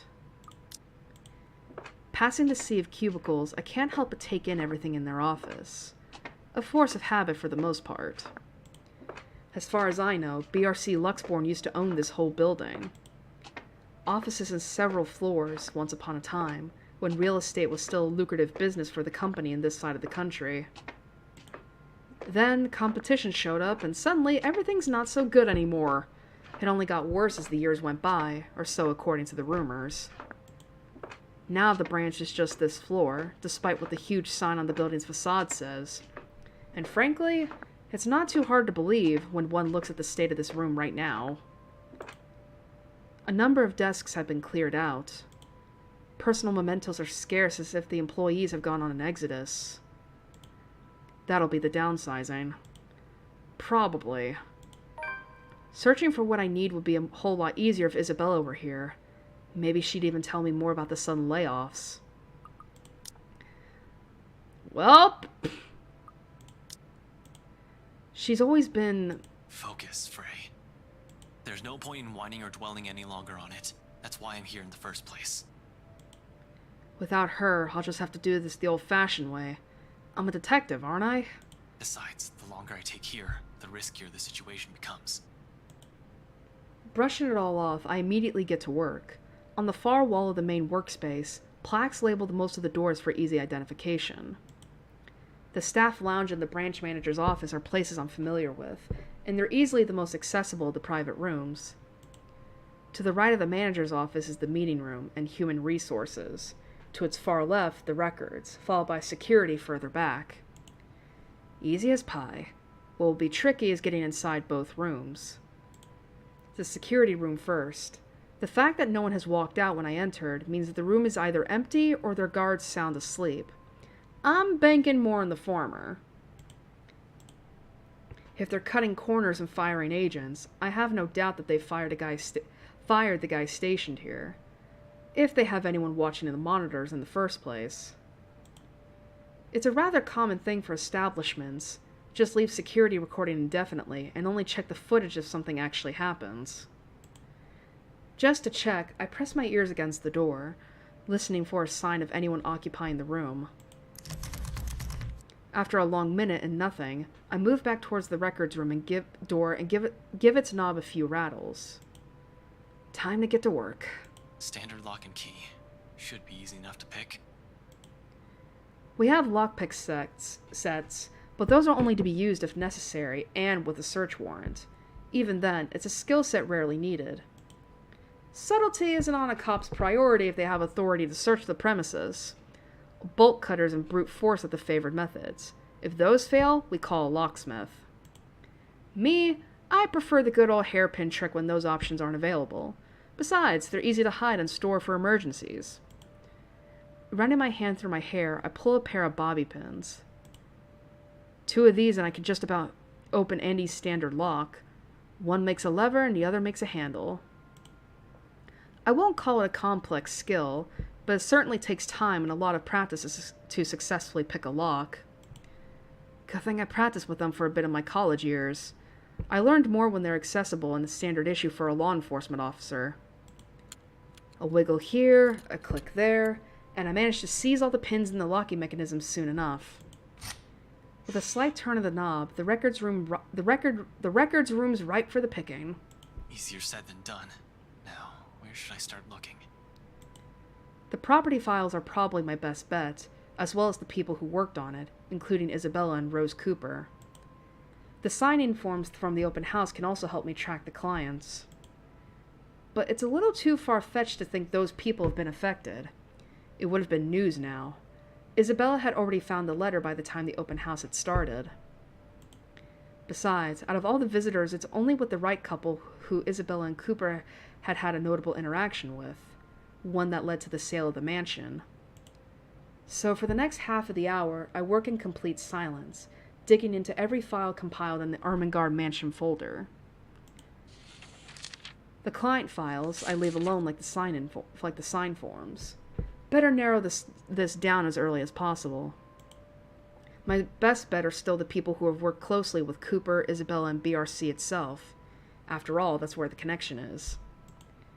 Not an easy task considering how thick the whole thing is.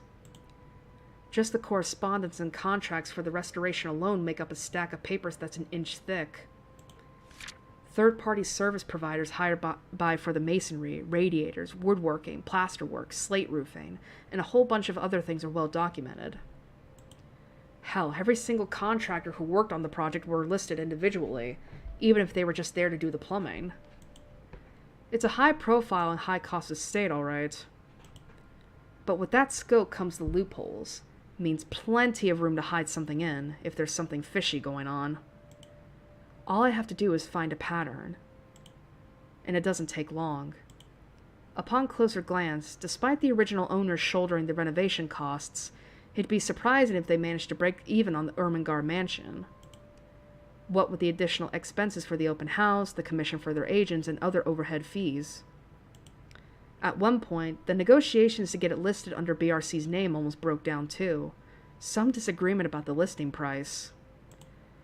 The owners wanted to be rid of it as quickly as possible, whilst keeping the worth at a profitable level. BRC was insisting on a higher amount, double what the appraiser suggested.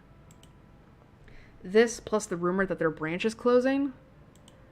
BRC Luxborn really is in the red, and the sale of the mansion could have easily been a desperate move to keep the branch afloat.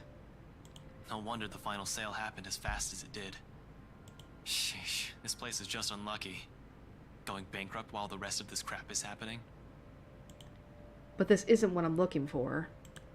What I need is the who, the people aside from Isabella and Cooper involved in this business with the mansion, and the how they are now. I can't do much with the outside contractors. They won't be on file. The employee list, on the other hand. Because if Isabella was to be believed, if what she's seen and what happened to Rose Cooper is because of that letter, I need to know everyone who has possibly read it aside from the three of us, if they've been noticing strange things too. For all I know, these may have just been a terrible coincidence.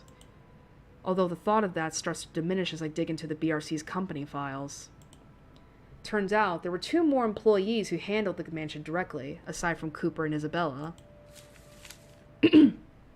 Christian Sy, the realty specialist, and Mark Julius Jean-Marie, the estate appraiser. This C guy. He was in custody just the other day. Folks at the precinct said they went to his house after a noise complaint. They found him acting all crazy and had to take him in when he started getting violent. Kept screaming about a woman. It was driving the guards mad, but he didn't last too long. A few hours in, he just started bashing his own head against the wall, and well, it was messy to say the least.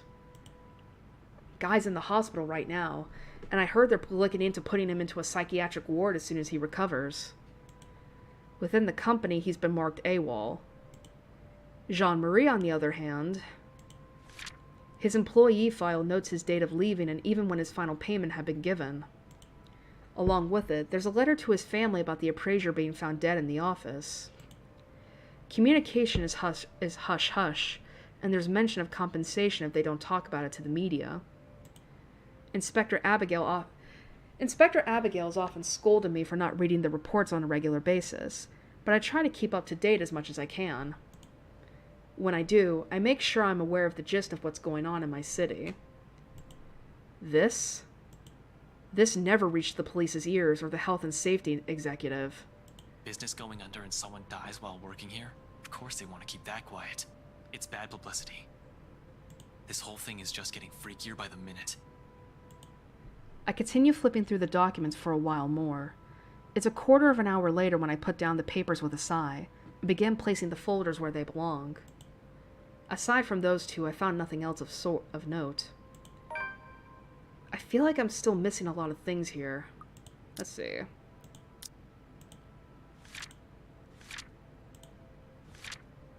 Alright. To search for answers, Ashton broke into the Briar Realty Corporation's Luxborn office that night. Although the files he found revealed the real deal with the mansion's sale, somehow it all still felt lacking.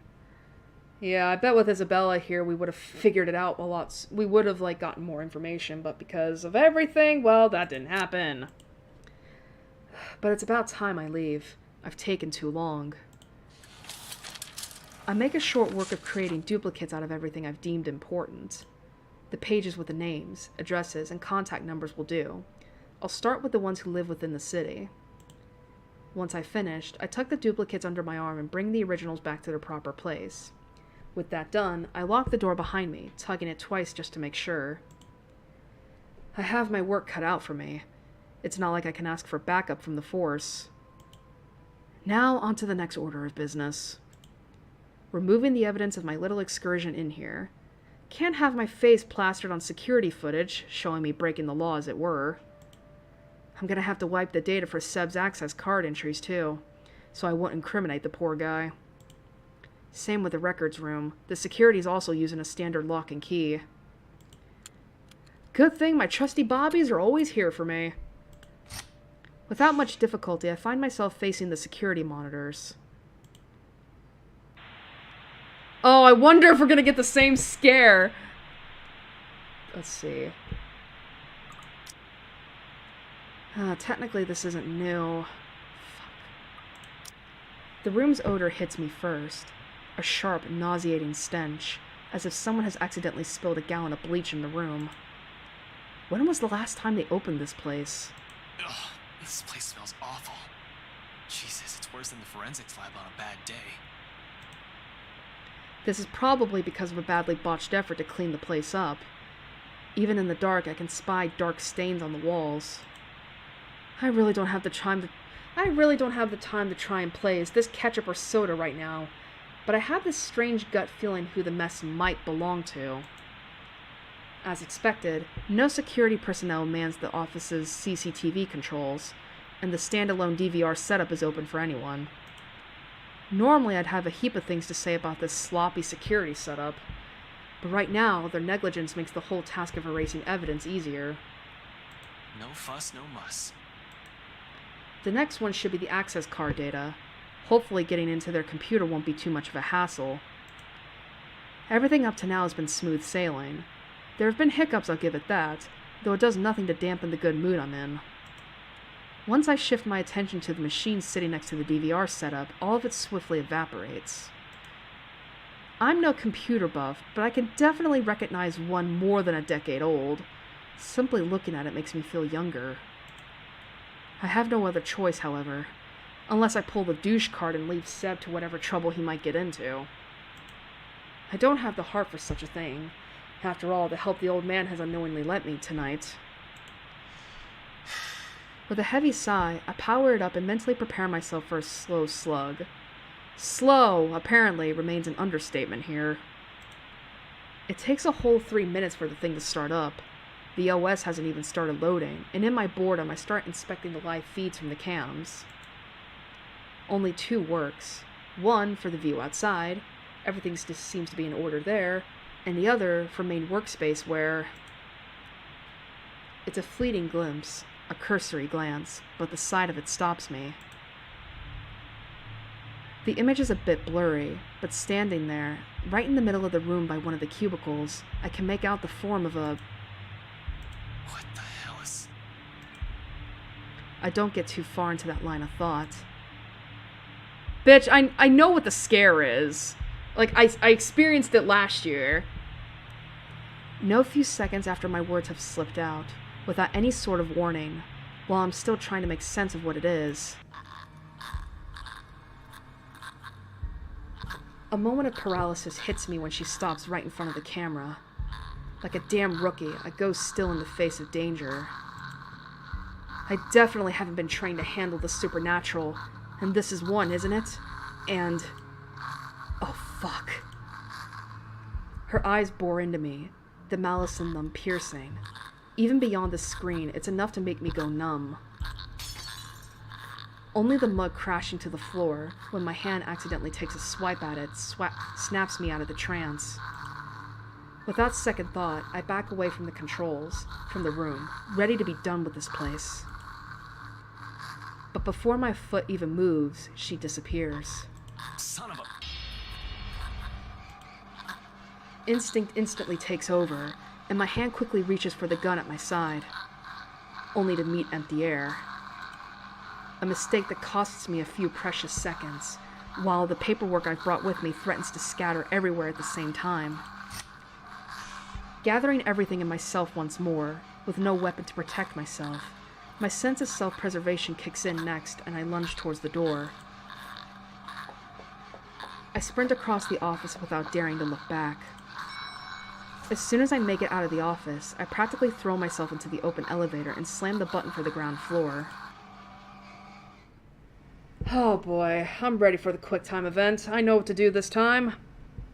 A sigh of relief escapes from me when the elevator starts its descent. The clicking noise fades off into the distance. Shifting the stack of papers under my arm, I lean back and wait, in an attempt to compose myself.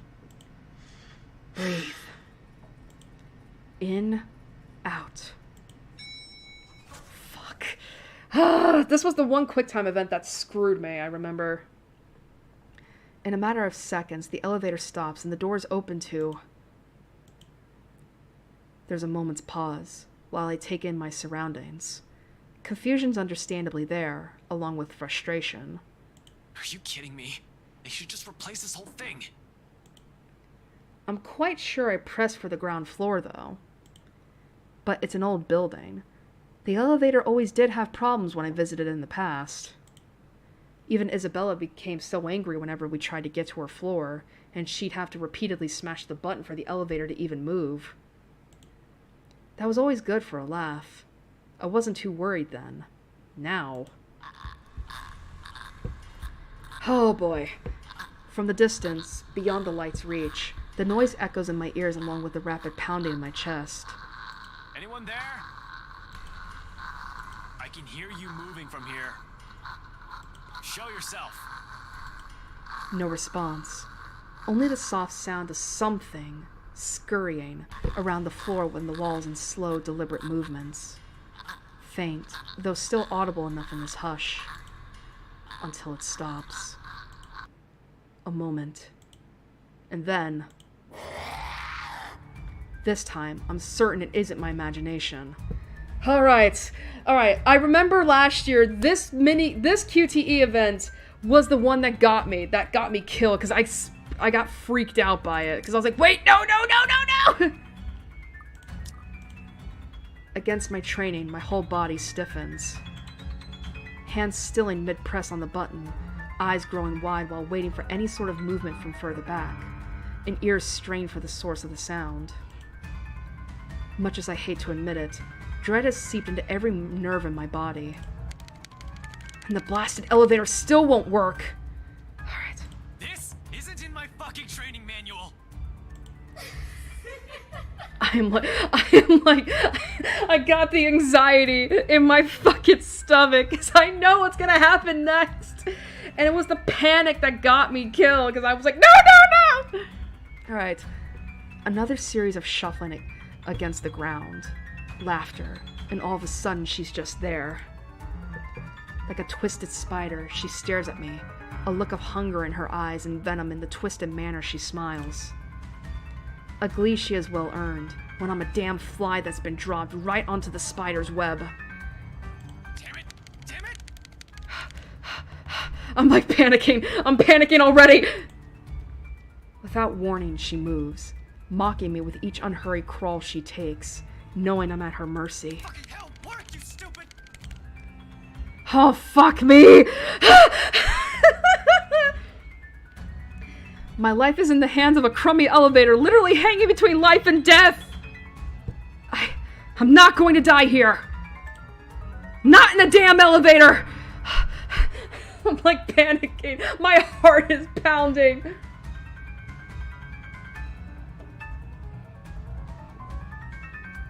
Alright.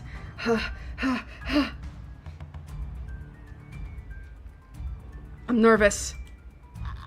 Alright.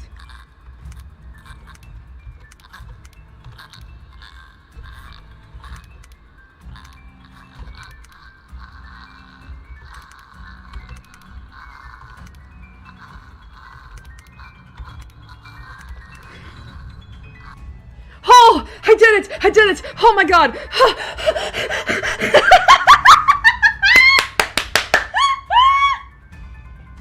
Oh, I'm sorry. It's like I had to go silent and I had to keep, I was so afraid. I was panicking. Oh my god. Oh my god, okay. As if a divine power has heard me swearing up a storm in my head, the doors close just as that thing looms near. Soon the elevator, the blasted thing, is headed up. And this is the most I've been tired my whole damn life. Not during training, when my superior first asked me to drop 100. Not after a stakeout. But after smashing a fucking elevator button repeatedly. I slump to the ground, worn out. But I don't let myself feel relief again. Not until I'm out of here. Still, I find myself letting out a shaky laugh. Fuck, I should have taken the goddamn stairs. Twice, I've seen it.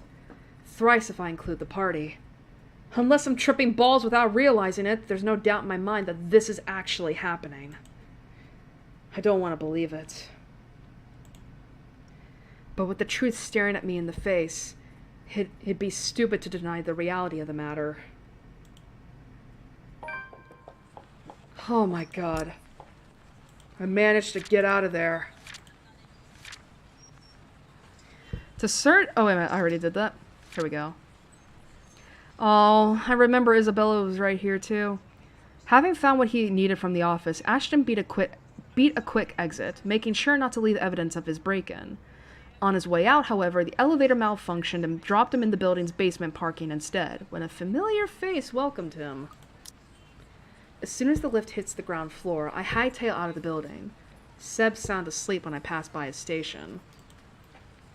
However, in the face of what I've seen, everything I faced tonight, I really can't care less who will still see me on my way out. The sooner I get away from this place, the farther, the better. I'm just not sure if that also means being safe. She almost got me, damn it! The fucking thing almost had me! Shit. It was only by luck that I managed to get the fucking elevator unstuck. Had the blasted thing not worked in the last second. I need some air. Fresh, breathable air that doesn't stink like death and gore all at once. I'm just panicking. Christ! Losing focus. I can't afford that right now. I can't lose it, when Zach and Rebecca might be in trouble as well. Remember your training, Frey. Another deep breath, and soon I'm starting the engines and driving off. After that little incident, somewhere open would be good. Someplace I won't get trapped. We're still not... Oh my god. Luxbourne Park brings a welcome relief, though only by some. The chill that has seeped in my bones is still there, furling and unfurling underneath my skin. If I don't move, if I don't busy myself with anything, soon my brain will go haywire. It's the last thing I want to happen when there are plenty of things to do. But this already answers all of it, doesn't it? Those deaths? Just how many copies of the letter are out there? Isabella can't have been the only one if other people are also getting curse. Could it be that the one she's shown us is just one of 5? Maybe even more? That whole past this to 5 people business is ridiculous, but at this point, is it still? All in all, I found 2 deceased people who might have read the letter. 4 if we count Cooper as well as Isabella. And that's only with what I can find right now. I have no idea how the contractors and specialists hired from outside the company are doing, if they are in any way affected. How many more people are suffering? How many more are missing? How many are dead? Can I still even blame the Wrights for this? If anything, they might be in danger as well. I don't think I can wish a curse upon anyone, no matter how big of a douchebag Luke Wright is. There's also that woman. How do we get out of this mess? How do we get away from her? Shit. Still so many things we need to look into. Yet all my body wants to do is pace, burn out whatever excess energy there is in me. Wait, not this. I want to look at the journal real quick. Alright, so it's not until the third... Okay, so... I'm not going crazy, am I? I saw that. I'm pretty sure I saw that. I didn't inhale anything weird. Just shit. Shit. Of course, the panic passes soon, replaced by another tense silence as everything sinks in. The awareness of the much bigger trouble looming over me. Us. We're in deep shit, and it's finally caught up and hit me like a ton of bricks. Because Isabella's been warning us of this since day one, and I'm the first person who brushed it off.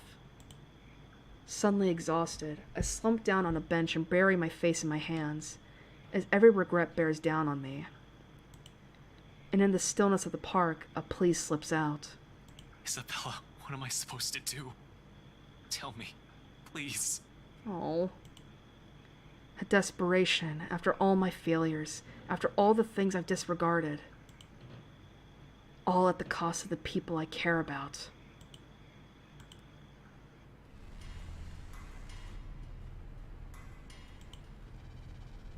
Darkness blurs the edges of my vision. Black tendrils twist and coil around my limbs. Is this new?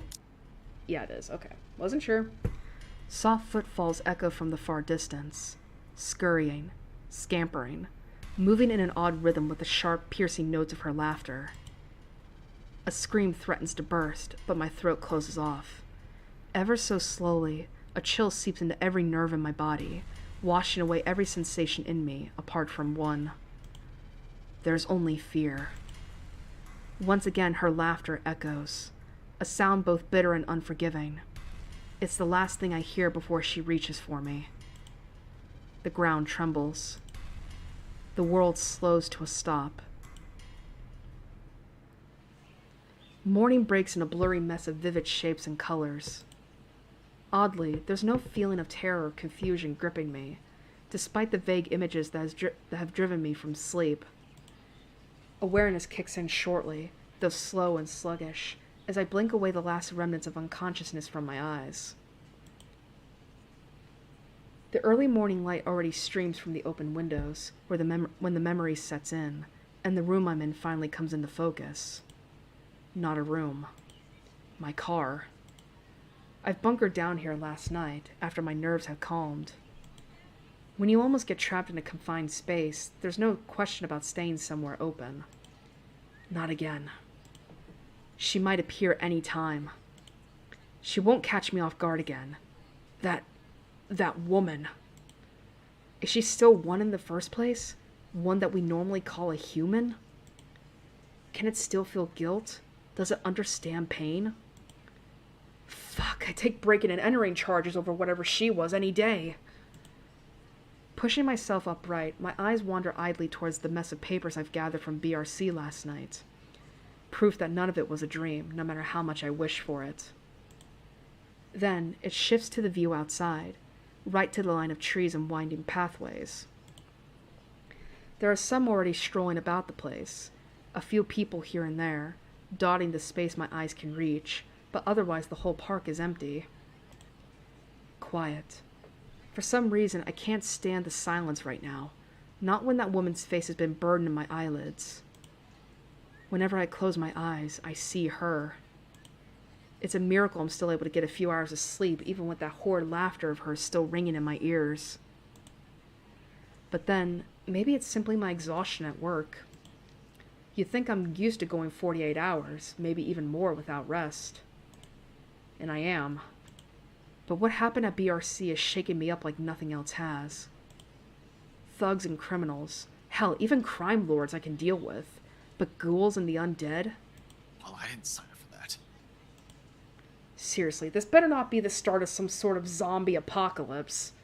Actually, maybe a zombie thing would be preferable. I'd at least know what I need to do. Shoot dead stuff until they're dead for good and leave figuring out how everything went to hell to the scientists. Thinking about it won't change anything, though. She's just toying with our lives. She's dangerous. If we don't do anything about her and this curse, we'll definitely be pushing daisies soon. I can't let what happened to Isabella happen to the others as well. I've died on this long enough, left all my friends in harm's way after the warnings they've given me. I do admit I'm afraid. But beneath the terror, adrenaline keeps me running, compels me to take action. To do something. I still have 2 other people I need to check with. Isabella would definitely get in a tizzy if I didn't check on them. God, I should have listened to Isabella. Maybe I didn't need to outright believe her, but I should have listened.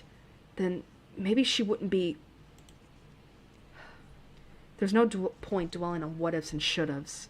I can't do anything about the past. What I should be caring about is what might happen. That I can do something about.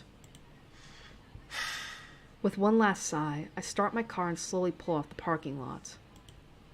Zach had already been warned yesterday. I trust him not to do anything stupid. Well... Rebecca, on the other hand, we ended on a bad note last time. Might as well mend things with her first.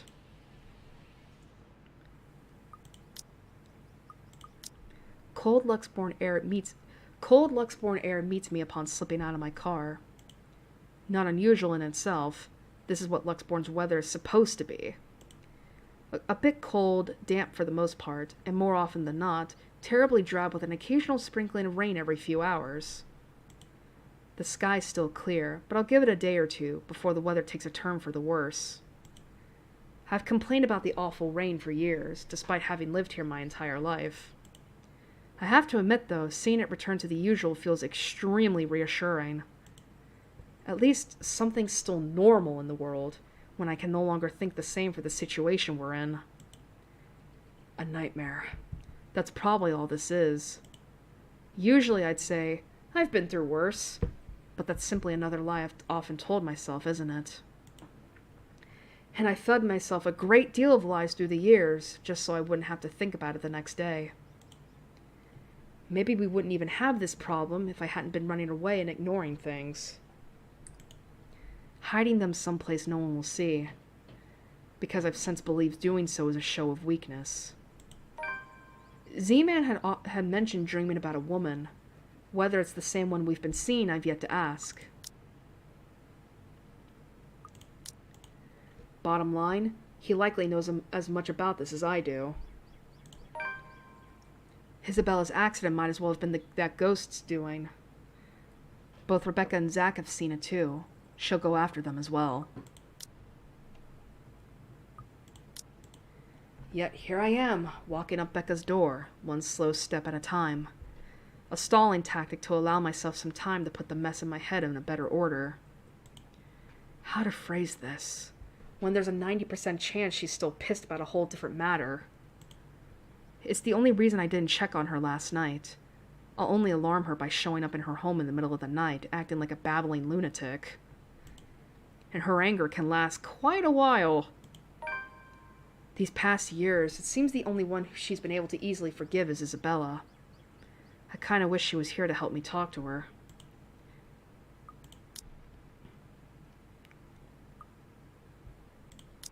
I run my hand through my hair and straighten out my jacket before knocking. Once, twice, and 3 times just to be sure Becca's heard me, even if she's asleep. She's usually awake by now, though. Hey, Becca, it's Ash. Open up. Don't tell me you're still in bed. Seconds tick by. No answer from her, and dread has started to creep up. I've been trained to handle dire situations, but the feeling's been doing that quite frequently since last night. My mind begins to anticipate the worst, and in the next minute, concern is mixed in with my thoughts and I bang my fist on the door, louder this time. She'll definitely be livid, but I'd rather face her wrath than a dead body. Becca, it's Ash. There's something we need to talk about right away. Open up, I know you're... Your girlfriend left early this morning, pretty boy. So if you could do us a bloody favor and shut up, that'd be real fucking polite. My hand pauses short of landing another heavy knock. From the other unit, Rebecca's other neighbor peeks in through his door, though I see nothing but a bundle of blankets. I'll say they need help from being devoured by their sheets, but it sounds like he's just fine. He's a huge asshole, too. Course of action, so people like him won't ruin your day, act like the nicest person on the planet. Has done me wonders when I was a rookie patrolling the streets. No need to match his temper. Oh, did she say where she was going? I don't know. She said something about meeting someone or something. Well, what am I, her keeper? You know some people want to sleep in on a bloody Sunday, so keep it down. Just looking forward to this weekend. Thanks, you damn git. Oh, fuck off. Well, there's no need to be an ass about it. I'll get out of here. Fuck you too! He slams his door shut without warning, but not before muttering a string of very colorful words about me. Probably thinks I wouldn't hear him inside the four walls of his apartment. Jerk. And at the end of it, a sigh. So Rebecca's not here. I must have missed her by an hour or so. But at least she's not alone. She should be safe, in theory. More so if the person she's meeting with is who I'm thinking. Nevertheless, I still can't help but worry. It's an easy thing, continuing down increasingly darker lines of thought. This isn't new. This is not new! I remember this! Whatever. To act brashly. To find out where she is and go straight there, without deliberating on my actions first. Wait, what? There's Zach to boot. Rebecca's not alone, but I can't say the same for the big guy. A simple phone call to the both of them should do the trick. It'll ease my nerves at any rate. It's better than rushing over to Zach's place or assuming Rebecca's whereabouts and finding out they're not where I've guessed they should be. Assuming the worst will come next, which I'd rather avoid this early. Any other reason I wouldn't bother them, but an emergency begs for urgency. This is one, right? Even if it isn't, anxiety from concern dulls judgment. Something I most certainly can't afford to lose at any given time, especially right now. Any means to calm it will do wonders for the muddled mess my mind is already in. Pulling up my phone, I thumb through the screen until it ends up on a group with only Zach's, Rebecca's, and Isabella's numbers listed. Other people will probably say I keep too few friends when they chance on this. To some extent, it's true. I can easily name about 100 people I've been acquainted with through the years. Colleagues, blockmates from uni, neighbors, those sorts of people. They all come and go. But these three have chosen to stay for some reason, without wanting or asking for anything. Unlike the others, none have Zach's kindness, Rebecca's patience, or the sincerity in Isabella's eyes. One day, these guys are just there. The next thing I know, being with them eases it. That heavy, somber feeling lingering in the air when you stand alone in your apartment, or something as simple as spending your day off without anyone. I'll say it's loneliness, but this carries much more depth than that. If I can help it, I don't want to lose the rest of them to some stupid curse. Oh boy! I've already come close to losing one. A phone call may be the least comforting thing at the moment. Honestly, I prefer being in the same room with them as right now, but I'll take what I can get. Becca first. She'll get angry at me for worrying about her. She isn't some helpless damsel in distress after all. She isn't the shy little girl I knew when we were children. We're already far from the people we were back then, but that's more than enough reason to check in on her. I don't have to imagine her taking anything head on. She'll do it instead of asking for help when she needs it. I don't care if she gets mad at me, if only to know that she's fine. A ring. In the silence of the hallway, its sound alone might as well be sharp enough to pierce through my ears. Another second passes. 2. 3. But when, on the 9th ring, it goes straight towards voicemail, a cold feeling instantly lodges in my stomach. Rebecca Gales here. You've reached my voicemail. Sorry if I can't get to you right now. Oh, and if this is Isabella, yes, you're free to reheat the food in my fridge. Otherwise, leave a message. Probably just busy, that's all. Though I still barely manage to keep my voice even when I speak. Hey, Becca, call me back when you're free. We need to talk. ASAP. Becca will be alright. Is alright. She's safe. She's with someone else. In the event that woman shows up, she'll have someone with her. Someone she'll be able to ask for help. She's safe. She can handle herself. Becca might have a fiery temper, but she knows when she's faced with something she can't handle herself. Rebecca will see my missed call and she'll call me back. Though I don't express it enough, Rebecca is someone I consider important to me. Aww. God, remember when we saw this last year after Rebecca's chapter and we were like, fuck! She's been my friend for the longest.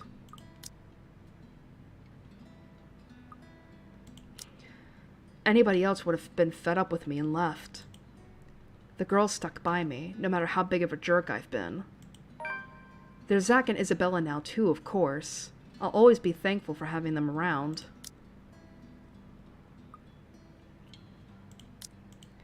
The worst times before, however, Becca was there. No one believes it when I say it, but I've surely had my awful moments as a bratty kid and as a horrible teen. Issues. I have too many of them to count and refuse to deal with for a time. At least, that's what Andrew likes to tell me. I tend to think nothing of it. It's mellowed down over the years, thanks to the professor mostly. But at times, I do wonder if it still burdens me the way it did all those years ago. After all, I was terrible, especially around the time of my parents' separation. Looking back on it now, I had no reason to direct all my frustration towards everyone else. While I wasn't a kid who lashed out at anyone, preferring to keep it to myself and turning those negative feelings into more productive things, I've grown distant from a lot of people because of it. From my old friends back in my old school and the neighbors I've hung out with before moving. A habit I've lightly brought with me into adulthood. I was just so angry with everyone and everything. All I kept thinking about was myself, wondering, why me? In retrospect, I was a selfish little bastard who thought the world revolved around me. That I shouldn't have been going through it. I believed my behavior was entitled, that I had the right. Tough times, but she stuck with me. Snapped me out of my little sulk, as she often phrases it, whenever she sees the chance to bring it up. She didn't tolerate my bullshit, but she didn't leave me alone either. If anything, the whole thing made her stick around. Her concern may have grown a bit too overbearing as the years went by, but she's still an old friend nevertheless. I owe her a lot. That won't change. Damn it. Where are you, Becca? Another message left on her voicemail, and then on my third call I hang up. For the time being, I can't do anything more than to wait for her to return my calls. Worrying aimlessly won't get me anywhere. Zach, on the other hand, that guy attracts trouble no matter how much he tries to avoid it. Doesn't help how he hasn't been too hot lately with a lot of people. His mention of plans yesterday doesn't sit too well with me either.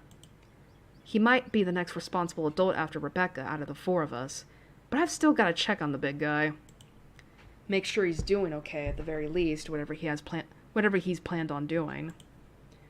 All I'm asking is for it to not be idiotic. He's a sensible guy, I'm sure. However, desperation clings and pushes people to do things. Rational or irrational, it doesn't matter. Clear thinking flies out the window the moment you're in danger, and I sincerely hope he hasn't found himself in a tricky situation. His phone doesn't even ring before he answers. Or his voicemail, at least. Hey, it's Zach. Well, a voicemail anyway. I'll get back to you as soon as I can. So, just leave a message, yeah? And no, Ash, you're not allowed to lockpick your way into my apartment again. Just do what any other decent human being does and call if I'm not around. Thanks. Did he turn it off? Why? I don't want to assume the worst yet. Maybe he's forgotten to charge it? Can't be. The guy can be a bit of a Boy Scout, even more than I am as a cop. He's the type who has an extra battery or a power bank in his bag if he ever needs it. And he always does. He won't say anything or brag about it, but he's got quite a roster of VIP freelance clients. He wouldn't just leave his phone dead in case he's on the field, particularly when people will likely be looking for him. He always leaves his connection open whenever clients or his friends need him. Zach is reliable like that. Why isn't anyone answering? His mobile in an out-of-range area sounds more plausible, although the thought of it doesn't completely shake off the unease. Unlike Rebecca and I, he took the time to listen to what Isabella had been saying. Whoops. And even if he didn't believe it, he was definitely the first one to offer help or try to do something. If he ends up in trouble doing whatever it is, so help me I'm going to... Well, I can't be rash. I'm aware of that. Been running the same reminder in my head since last night. But if something happens, I'm certain my reaction won't be pretty. Yo, Zach, call me back, alright? I wanted to check in and, yeah, just please call me back. It's usually a joke between us when I say he's the Watson to my Sherlock. I don't see him as some assistant to put aside until he's needed, like some people like to believe, though. He's not some pity friend I keep around to make myself look good. If anything, he's the one who stayed by me out of pity. Zach's the one who puts up with me most of the time, even when he doesn't need to. It's not a case of a cool cop who helped out a minority. In truth, I was a hard-headed, hot-tempered, and reckless rookie, up until I met him. It wasn't anything sudden, and some part of me is still that rookie. But I've grown thanks to him. He tempers that part of me. Considering how our first impressions went, I'm lucky he stuck around. Becca and I may have spent a lot of years together as children, but Zach, he's probably the closest thing I'd call to a best friend, though it's more than that. A camaraderie no words can express. He has my... What the hell was that noise? That sounded like a meow. He has my back and I'll always have his. He's a brother I've never had the luck of ever having. Only child and all. And I have every reason to worry about my brother. Aw, that's so sweet. Too bad it's fucking gonna be ruined in a moment. Becca's neighbor did say she went out to meet with someone. No specific names.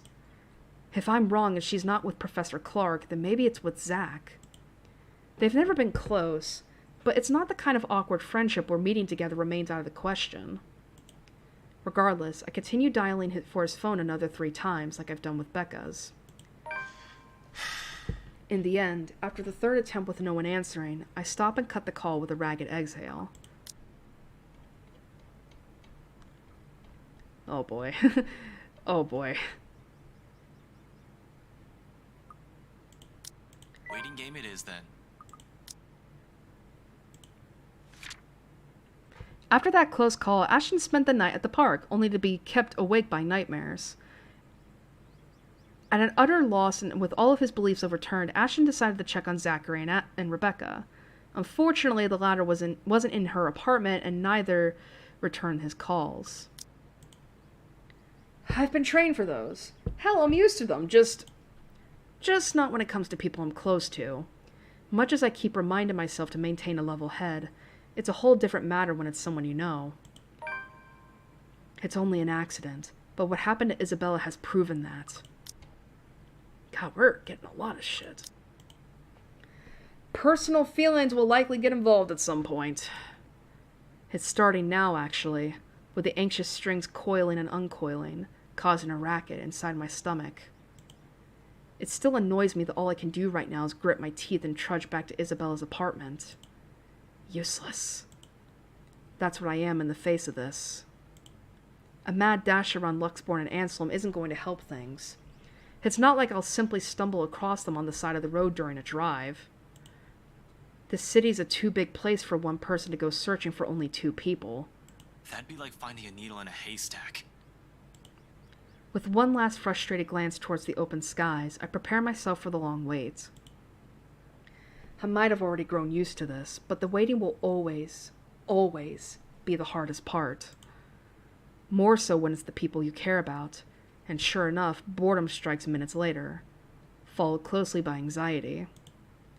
I need to be doing something. But what? I've already gone through those papers from BRC last night. Twice, in fact, and I'm still at a dead end. If Rebecca were here... Hell, if only Isabella were here.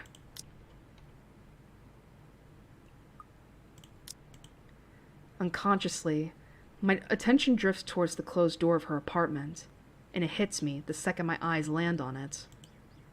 A split second of idea. I didn't bother looking into this, because all this time I've assumed it was an accident. But Cooper died.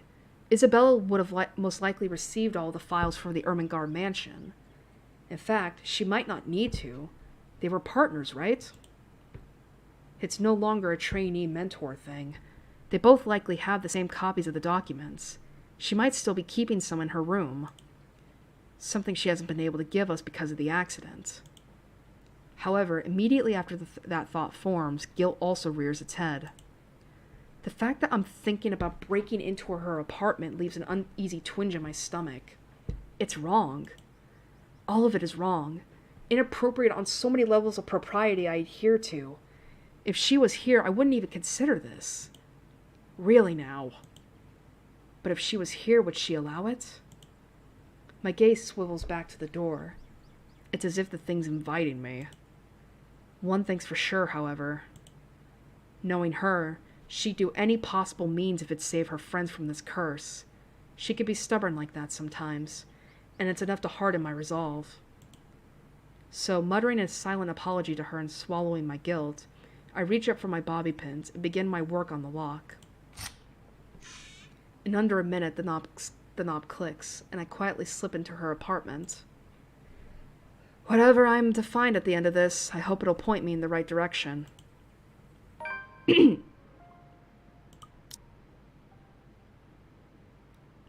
God, look at this. We're not even that far. You probably can't see it, honestly, because of how tiny it is.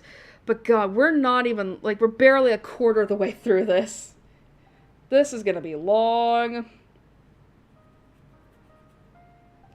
Actually, what ending was that we got for Rebecca's? Did I check again? Yeah, okay. Despite her aunt having brought most of her personal stuff to the hospital, her room's still a mess of things she's accumulated over the years.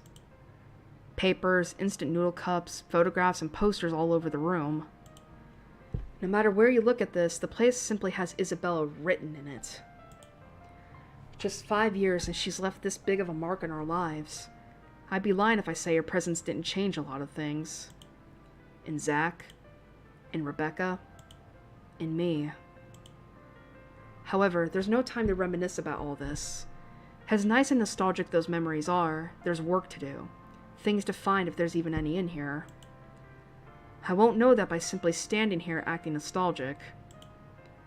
Wasting no time, I head straight for her study table, where a chaos of papers and folders clutter the top.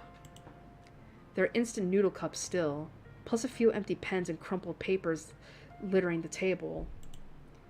All points of interest in the room, but my focus veers on the laptop first.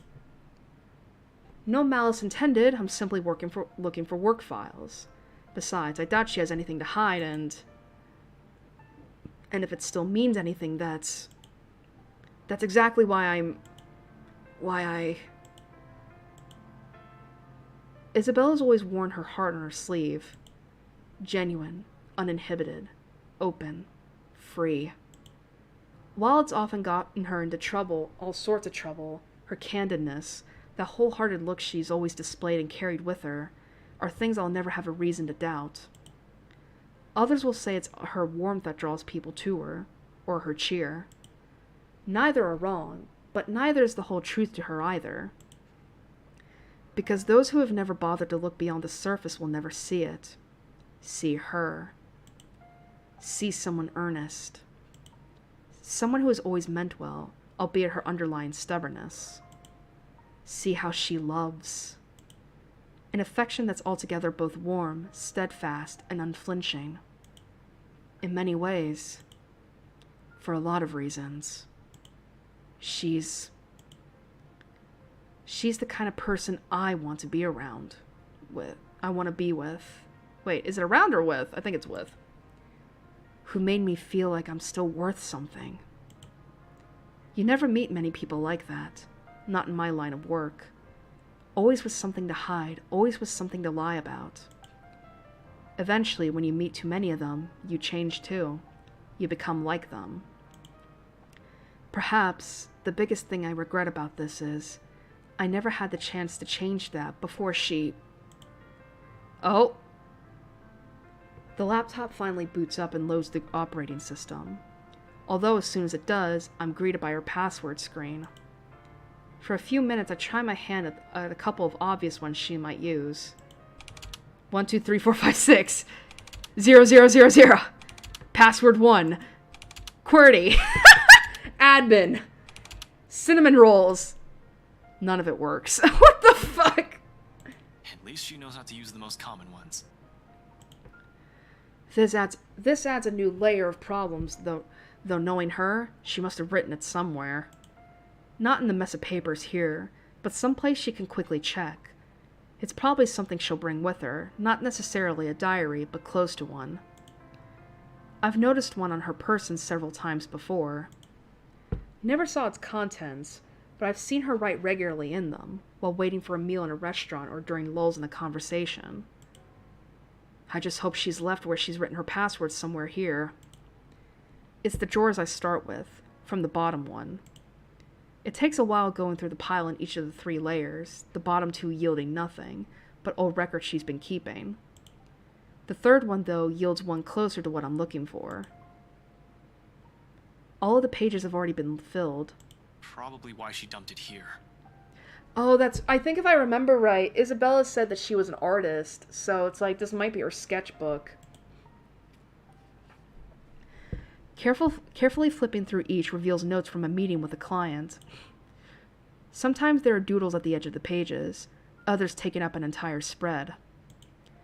All old ones, and nothing of use to me right now. But on the last page, on a sheet folded in half. Oh, that's so sweet! There's Zach, Ash, and Rebecca. That's so sweet. Opening it reveals a doodle of the 3 of us. Zach, Rebecca, and me, from how we looked about 4 or 5 years ago, give or take. At the bottom, the words scrawled in a neat script after a few telling erasures. 707 Devlin 2011. Despite myself and how dismal everything is going on at present, laughter slips from my lips, uninhibited and without care for whom I hear. Oh, 707 Devlin Court. I remember handling that case from 5 years ago. Eva got a recommendation from Inspector Abigail and a promotion to Detective Sergeant after wrapping it up. Some morbid case of a dead husband being stuffed in a sofa by his own wife. And at the heart of it, Isabella. Fresh off the boat, selling the first property assigned to her.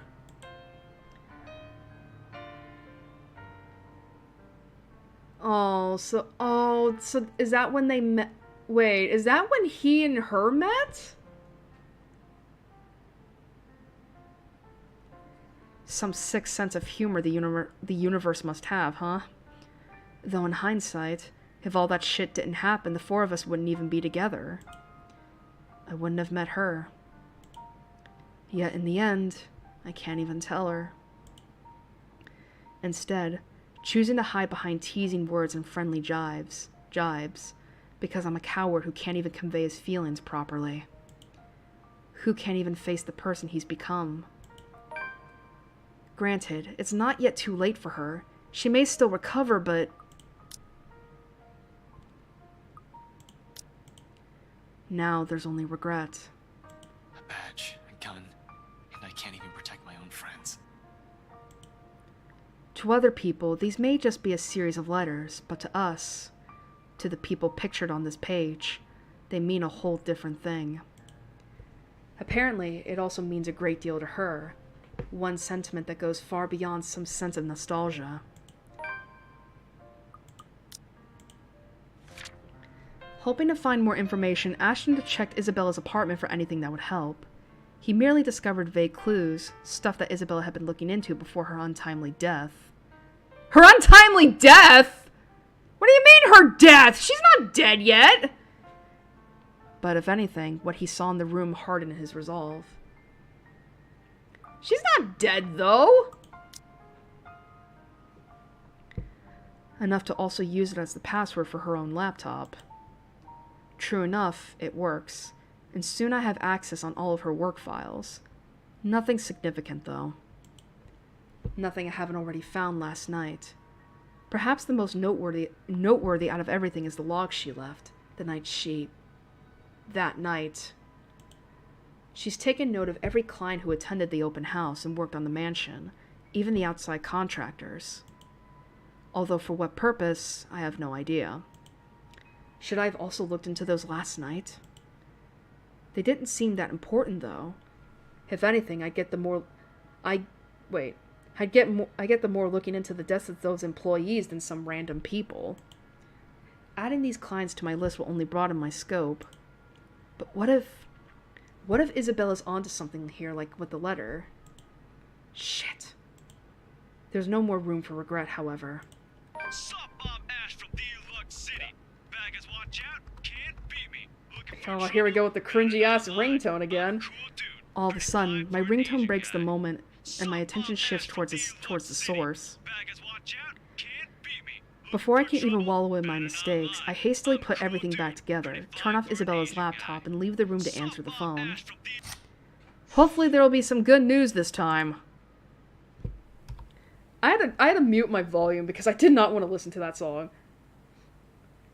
Unrelated frustrations aside, once I step out of the room and accept the call, the stone that's been stuck in my stomach simultaneously lodges itself up my throat.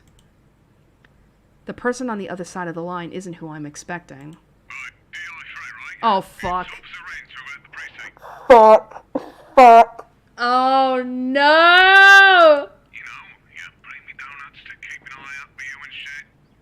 Oh, yeah, right, Renz, what's up? You've, never called me through this line before. Is this something urgent? Your friend's in the hospital. Not the hospital. Your friend's in jail!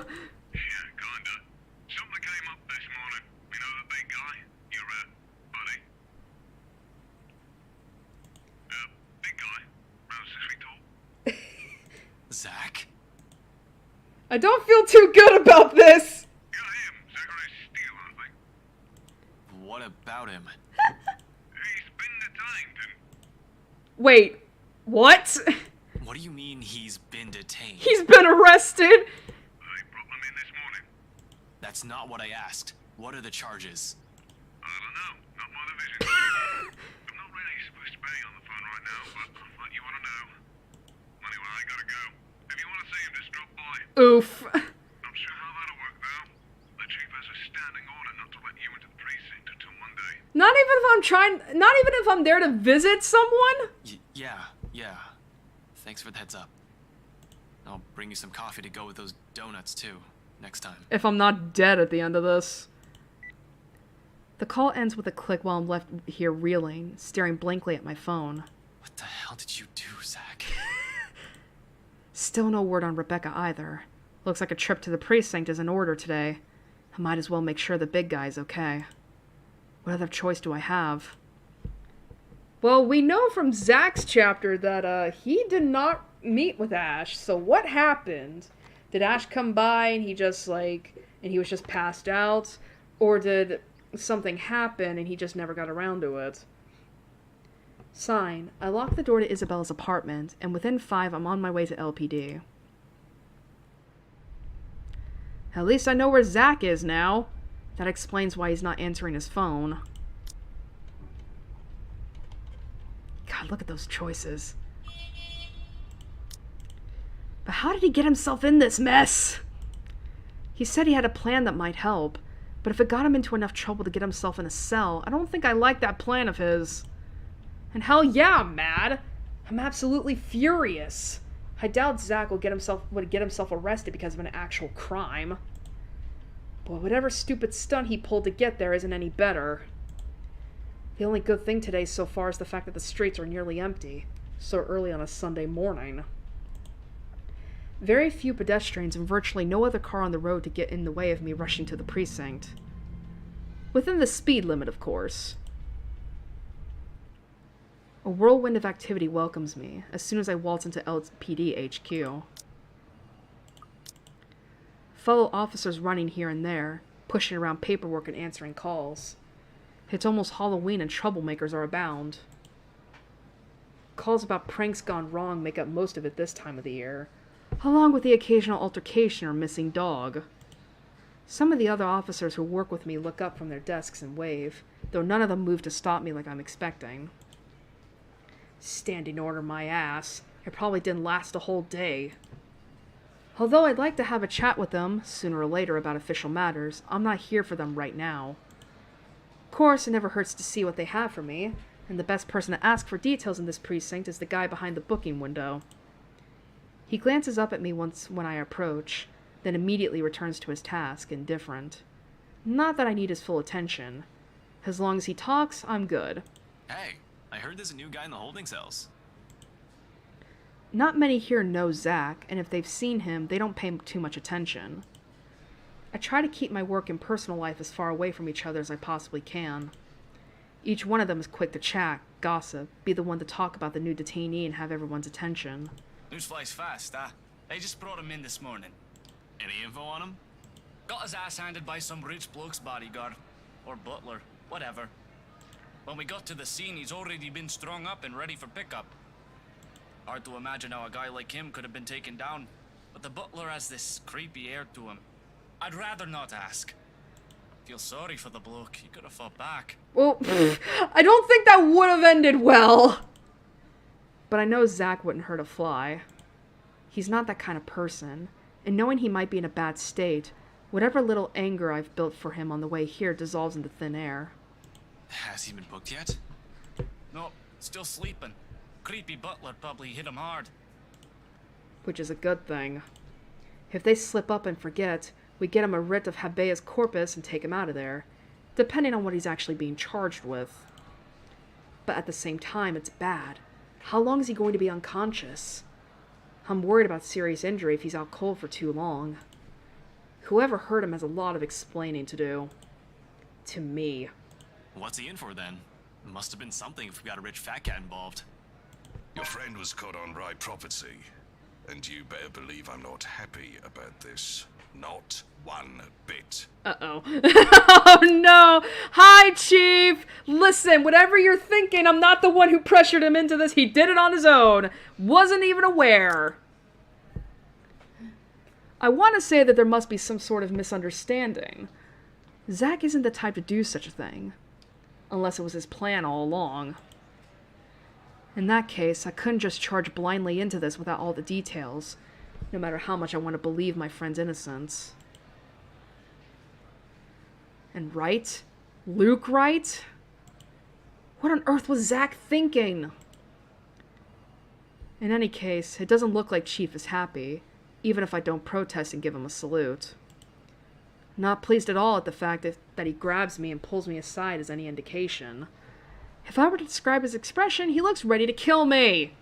I swear, Frey, if you're behind no, this, if no. you told Steele to sort the rights because you were taken off the case, No, I did not put him up to this. I was not aware of it. I'm not stupid enough to ignore chain of command and go against official orders. Give me some credit, Chief. Seriously, I will swear on the book right now, I did not pressure him to do it. I did not ask him to do it. He just did it on his own. I was not aware. Trust me, I wouldn't be here if I knew he got arrested. And you better be sure you didn't. I swear I didn't. Luke Wright is coming here. Oh, fuck. We both know he's trouble. Oh, no! I'd consider your friend lucky if he only gets charges put against him.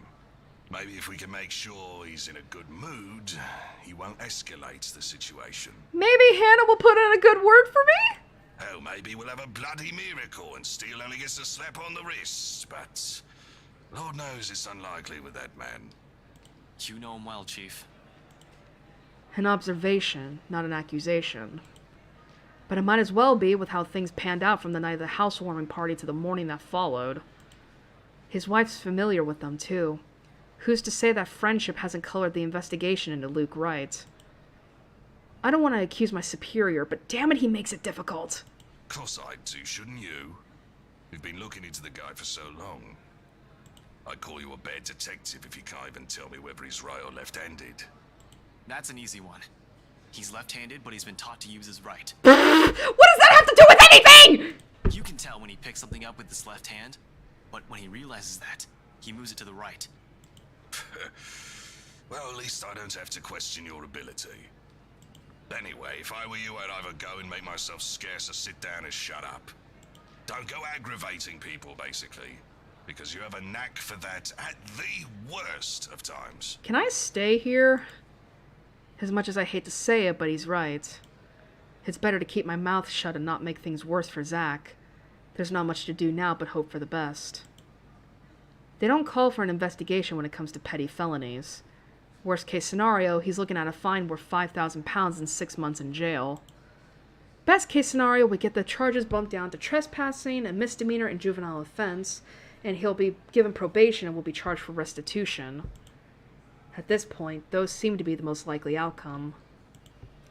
I don't see how he could have been framed for breaking and entering, unless he was taken into somebody's property against his will. Even in my head, that sounds unlikely. I don't know what you're talking about, sir. I think I'm a delight to be around. And then he's like, get the fuck out of my office. Tell that to my blood. Anyway, let me handle him, alright? Hi! Right on cue, the moment Chief says that, you know who arrives. And like the arrogant show-off that he is, he makes sure his arrival is well noticed by everyone within the immediate vicinity. The guy ignores the front desk even when Benjamin tries to greet him. He just blows past him, walks in all high and mighty as if he owns the place. Meanwhile, the creepy butler of his trails behind like a tamed dog on its leash. It doesn't help either that the other officers stop whatever it is they're doing and stare. Whether it's out of suspicion, curiosity, or, judging by some of their starstruck looks, awe. They should quit it, get back to work, and stop giving the man the attention he's obviously seeking. I'm here to report a crime. Of course, why else would you be here? Ashton, shut up! You're either reporting something or being put behind bars, you imbecile. I'm going to... Calm down, Ashton. No need to rile myself up. I need to calm down. Not for him, not for myself, but for Zach. It's already difficult holding back when his face looks like it could use a good right hook. Better to just let the chief handle him. Sure enough, he's the first to walk up to him, bearing a smile way too friendly for comfort. Looking at them like this makes me sick to my stomach. It's easy to know there's something up underneath the guise of keeping up appearances. I'll be happy to assist you with that, Mr. Wright. You'll have to issue your statements as victim and witness. We'll have to determine probable cause and properly file a criminal complaint, of course, you understand. Oh, I understand, though I don't see why you can't file that thing yourself. The cause is obvious, isn't it? He was breaking into my home in order to pilfer my belongings. Well, we'll still need that police report. The prosecutor will be the one to determine what charges you can legally file against the accused. I don't know if this is racially motivated or not. Reports and prosecutors, why should we law-abiding citizens suffer through all that? Thugs like him should be kept off the streets. I mean, it's so obvious who these people are, you can practically spot them. Okay, this is definitely racially motivated. Okay. Wait. Hold up. Is this guy for real? Can he hear himself? He's not saying what I think he's saying, I hope. We come here to our country, take advantage of our American generosity, while we proper Brits work hard and pay our taxes. Okay. Okay. Alright. If any of you are uncomfortable with the racism here, I am very sorry. We will get through this as quickly as possible. All the while they break our laws and ruin our civilized community. Trash like these should be kept contained. These uneducated... Don't you say it. Now, Mr. Wright. I know you're upset about what happened, but perhaps we should move to my office. Of course. The sooner we can deal with the petty criminal, the better. I can't believe the audacity of this guy. Did he really think himself better just because he was born rich? I swear they should just ship these peasants back to where they came from. They're all criminals. It can't be helped. It's in their genes. Despite myself, in spite of every restraint I've placed on me, upon hearing those words, I can't help but open my mouth. Chief's warning be damned. Yeah, I don't blame you. This is my friend he's fucking shitting on! Oh! This is not good! Fuck I want to rush him, but I feel like that's a bad idea. That is going to get me arrested. Like, that is going to get me arrested. Like, I am probably going to get arrested for, like assault. Fuck, man. Like, I get it. I fucking get it. Like, Ashton is like, bruh, you are shitting on my friend and being racist to him. I should fucking deck you.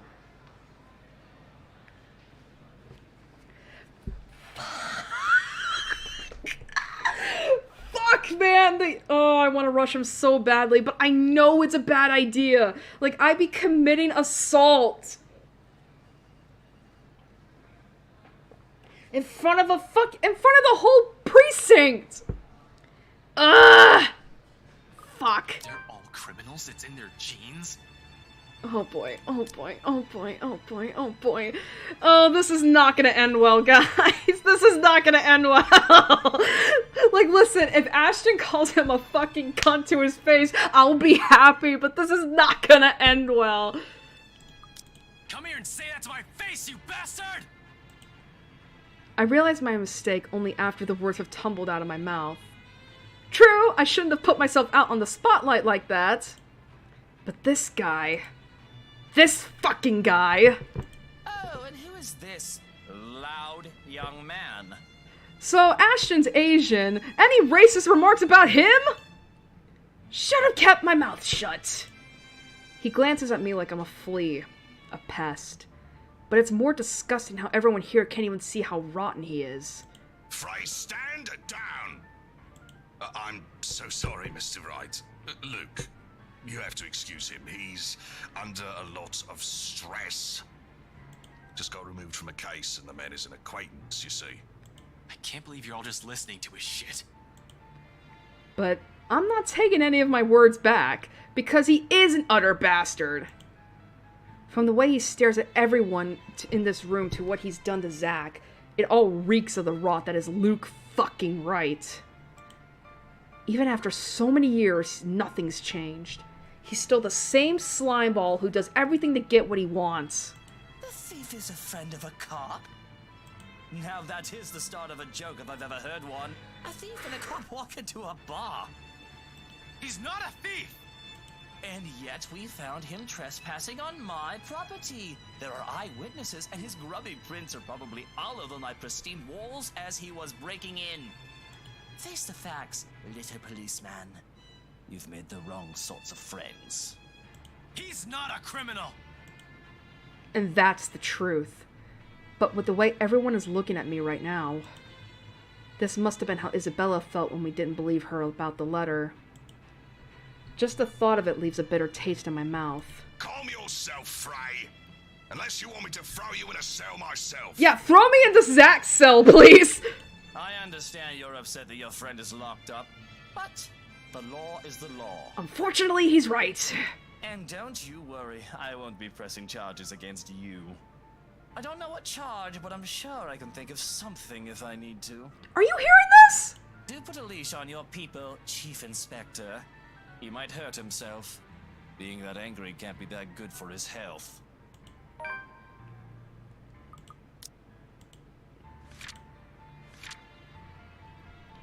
An LPD officer informed Ashton of Zachary's detention.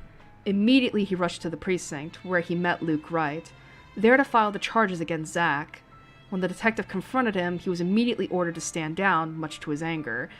Listen, man, it's like, I would have rushed him. I would have. But it's like, it's such a bad idea. It is such a bad idea. Because it would have resulted in assault. I probably would have gotten taken off the force. Fuck, man! I don't know! Let me check the branching tree. Okay. God, the third run through, I'm immediately picking this choice. I want to see what this fucking shit looks like.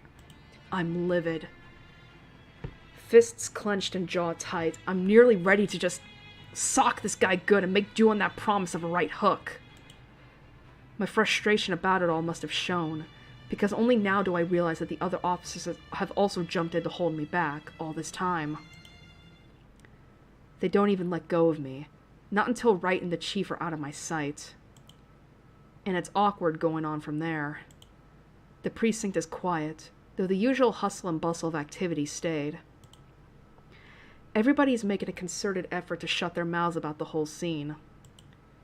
I wish they made the same effort to keep themselves from staring at me, though. They all want to talk about what just happened. But at the same time, they don't want to acknowledge that it did happen and refuse to even make eye contact with me.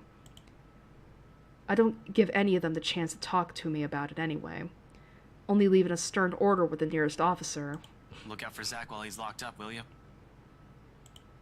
That's it. I have no further business here.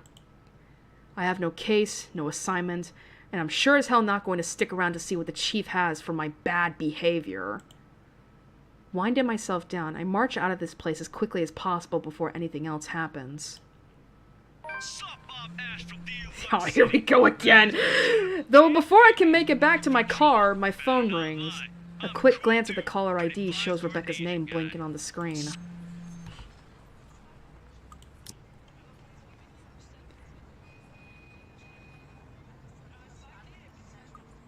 I probably would have gotten an achievement if I did rush him. Without wasting any time, I answer the call. However, the tone she assumes isn't what I'm hoping to hear. Are you there? Ragged, a bit out of breath. There's a tinge of urgency in it. Listening to her from my side of the line makes it seem like she's just run a marathon prior to this call. Becca, where? I got your message. What happened? Well, Zach's been arrested. Nothing. Well, Zach's in a bit of a tight spot right now. Hello.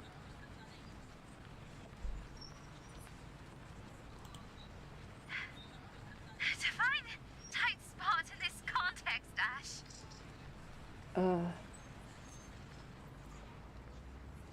Ash. Excuse me for a moment. I need to answer a message real quick.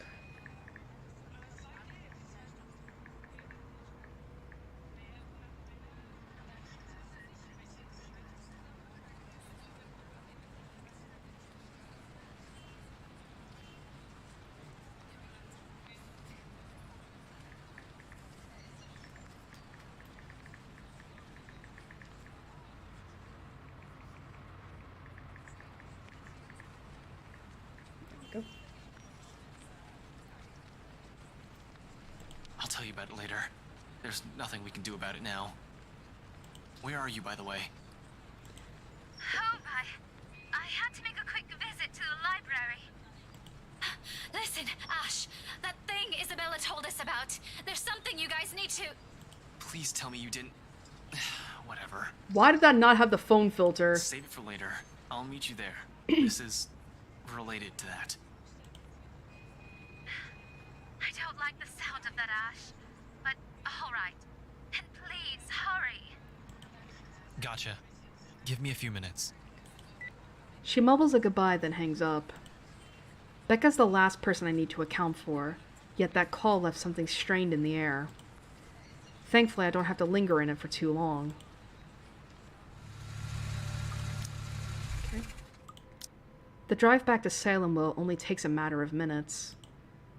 I find her pacing in front of Isabella's room, hands clasped tightly in front of her as she treads the small space offered by the hallway. The second she looks up, apologies spill out of her mouth first. I'm sorry, Ash. I was in a hurry. It doesn't matter. What's important is you're here. Yeah, thank God. Not burnt to a crisp or brutally murdered somewhere. Thank God for that. Whole. Alive. Although she seems a bit shaken, it doesn't really matter in the grand scheme of things. At least now I can relax, ease the pressure off my shoulders, if only by some. Anyway, let's head inside. We shouldn't be talking about this out here. You have a copy of her key, right? We're borrowing Isabella's flat? What is this really about? She has some files in there, also related. She merely nods in understanding. I hope you know what you're doing. However, the minute she moves to fish out the key, she winces. A small reaction, but sets a precedence for a careful observation nonetheless. A closer look at her reveals a much more disheveled appearance than usual. Hair in a bit of a mess, probably flattened in a hurry. The back of her dress also shows stains of dirt in places it rarely gets into. She's also leaning more on using her left arm. She's right-handed. Perhaps the most telling is the slight limp she has, once she leads me into the room. It all sprouts a hatful of questions. What exactly happened and how she ended up in that state? Pretty sure a simple trip to the library wouldn't do that. But she never gives me a chance to bring it up. The second we're seated in the tiny living room, she gets straight to the point and asks about Zach. Typical Rebecca. All right, no more suspense. What happened to Zachary? He's been arrested. And I don't want you to mince words. Tell everything as it is. He's been detained. The police arrested him this morning. Arrested? Why? She raises one of her eyebrows in question, and I quickly fill her in on what happened. From the moment I've gotten the news down to the very person at the root of this trouble, the very person he's been friendly with from the start. She falters the second I drop Scumbag's name, disbelief all over her features. Are you sure it's him? This must be a mistake. Yup, quite sure it's the bastard we saw at the precinct, in all his pompous glory. What was Zachary even doing in the mansion? Breaking and entering? Are you kidding me? I mean, to be fair, they have no idea why he did that, so it's pretty obvious. I know Zachary can look a bit intimidating at first glance, but he's not the kind of person who will do those things. That's exactly what I told the geezers at the precinct, but they won't listen. Apparently they caught him in the act. Of course they won't. They're up against Wright's smug face, for fuck's sake. He's the one who has the money. I'll talk to him. Immediately, every thought in my head stops and I stare at her. She can't be serious. Oh, Rebecca. You want to talk to Smugface, to Scumbag? Yes, I'm sure he'll see reason. She wastes no time. Ignoring her limp, she gathers her things and stands up, ready to leave. I grab for her arm before she can walk past, carefully to avoid hurting her in case there really is an injury. Seems like it at first glance, but you can't be sure until after a careful examination has been made. I suspect some bruising at least. Although minor internal fractures aren't out of the equation, they have a nasty way of staying hidden. But that possible injury is the least of my problems right now. Not when she's likely planning a march into the Ermengarde mansion just to talk to the guy. And I have a slew of opinions about that plan. Oh boy. Don't be rash. This thing with Zach has already gone down the legal territory. Okay, good. Smugface already filed the case this morning. Isn't that another reason to talk to him? It'll be difficult, especially when he's so eager to get to the precinct this morning. Unless we find evidence that'll prove Zach's innocence, there's nothing we can do at the moment. Not to mention he's racist as fuck! Chief will kick me out of my own precinct if I keep insisting. Becca does give it a moment of thought. She still appears like she wants to run headfirst to Anselm, though. But after a minute of silence, thankfully, she concedes. All right, but promise me you'll get Zachary out of that place. I will. There's no way in hell I'm leaving him in there. Oof. Besides, even if you could reason with Smugface. Stop calling him like that. And you wonder why he won't listen. Even if you could reason with Smugface, you're not going anywhere with that limp. As expected, she tries to hide it. When she squirms from my grasp, it's with enough force, she almost stumbles back as if the couch hadn't caught her fall. Even then, she's swift to shrug it off. It's fine. I just had a little accident. Little accident. Hard to believe when her other arm's nursing the supposedly fine arm. Something's happened there, hasn't it? I don't have to elaborate on the question further. Shortly, she goes very still, and the hand placed over her right arm shifts ever so slightly, its grip on the limb tightening. Not too firm to hurt, but just enough for a gesture of comfort for herself. Warily, she casts a swift glance at me. It strikes me seconds later how utterly familiar her expression is. It's the same one I've seen far too many times in Isabella. Since that day at the movie house, every time her attempts to warn us have been so rudely dismissed. Let me see. Rebecca hesitates for a moment. Then, after a minute of consideration, she sighs and reaches for the hem of her sleeve, raises it just enough for me to take a good look at it. Not swollen, but a large portion of her skin starting to turn an ugly shade of purple. That's going to take a while to heal. Tell me about it. It was a library cart that hit me. You know, the old metal ones they keep near the history section. Is it the woman you mentioned? The one you said was sitting in the back of your car? Yeah, I was in the archives, looking something up. Suddenly, she was just there. Ash, she was using my own students against me. What kind of terrible person does that? Oh, it makes my blood boil. You should have just ran. That woman's not something you can hit with a book. Laugh it up, Ashton. I did. Then the bloody cart came out of nowhere. And you know what? If it weren't for a damn book, I would be dead by now.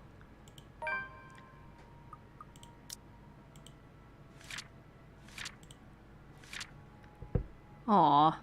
To Ashton's relief, Rebecca later called back. Soon she showed up at Salem Well, looking worse for wear. But upon learning of Zachary's situation, she decided to confront Luke Wright, an idea Ashton begged her to reconsider. Fortunately, before the topic turned grim, Ashton had the sense to drop it. Silence descends in the room as the gravity of that one word hits us. Dead. How many more close calls do we have to go through? How many deaths do we have to witness? How long can we keep this up? We're bound to break at one point. No normal human being with a sane mind can last like this, losing people important to them, one by one, right in front of them. I've already come close to losing Isabella.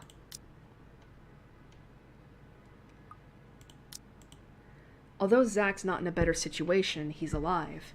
I'm not losing him and Rebecca, too. Let's leave these issues for now. There are some things, a lot of things, you need to know.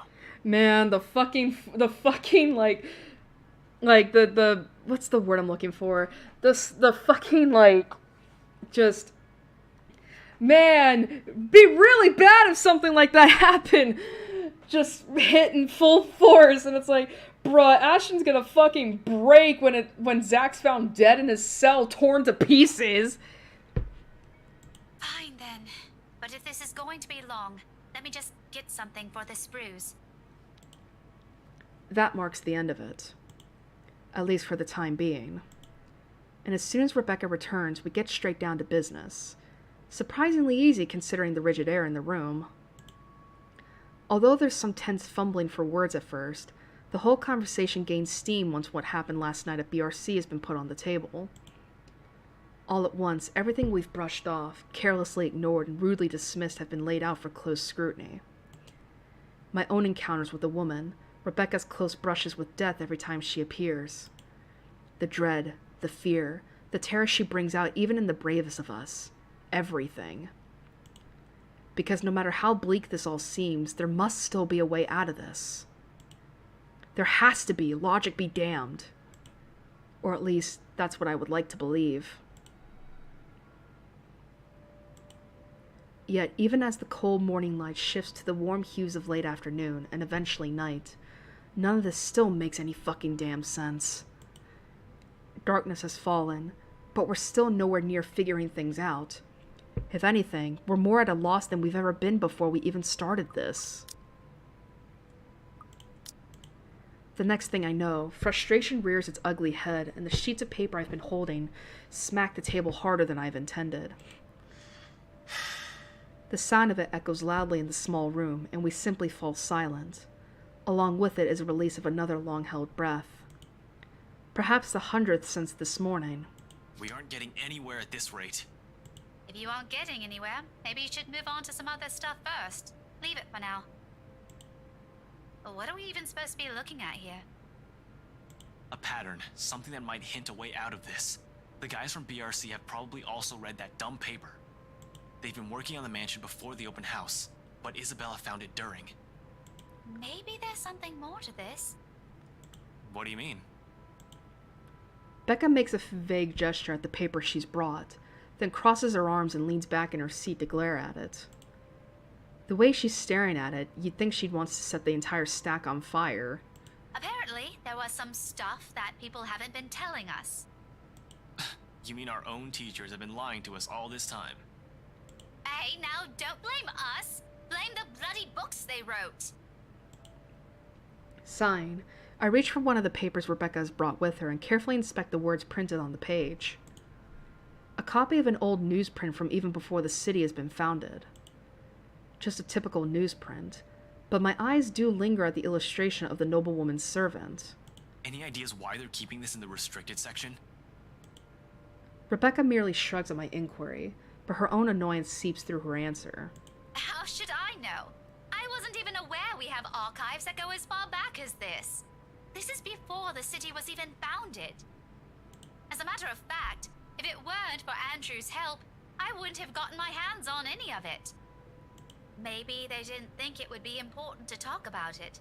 After all, this is more Anselm's than ours. That or some old bugger's hiding something. Why else would these tell a completely different story? Revising what's written seems a useless endeavor on its own when you have nothing to gain from it. Thanks to those, we're also missing a lot of things here. There's still a gap. A huge one. Even with the information we currently have right now, it still feels like there's something we're overlooking. All we have to go with is the mansion, the letter, and all the stuff selfish people have been keeping from the public. But what else? At present, everything seems to point to where this all started. The Ermengarde mansion.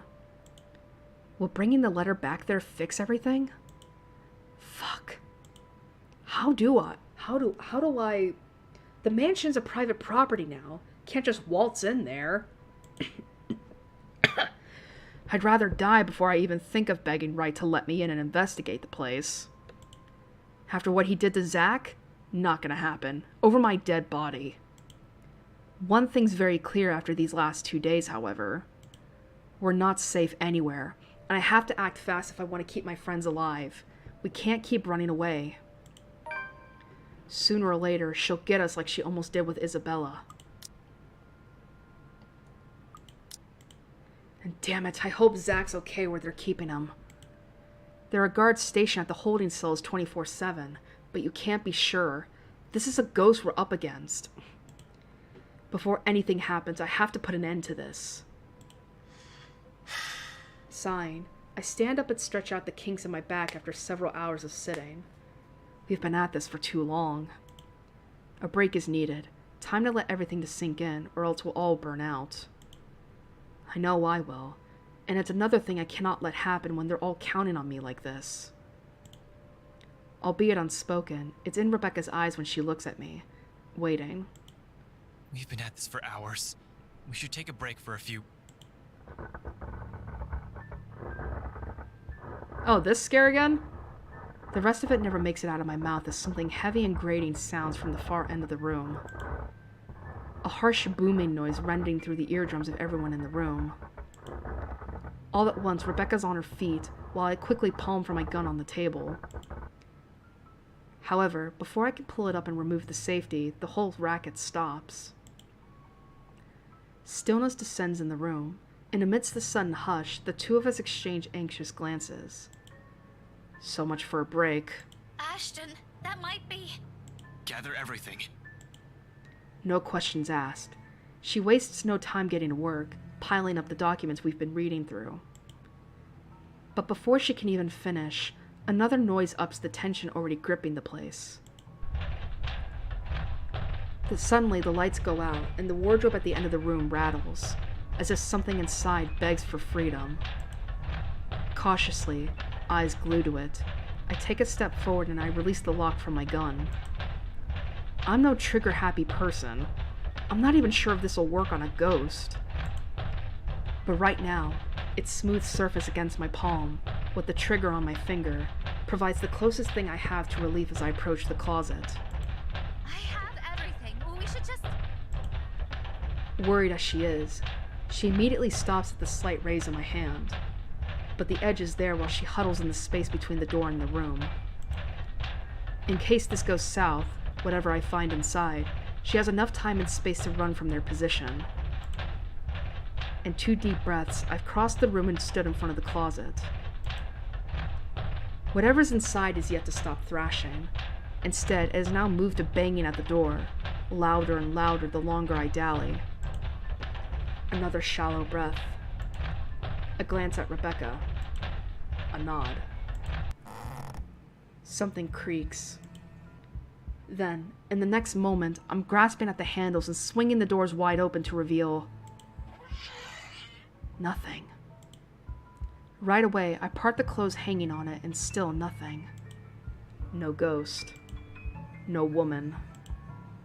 Not a single trace of whatever, whoever's inside.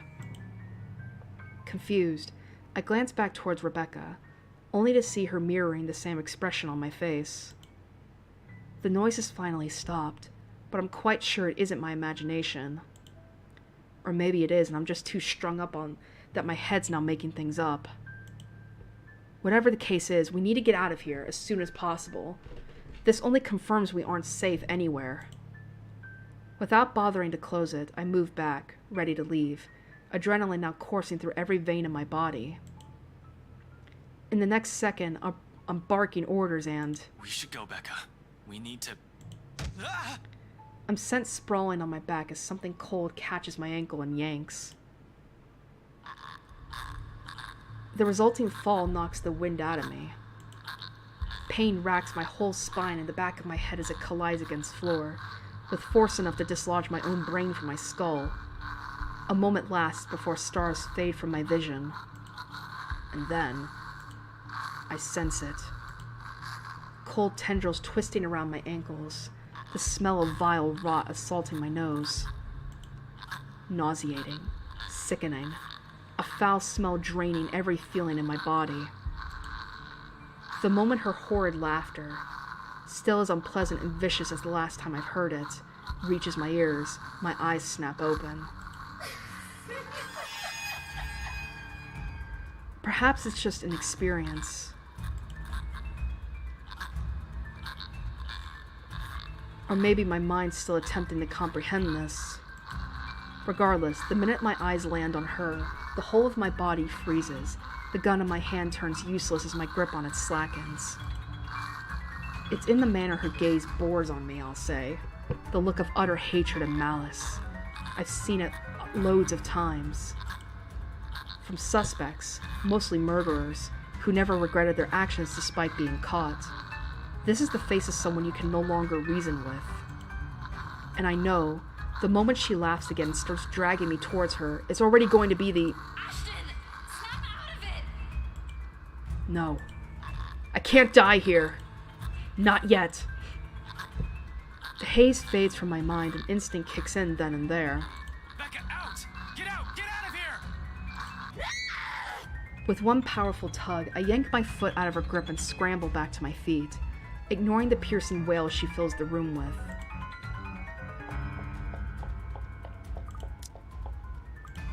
Within the span of a second, I'm gunning for the door, grabbing for Rebecca's arm and leading her out.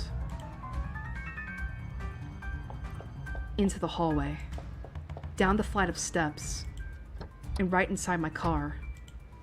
I waste no time flooring on the gas pedal the second she closes the door behind her, and in a short while, I'm driving us out of Salem well.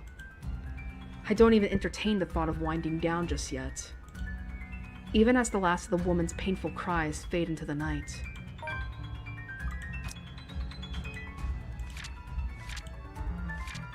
With the help of his remaining friend, Ashton tried to find a way to free themselves of the curse, piecing together what they currently know.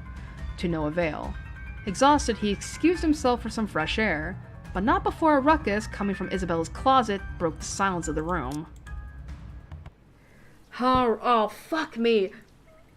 The problem is, I want to fucking, like, I want to continue on because I want to see Ashton's reaction to Zach's death, but I also know it's probably not a good idea because it is almost 2 in the morning. We've been going for 5.5 hours.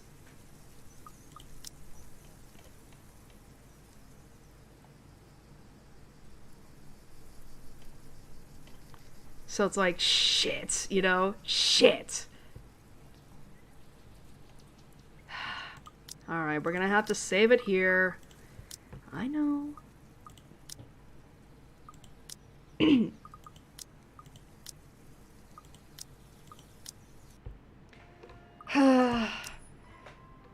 Hey, 61 things, yay. Alright, we already checked that. What was it for this?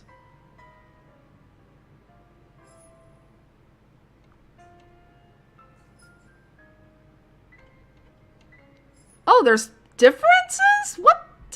Okay. That's fair.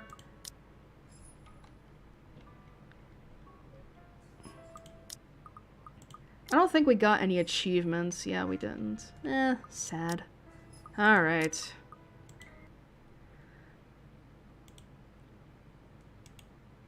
Alright, let's bring up Firefox and close out the stream because my throat is aching.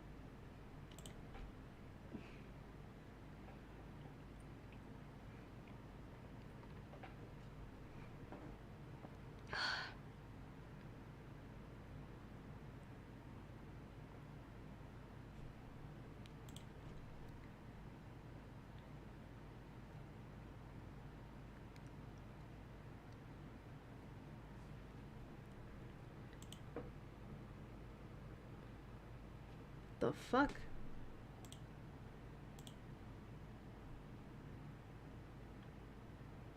Is there really not a...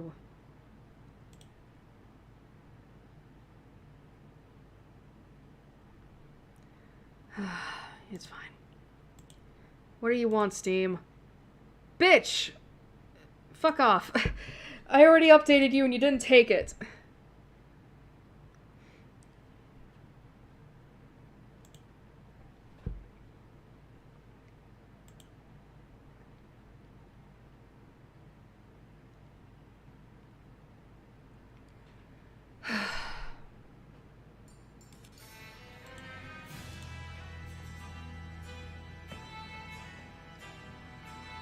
Why does it say that? I got a porn bot spamming messages and it's like, bruh, I try to report the thing and it's like, why can't I block?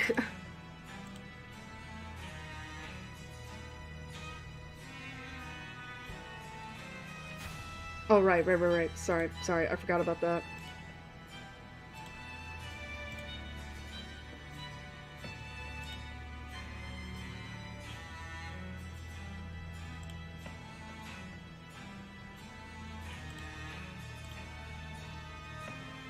I don't know what the fuck it's doing.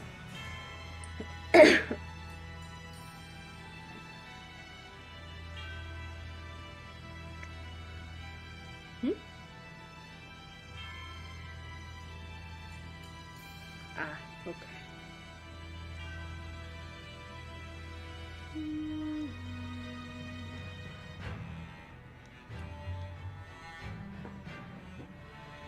Oh, God.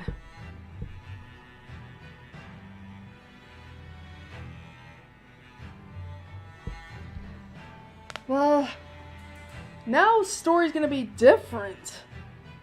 Because Isabella's in the hospital, Zach's pretty much dead, so now we only have Rebecca left, who we managed to save this time around. You know, which I'm happy about, don't get me wrong. It's just like, how is things gonna change? Like, are we gonna have another death? Is Ash gonna die this time, but in Rebecca's arms instead? That would actually be so fucked. He still dies, but in the arms of his childhood friend and the woman who loves him. It's like, damn it, man.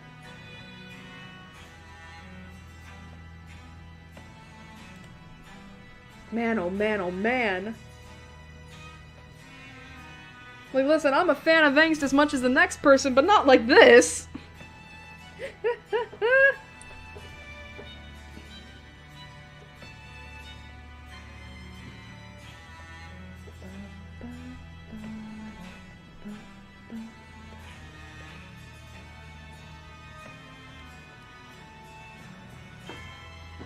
But still.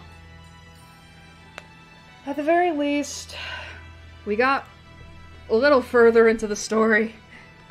I didn't even check to see if we were halfway through Ash's thing. I should have, but, listen, we're gonna probably, like, finish Ash's route, like, Sunday, and then probably finish out Luke's, if anything.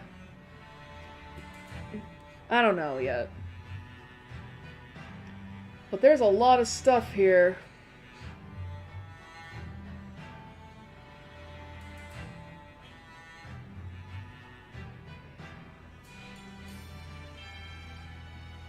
Anyway, so, as I said, I'm going to be streaming this again on Sunday night at, of course, the usual time of 8 p.m. Central Standard Time, as always. Excuse me for a moment.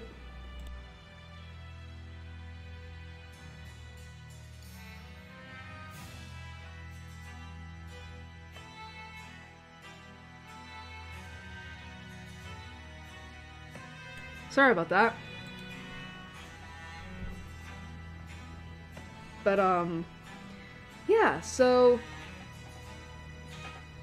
hopefully, I don't know what's gonna happen this time around, but hey, at least we finished out Rebecca's chapter. Don't know if Isabella's gonna live through this game, though. She's probably gonna be stuck in a coma. No, in our luck. Oh my god, not again. Excuse me for a moment.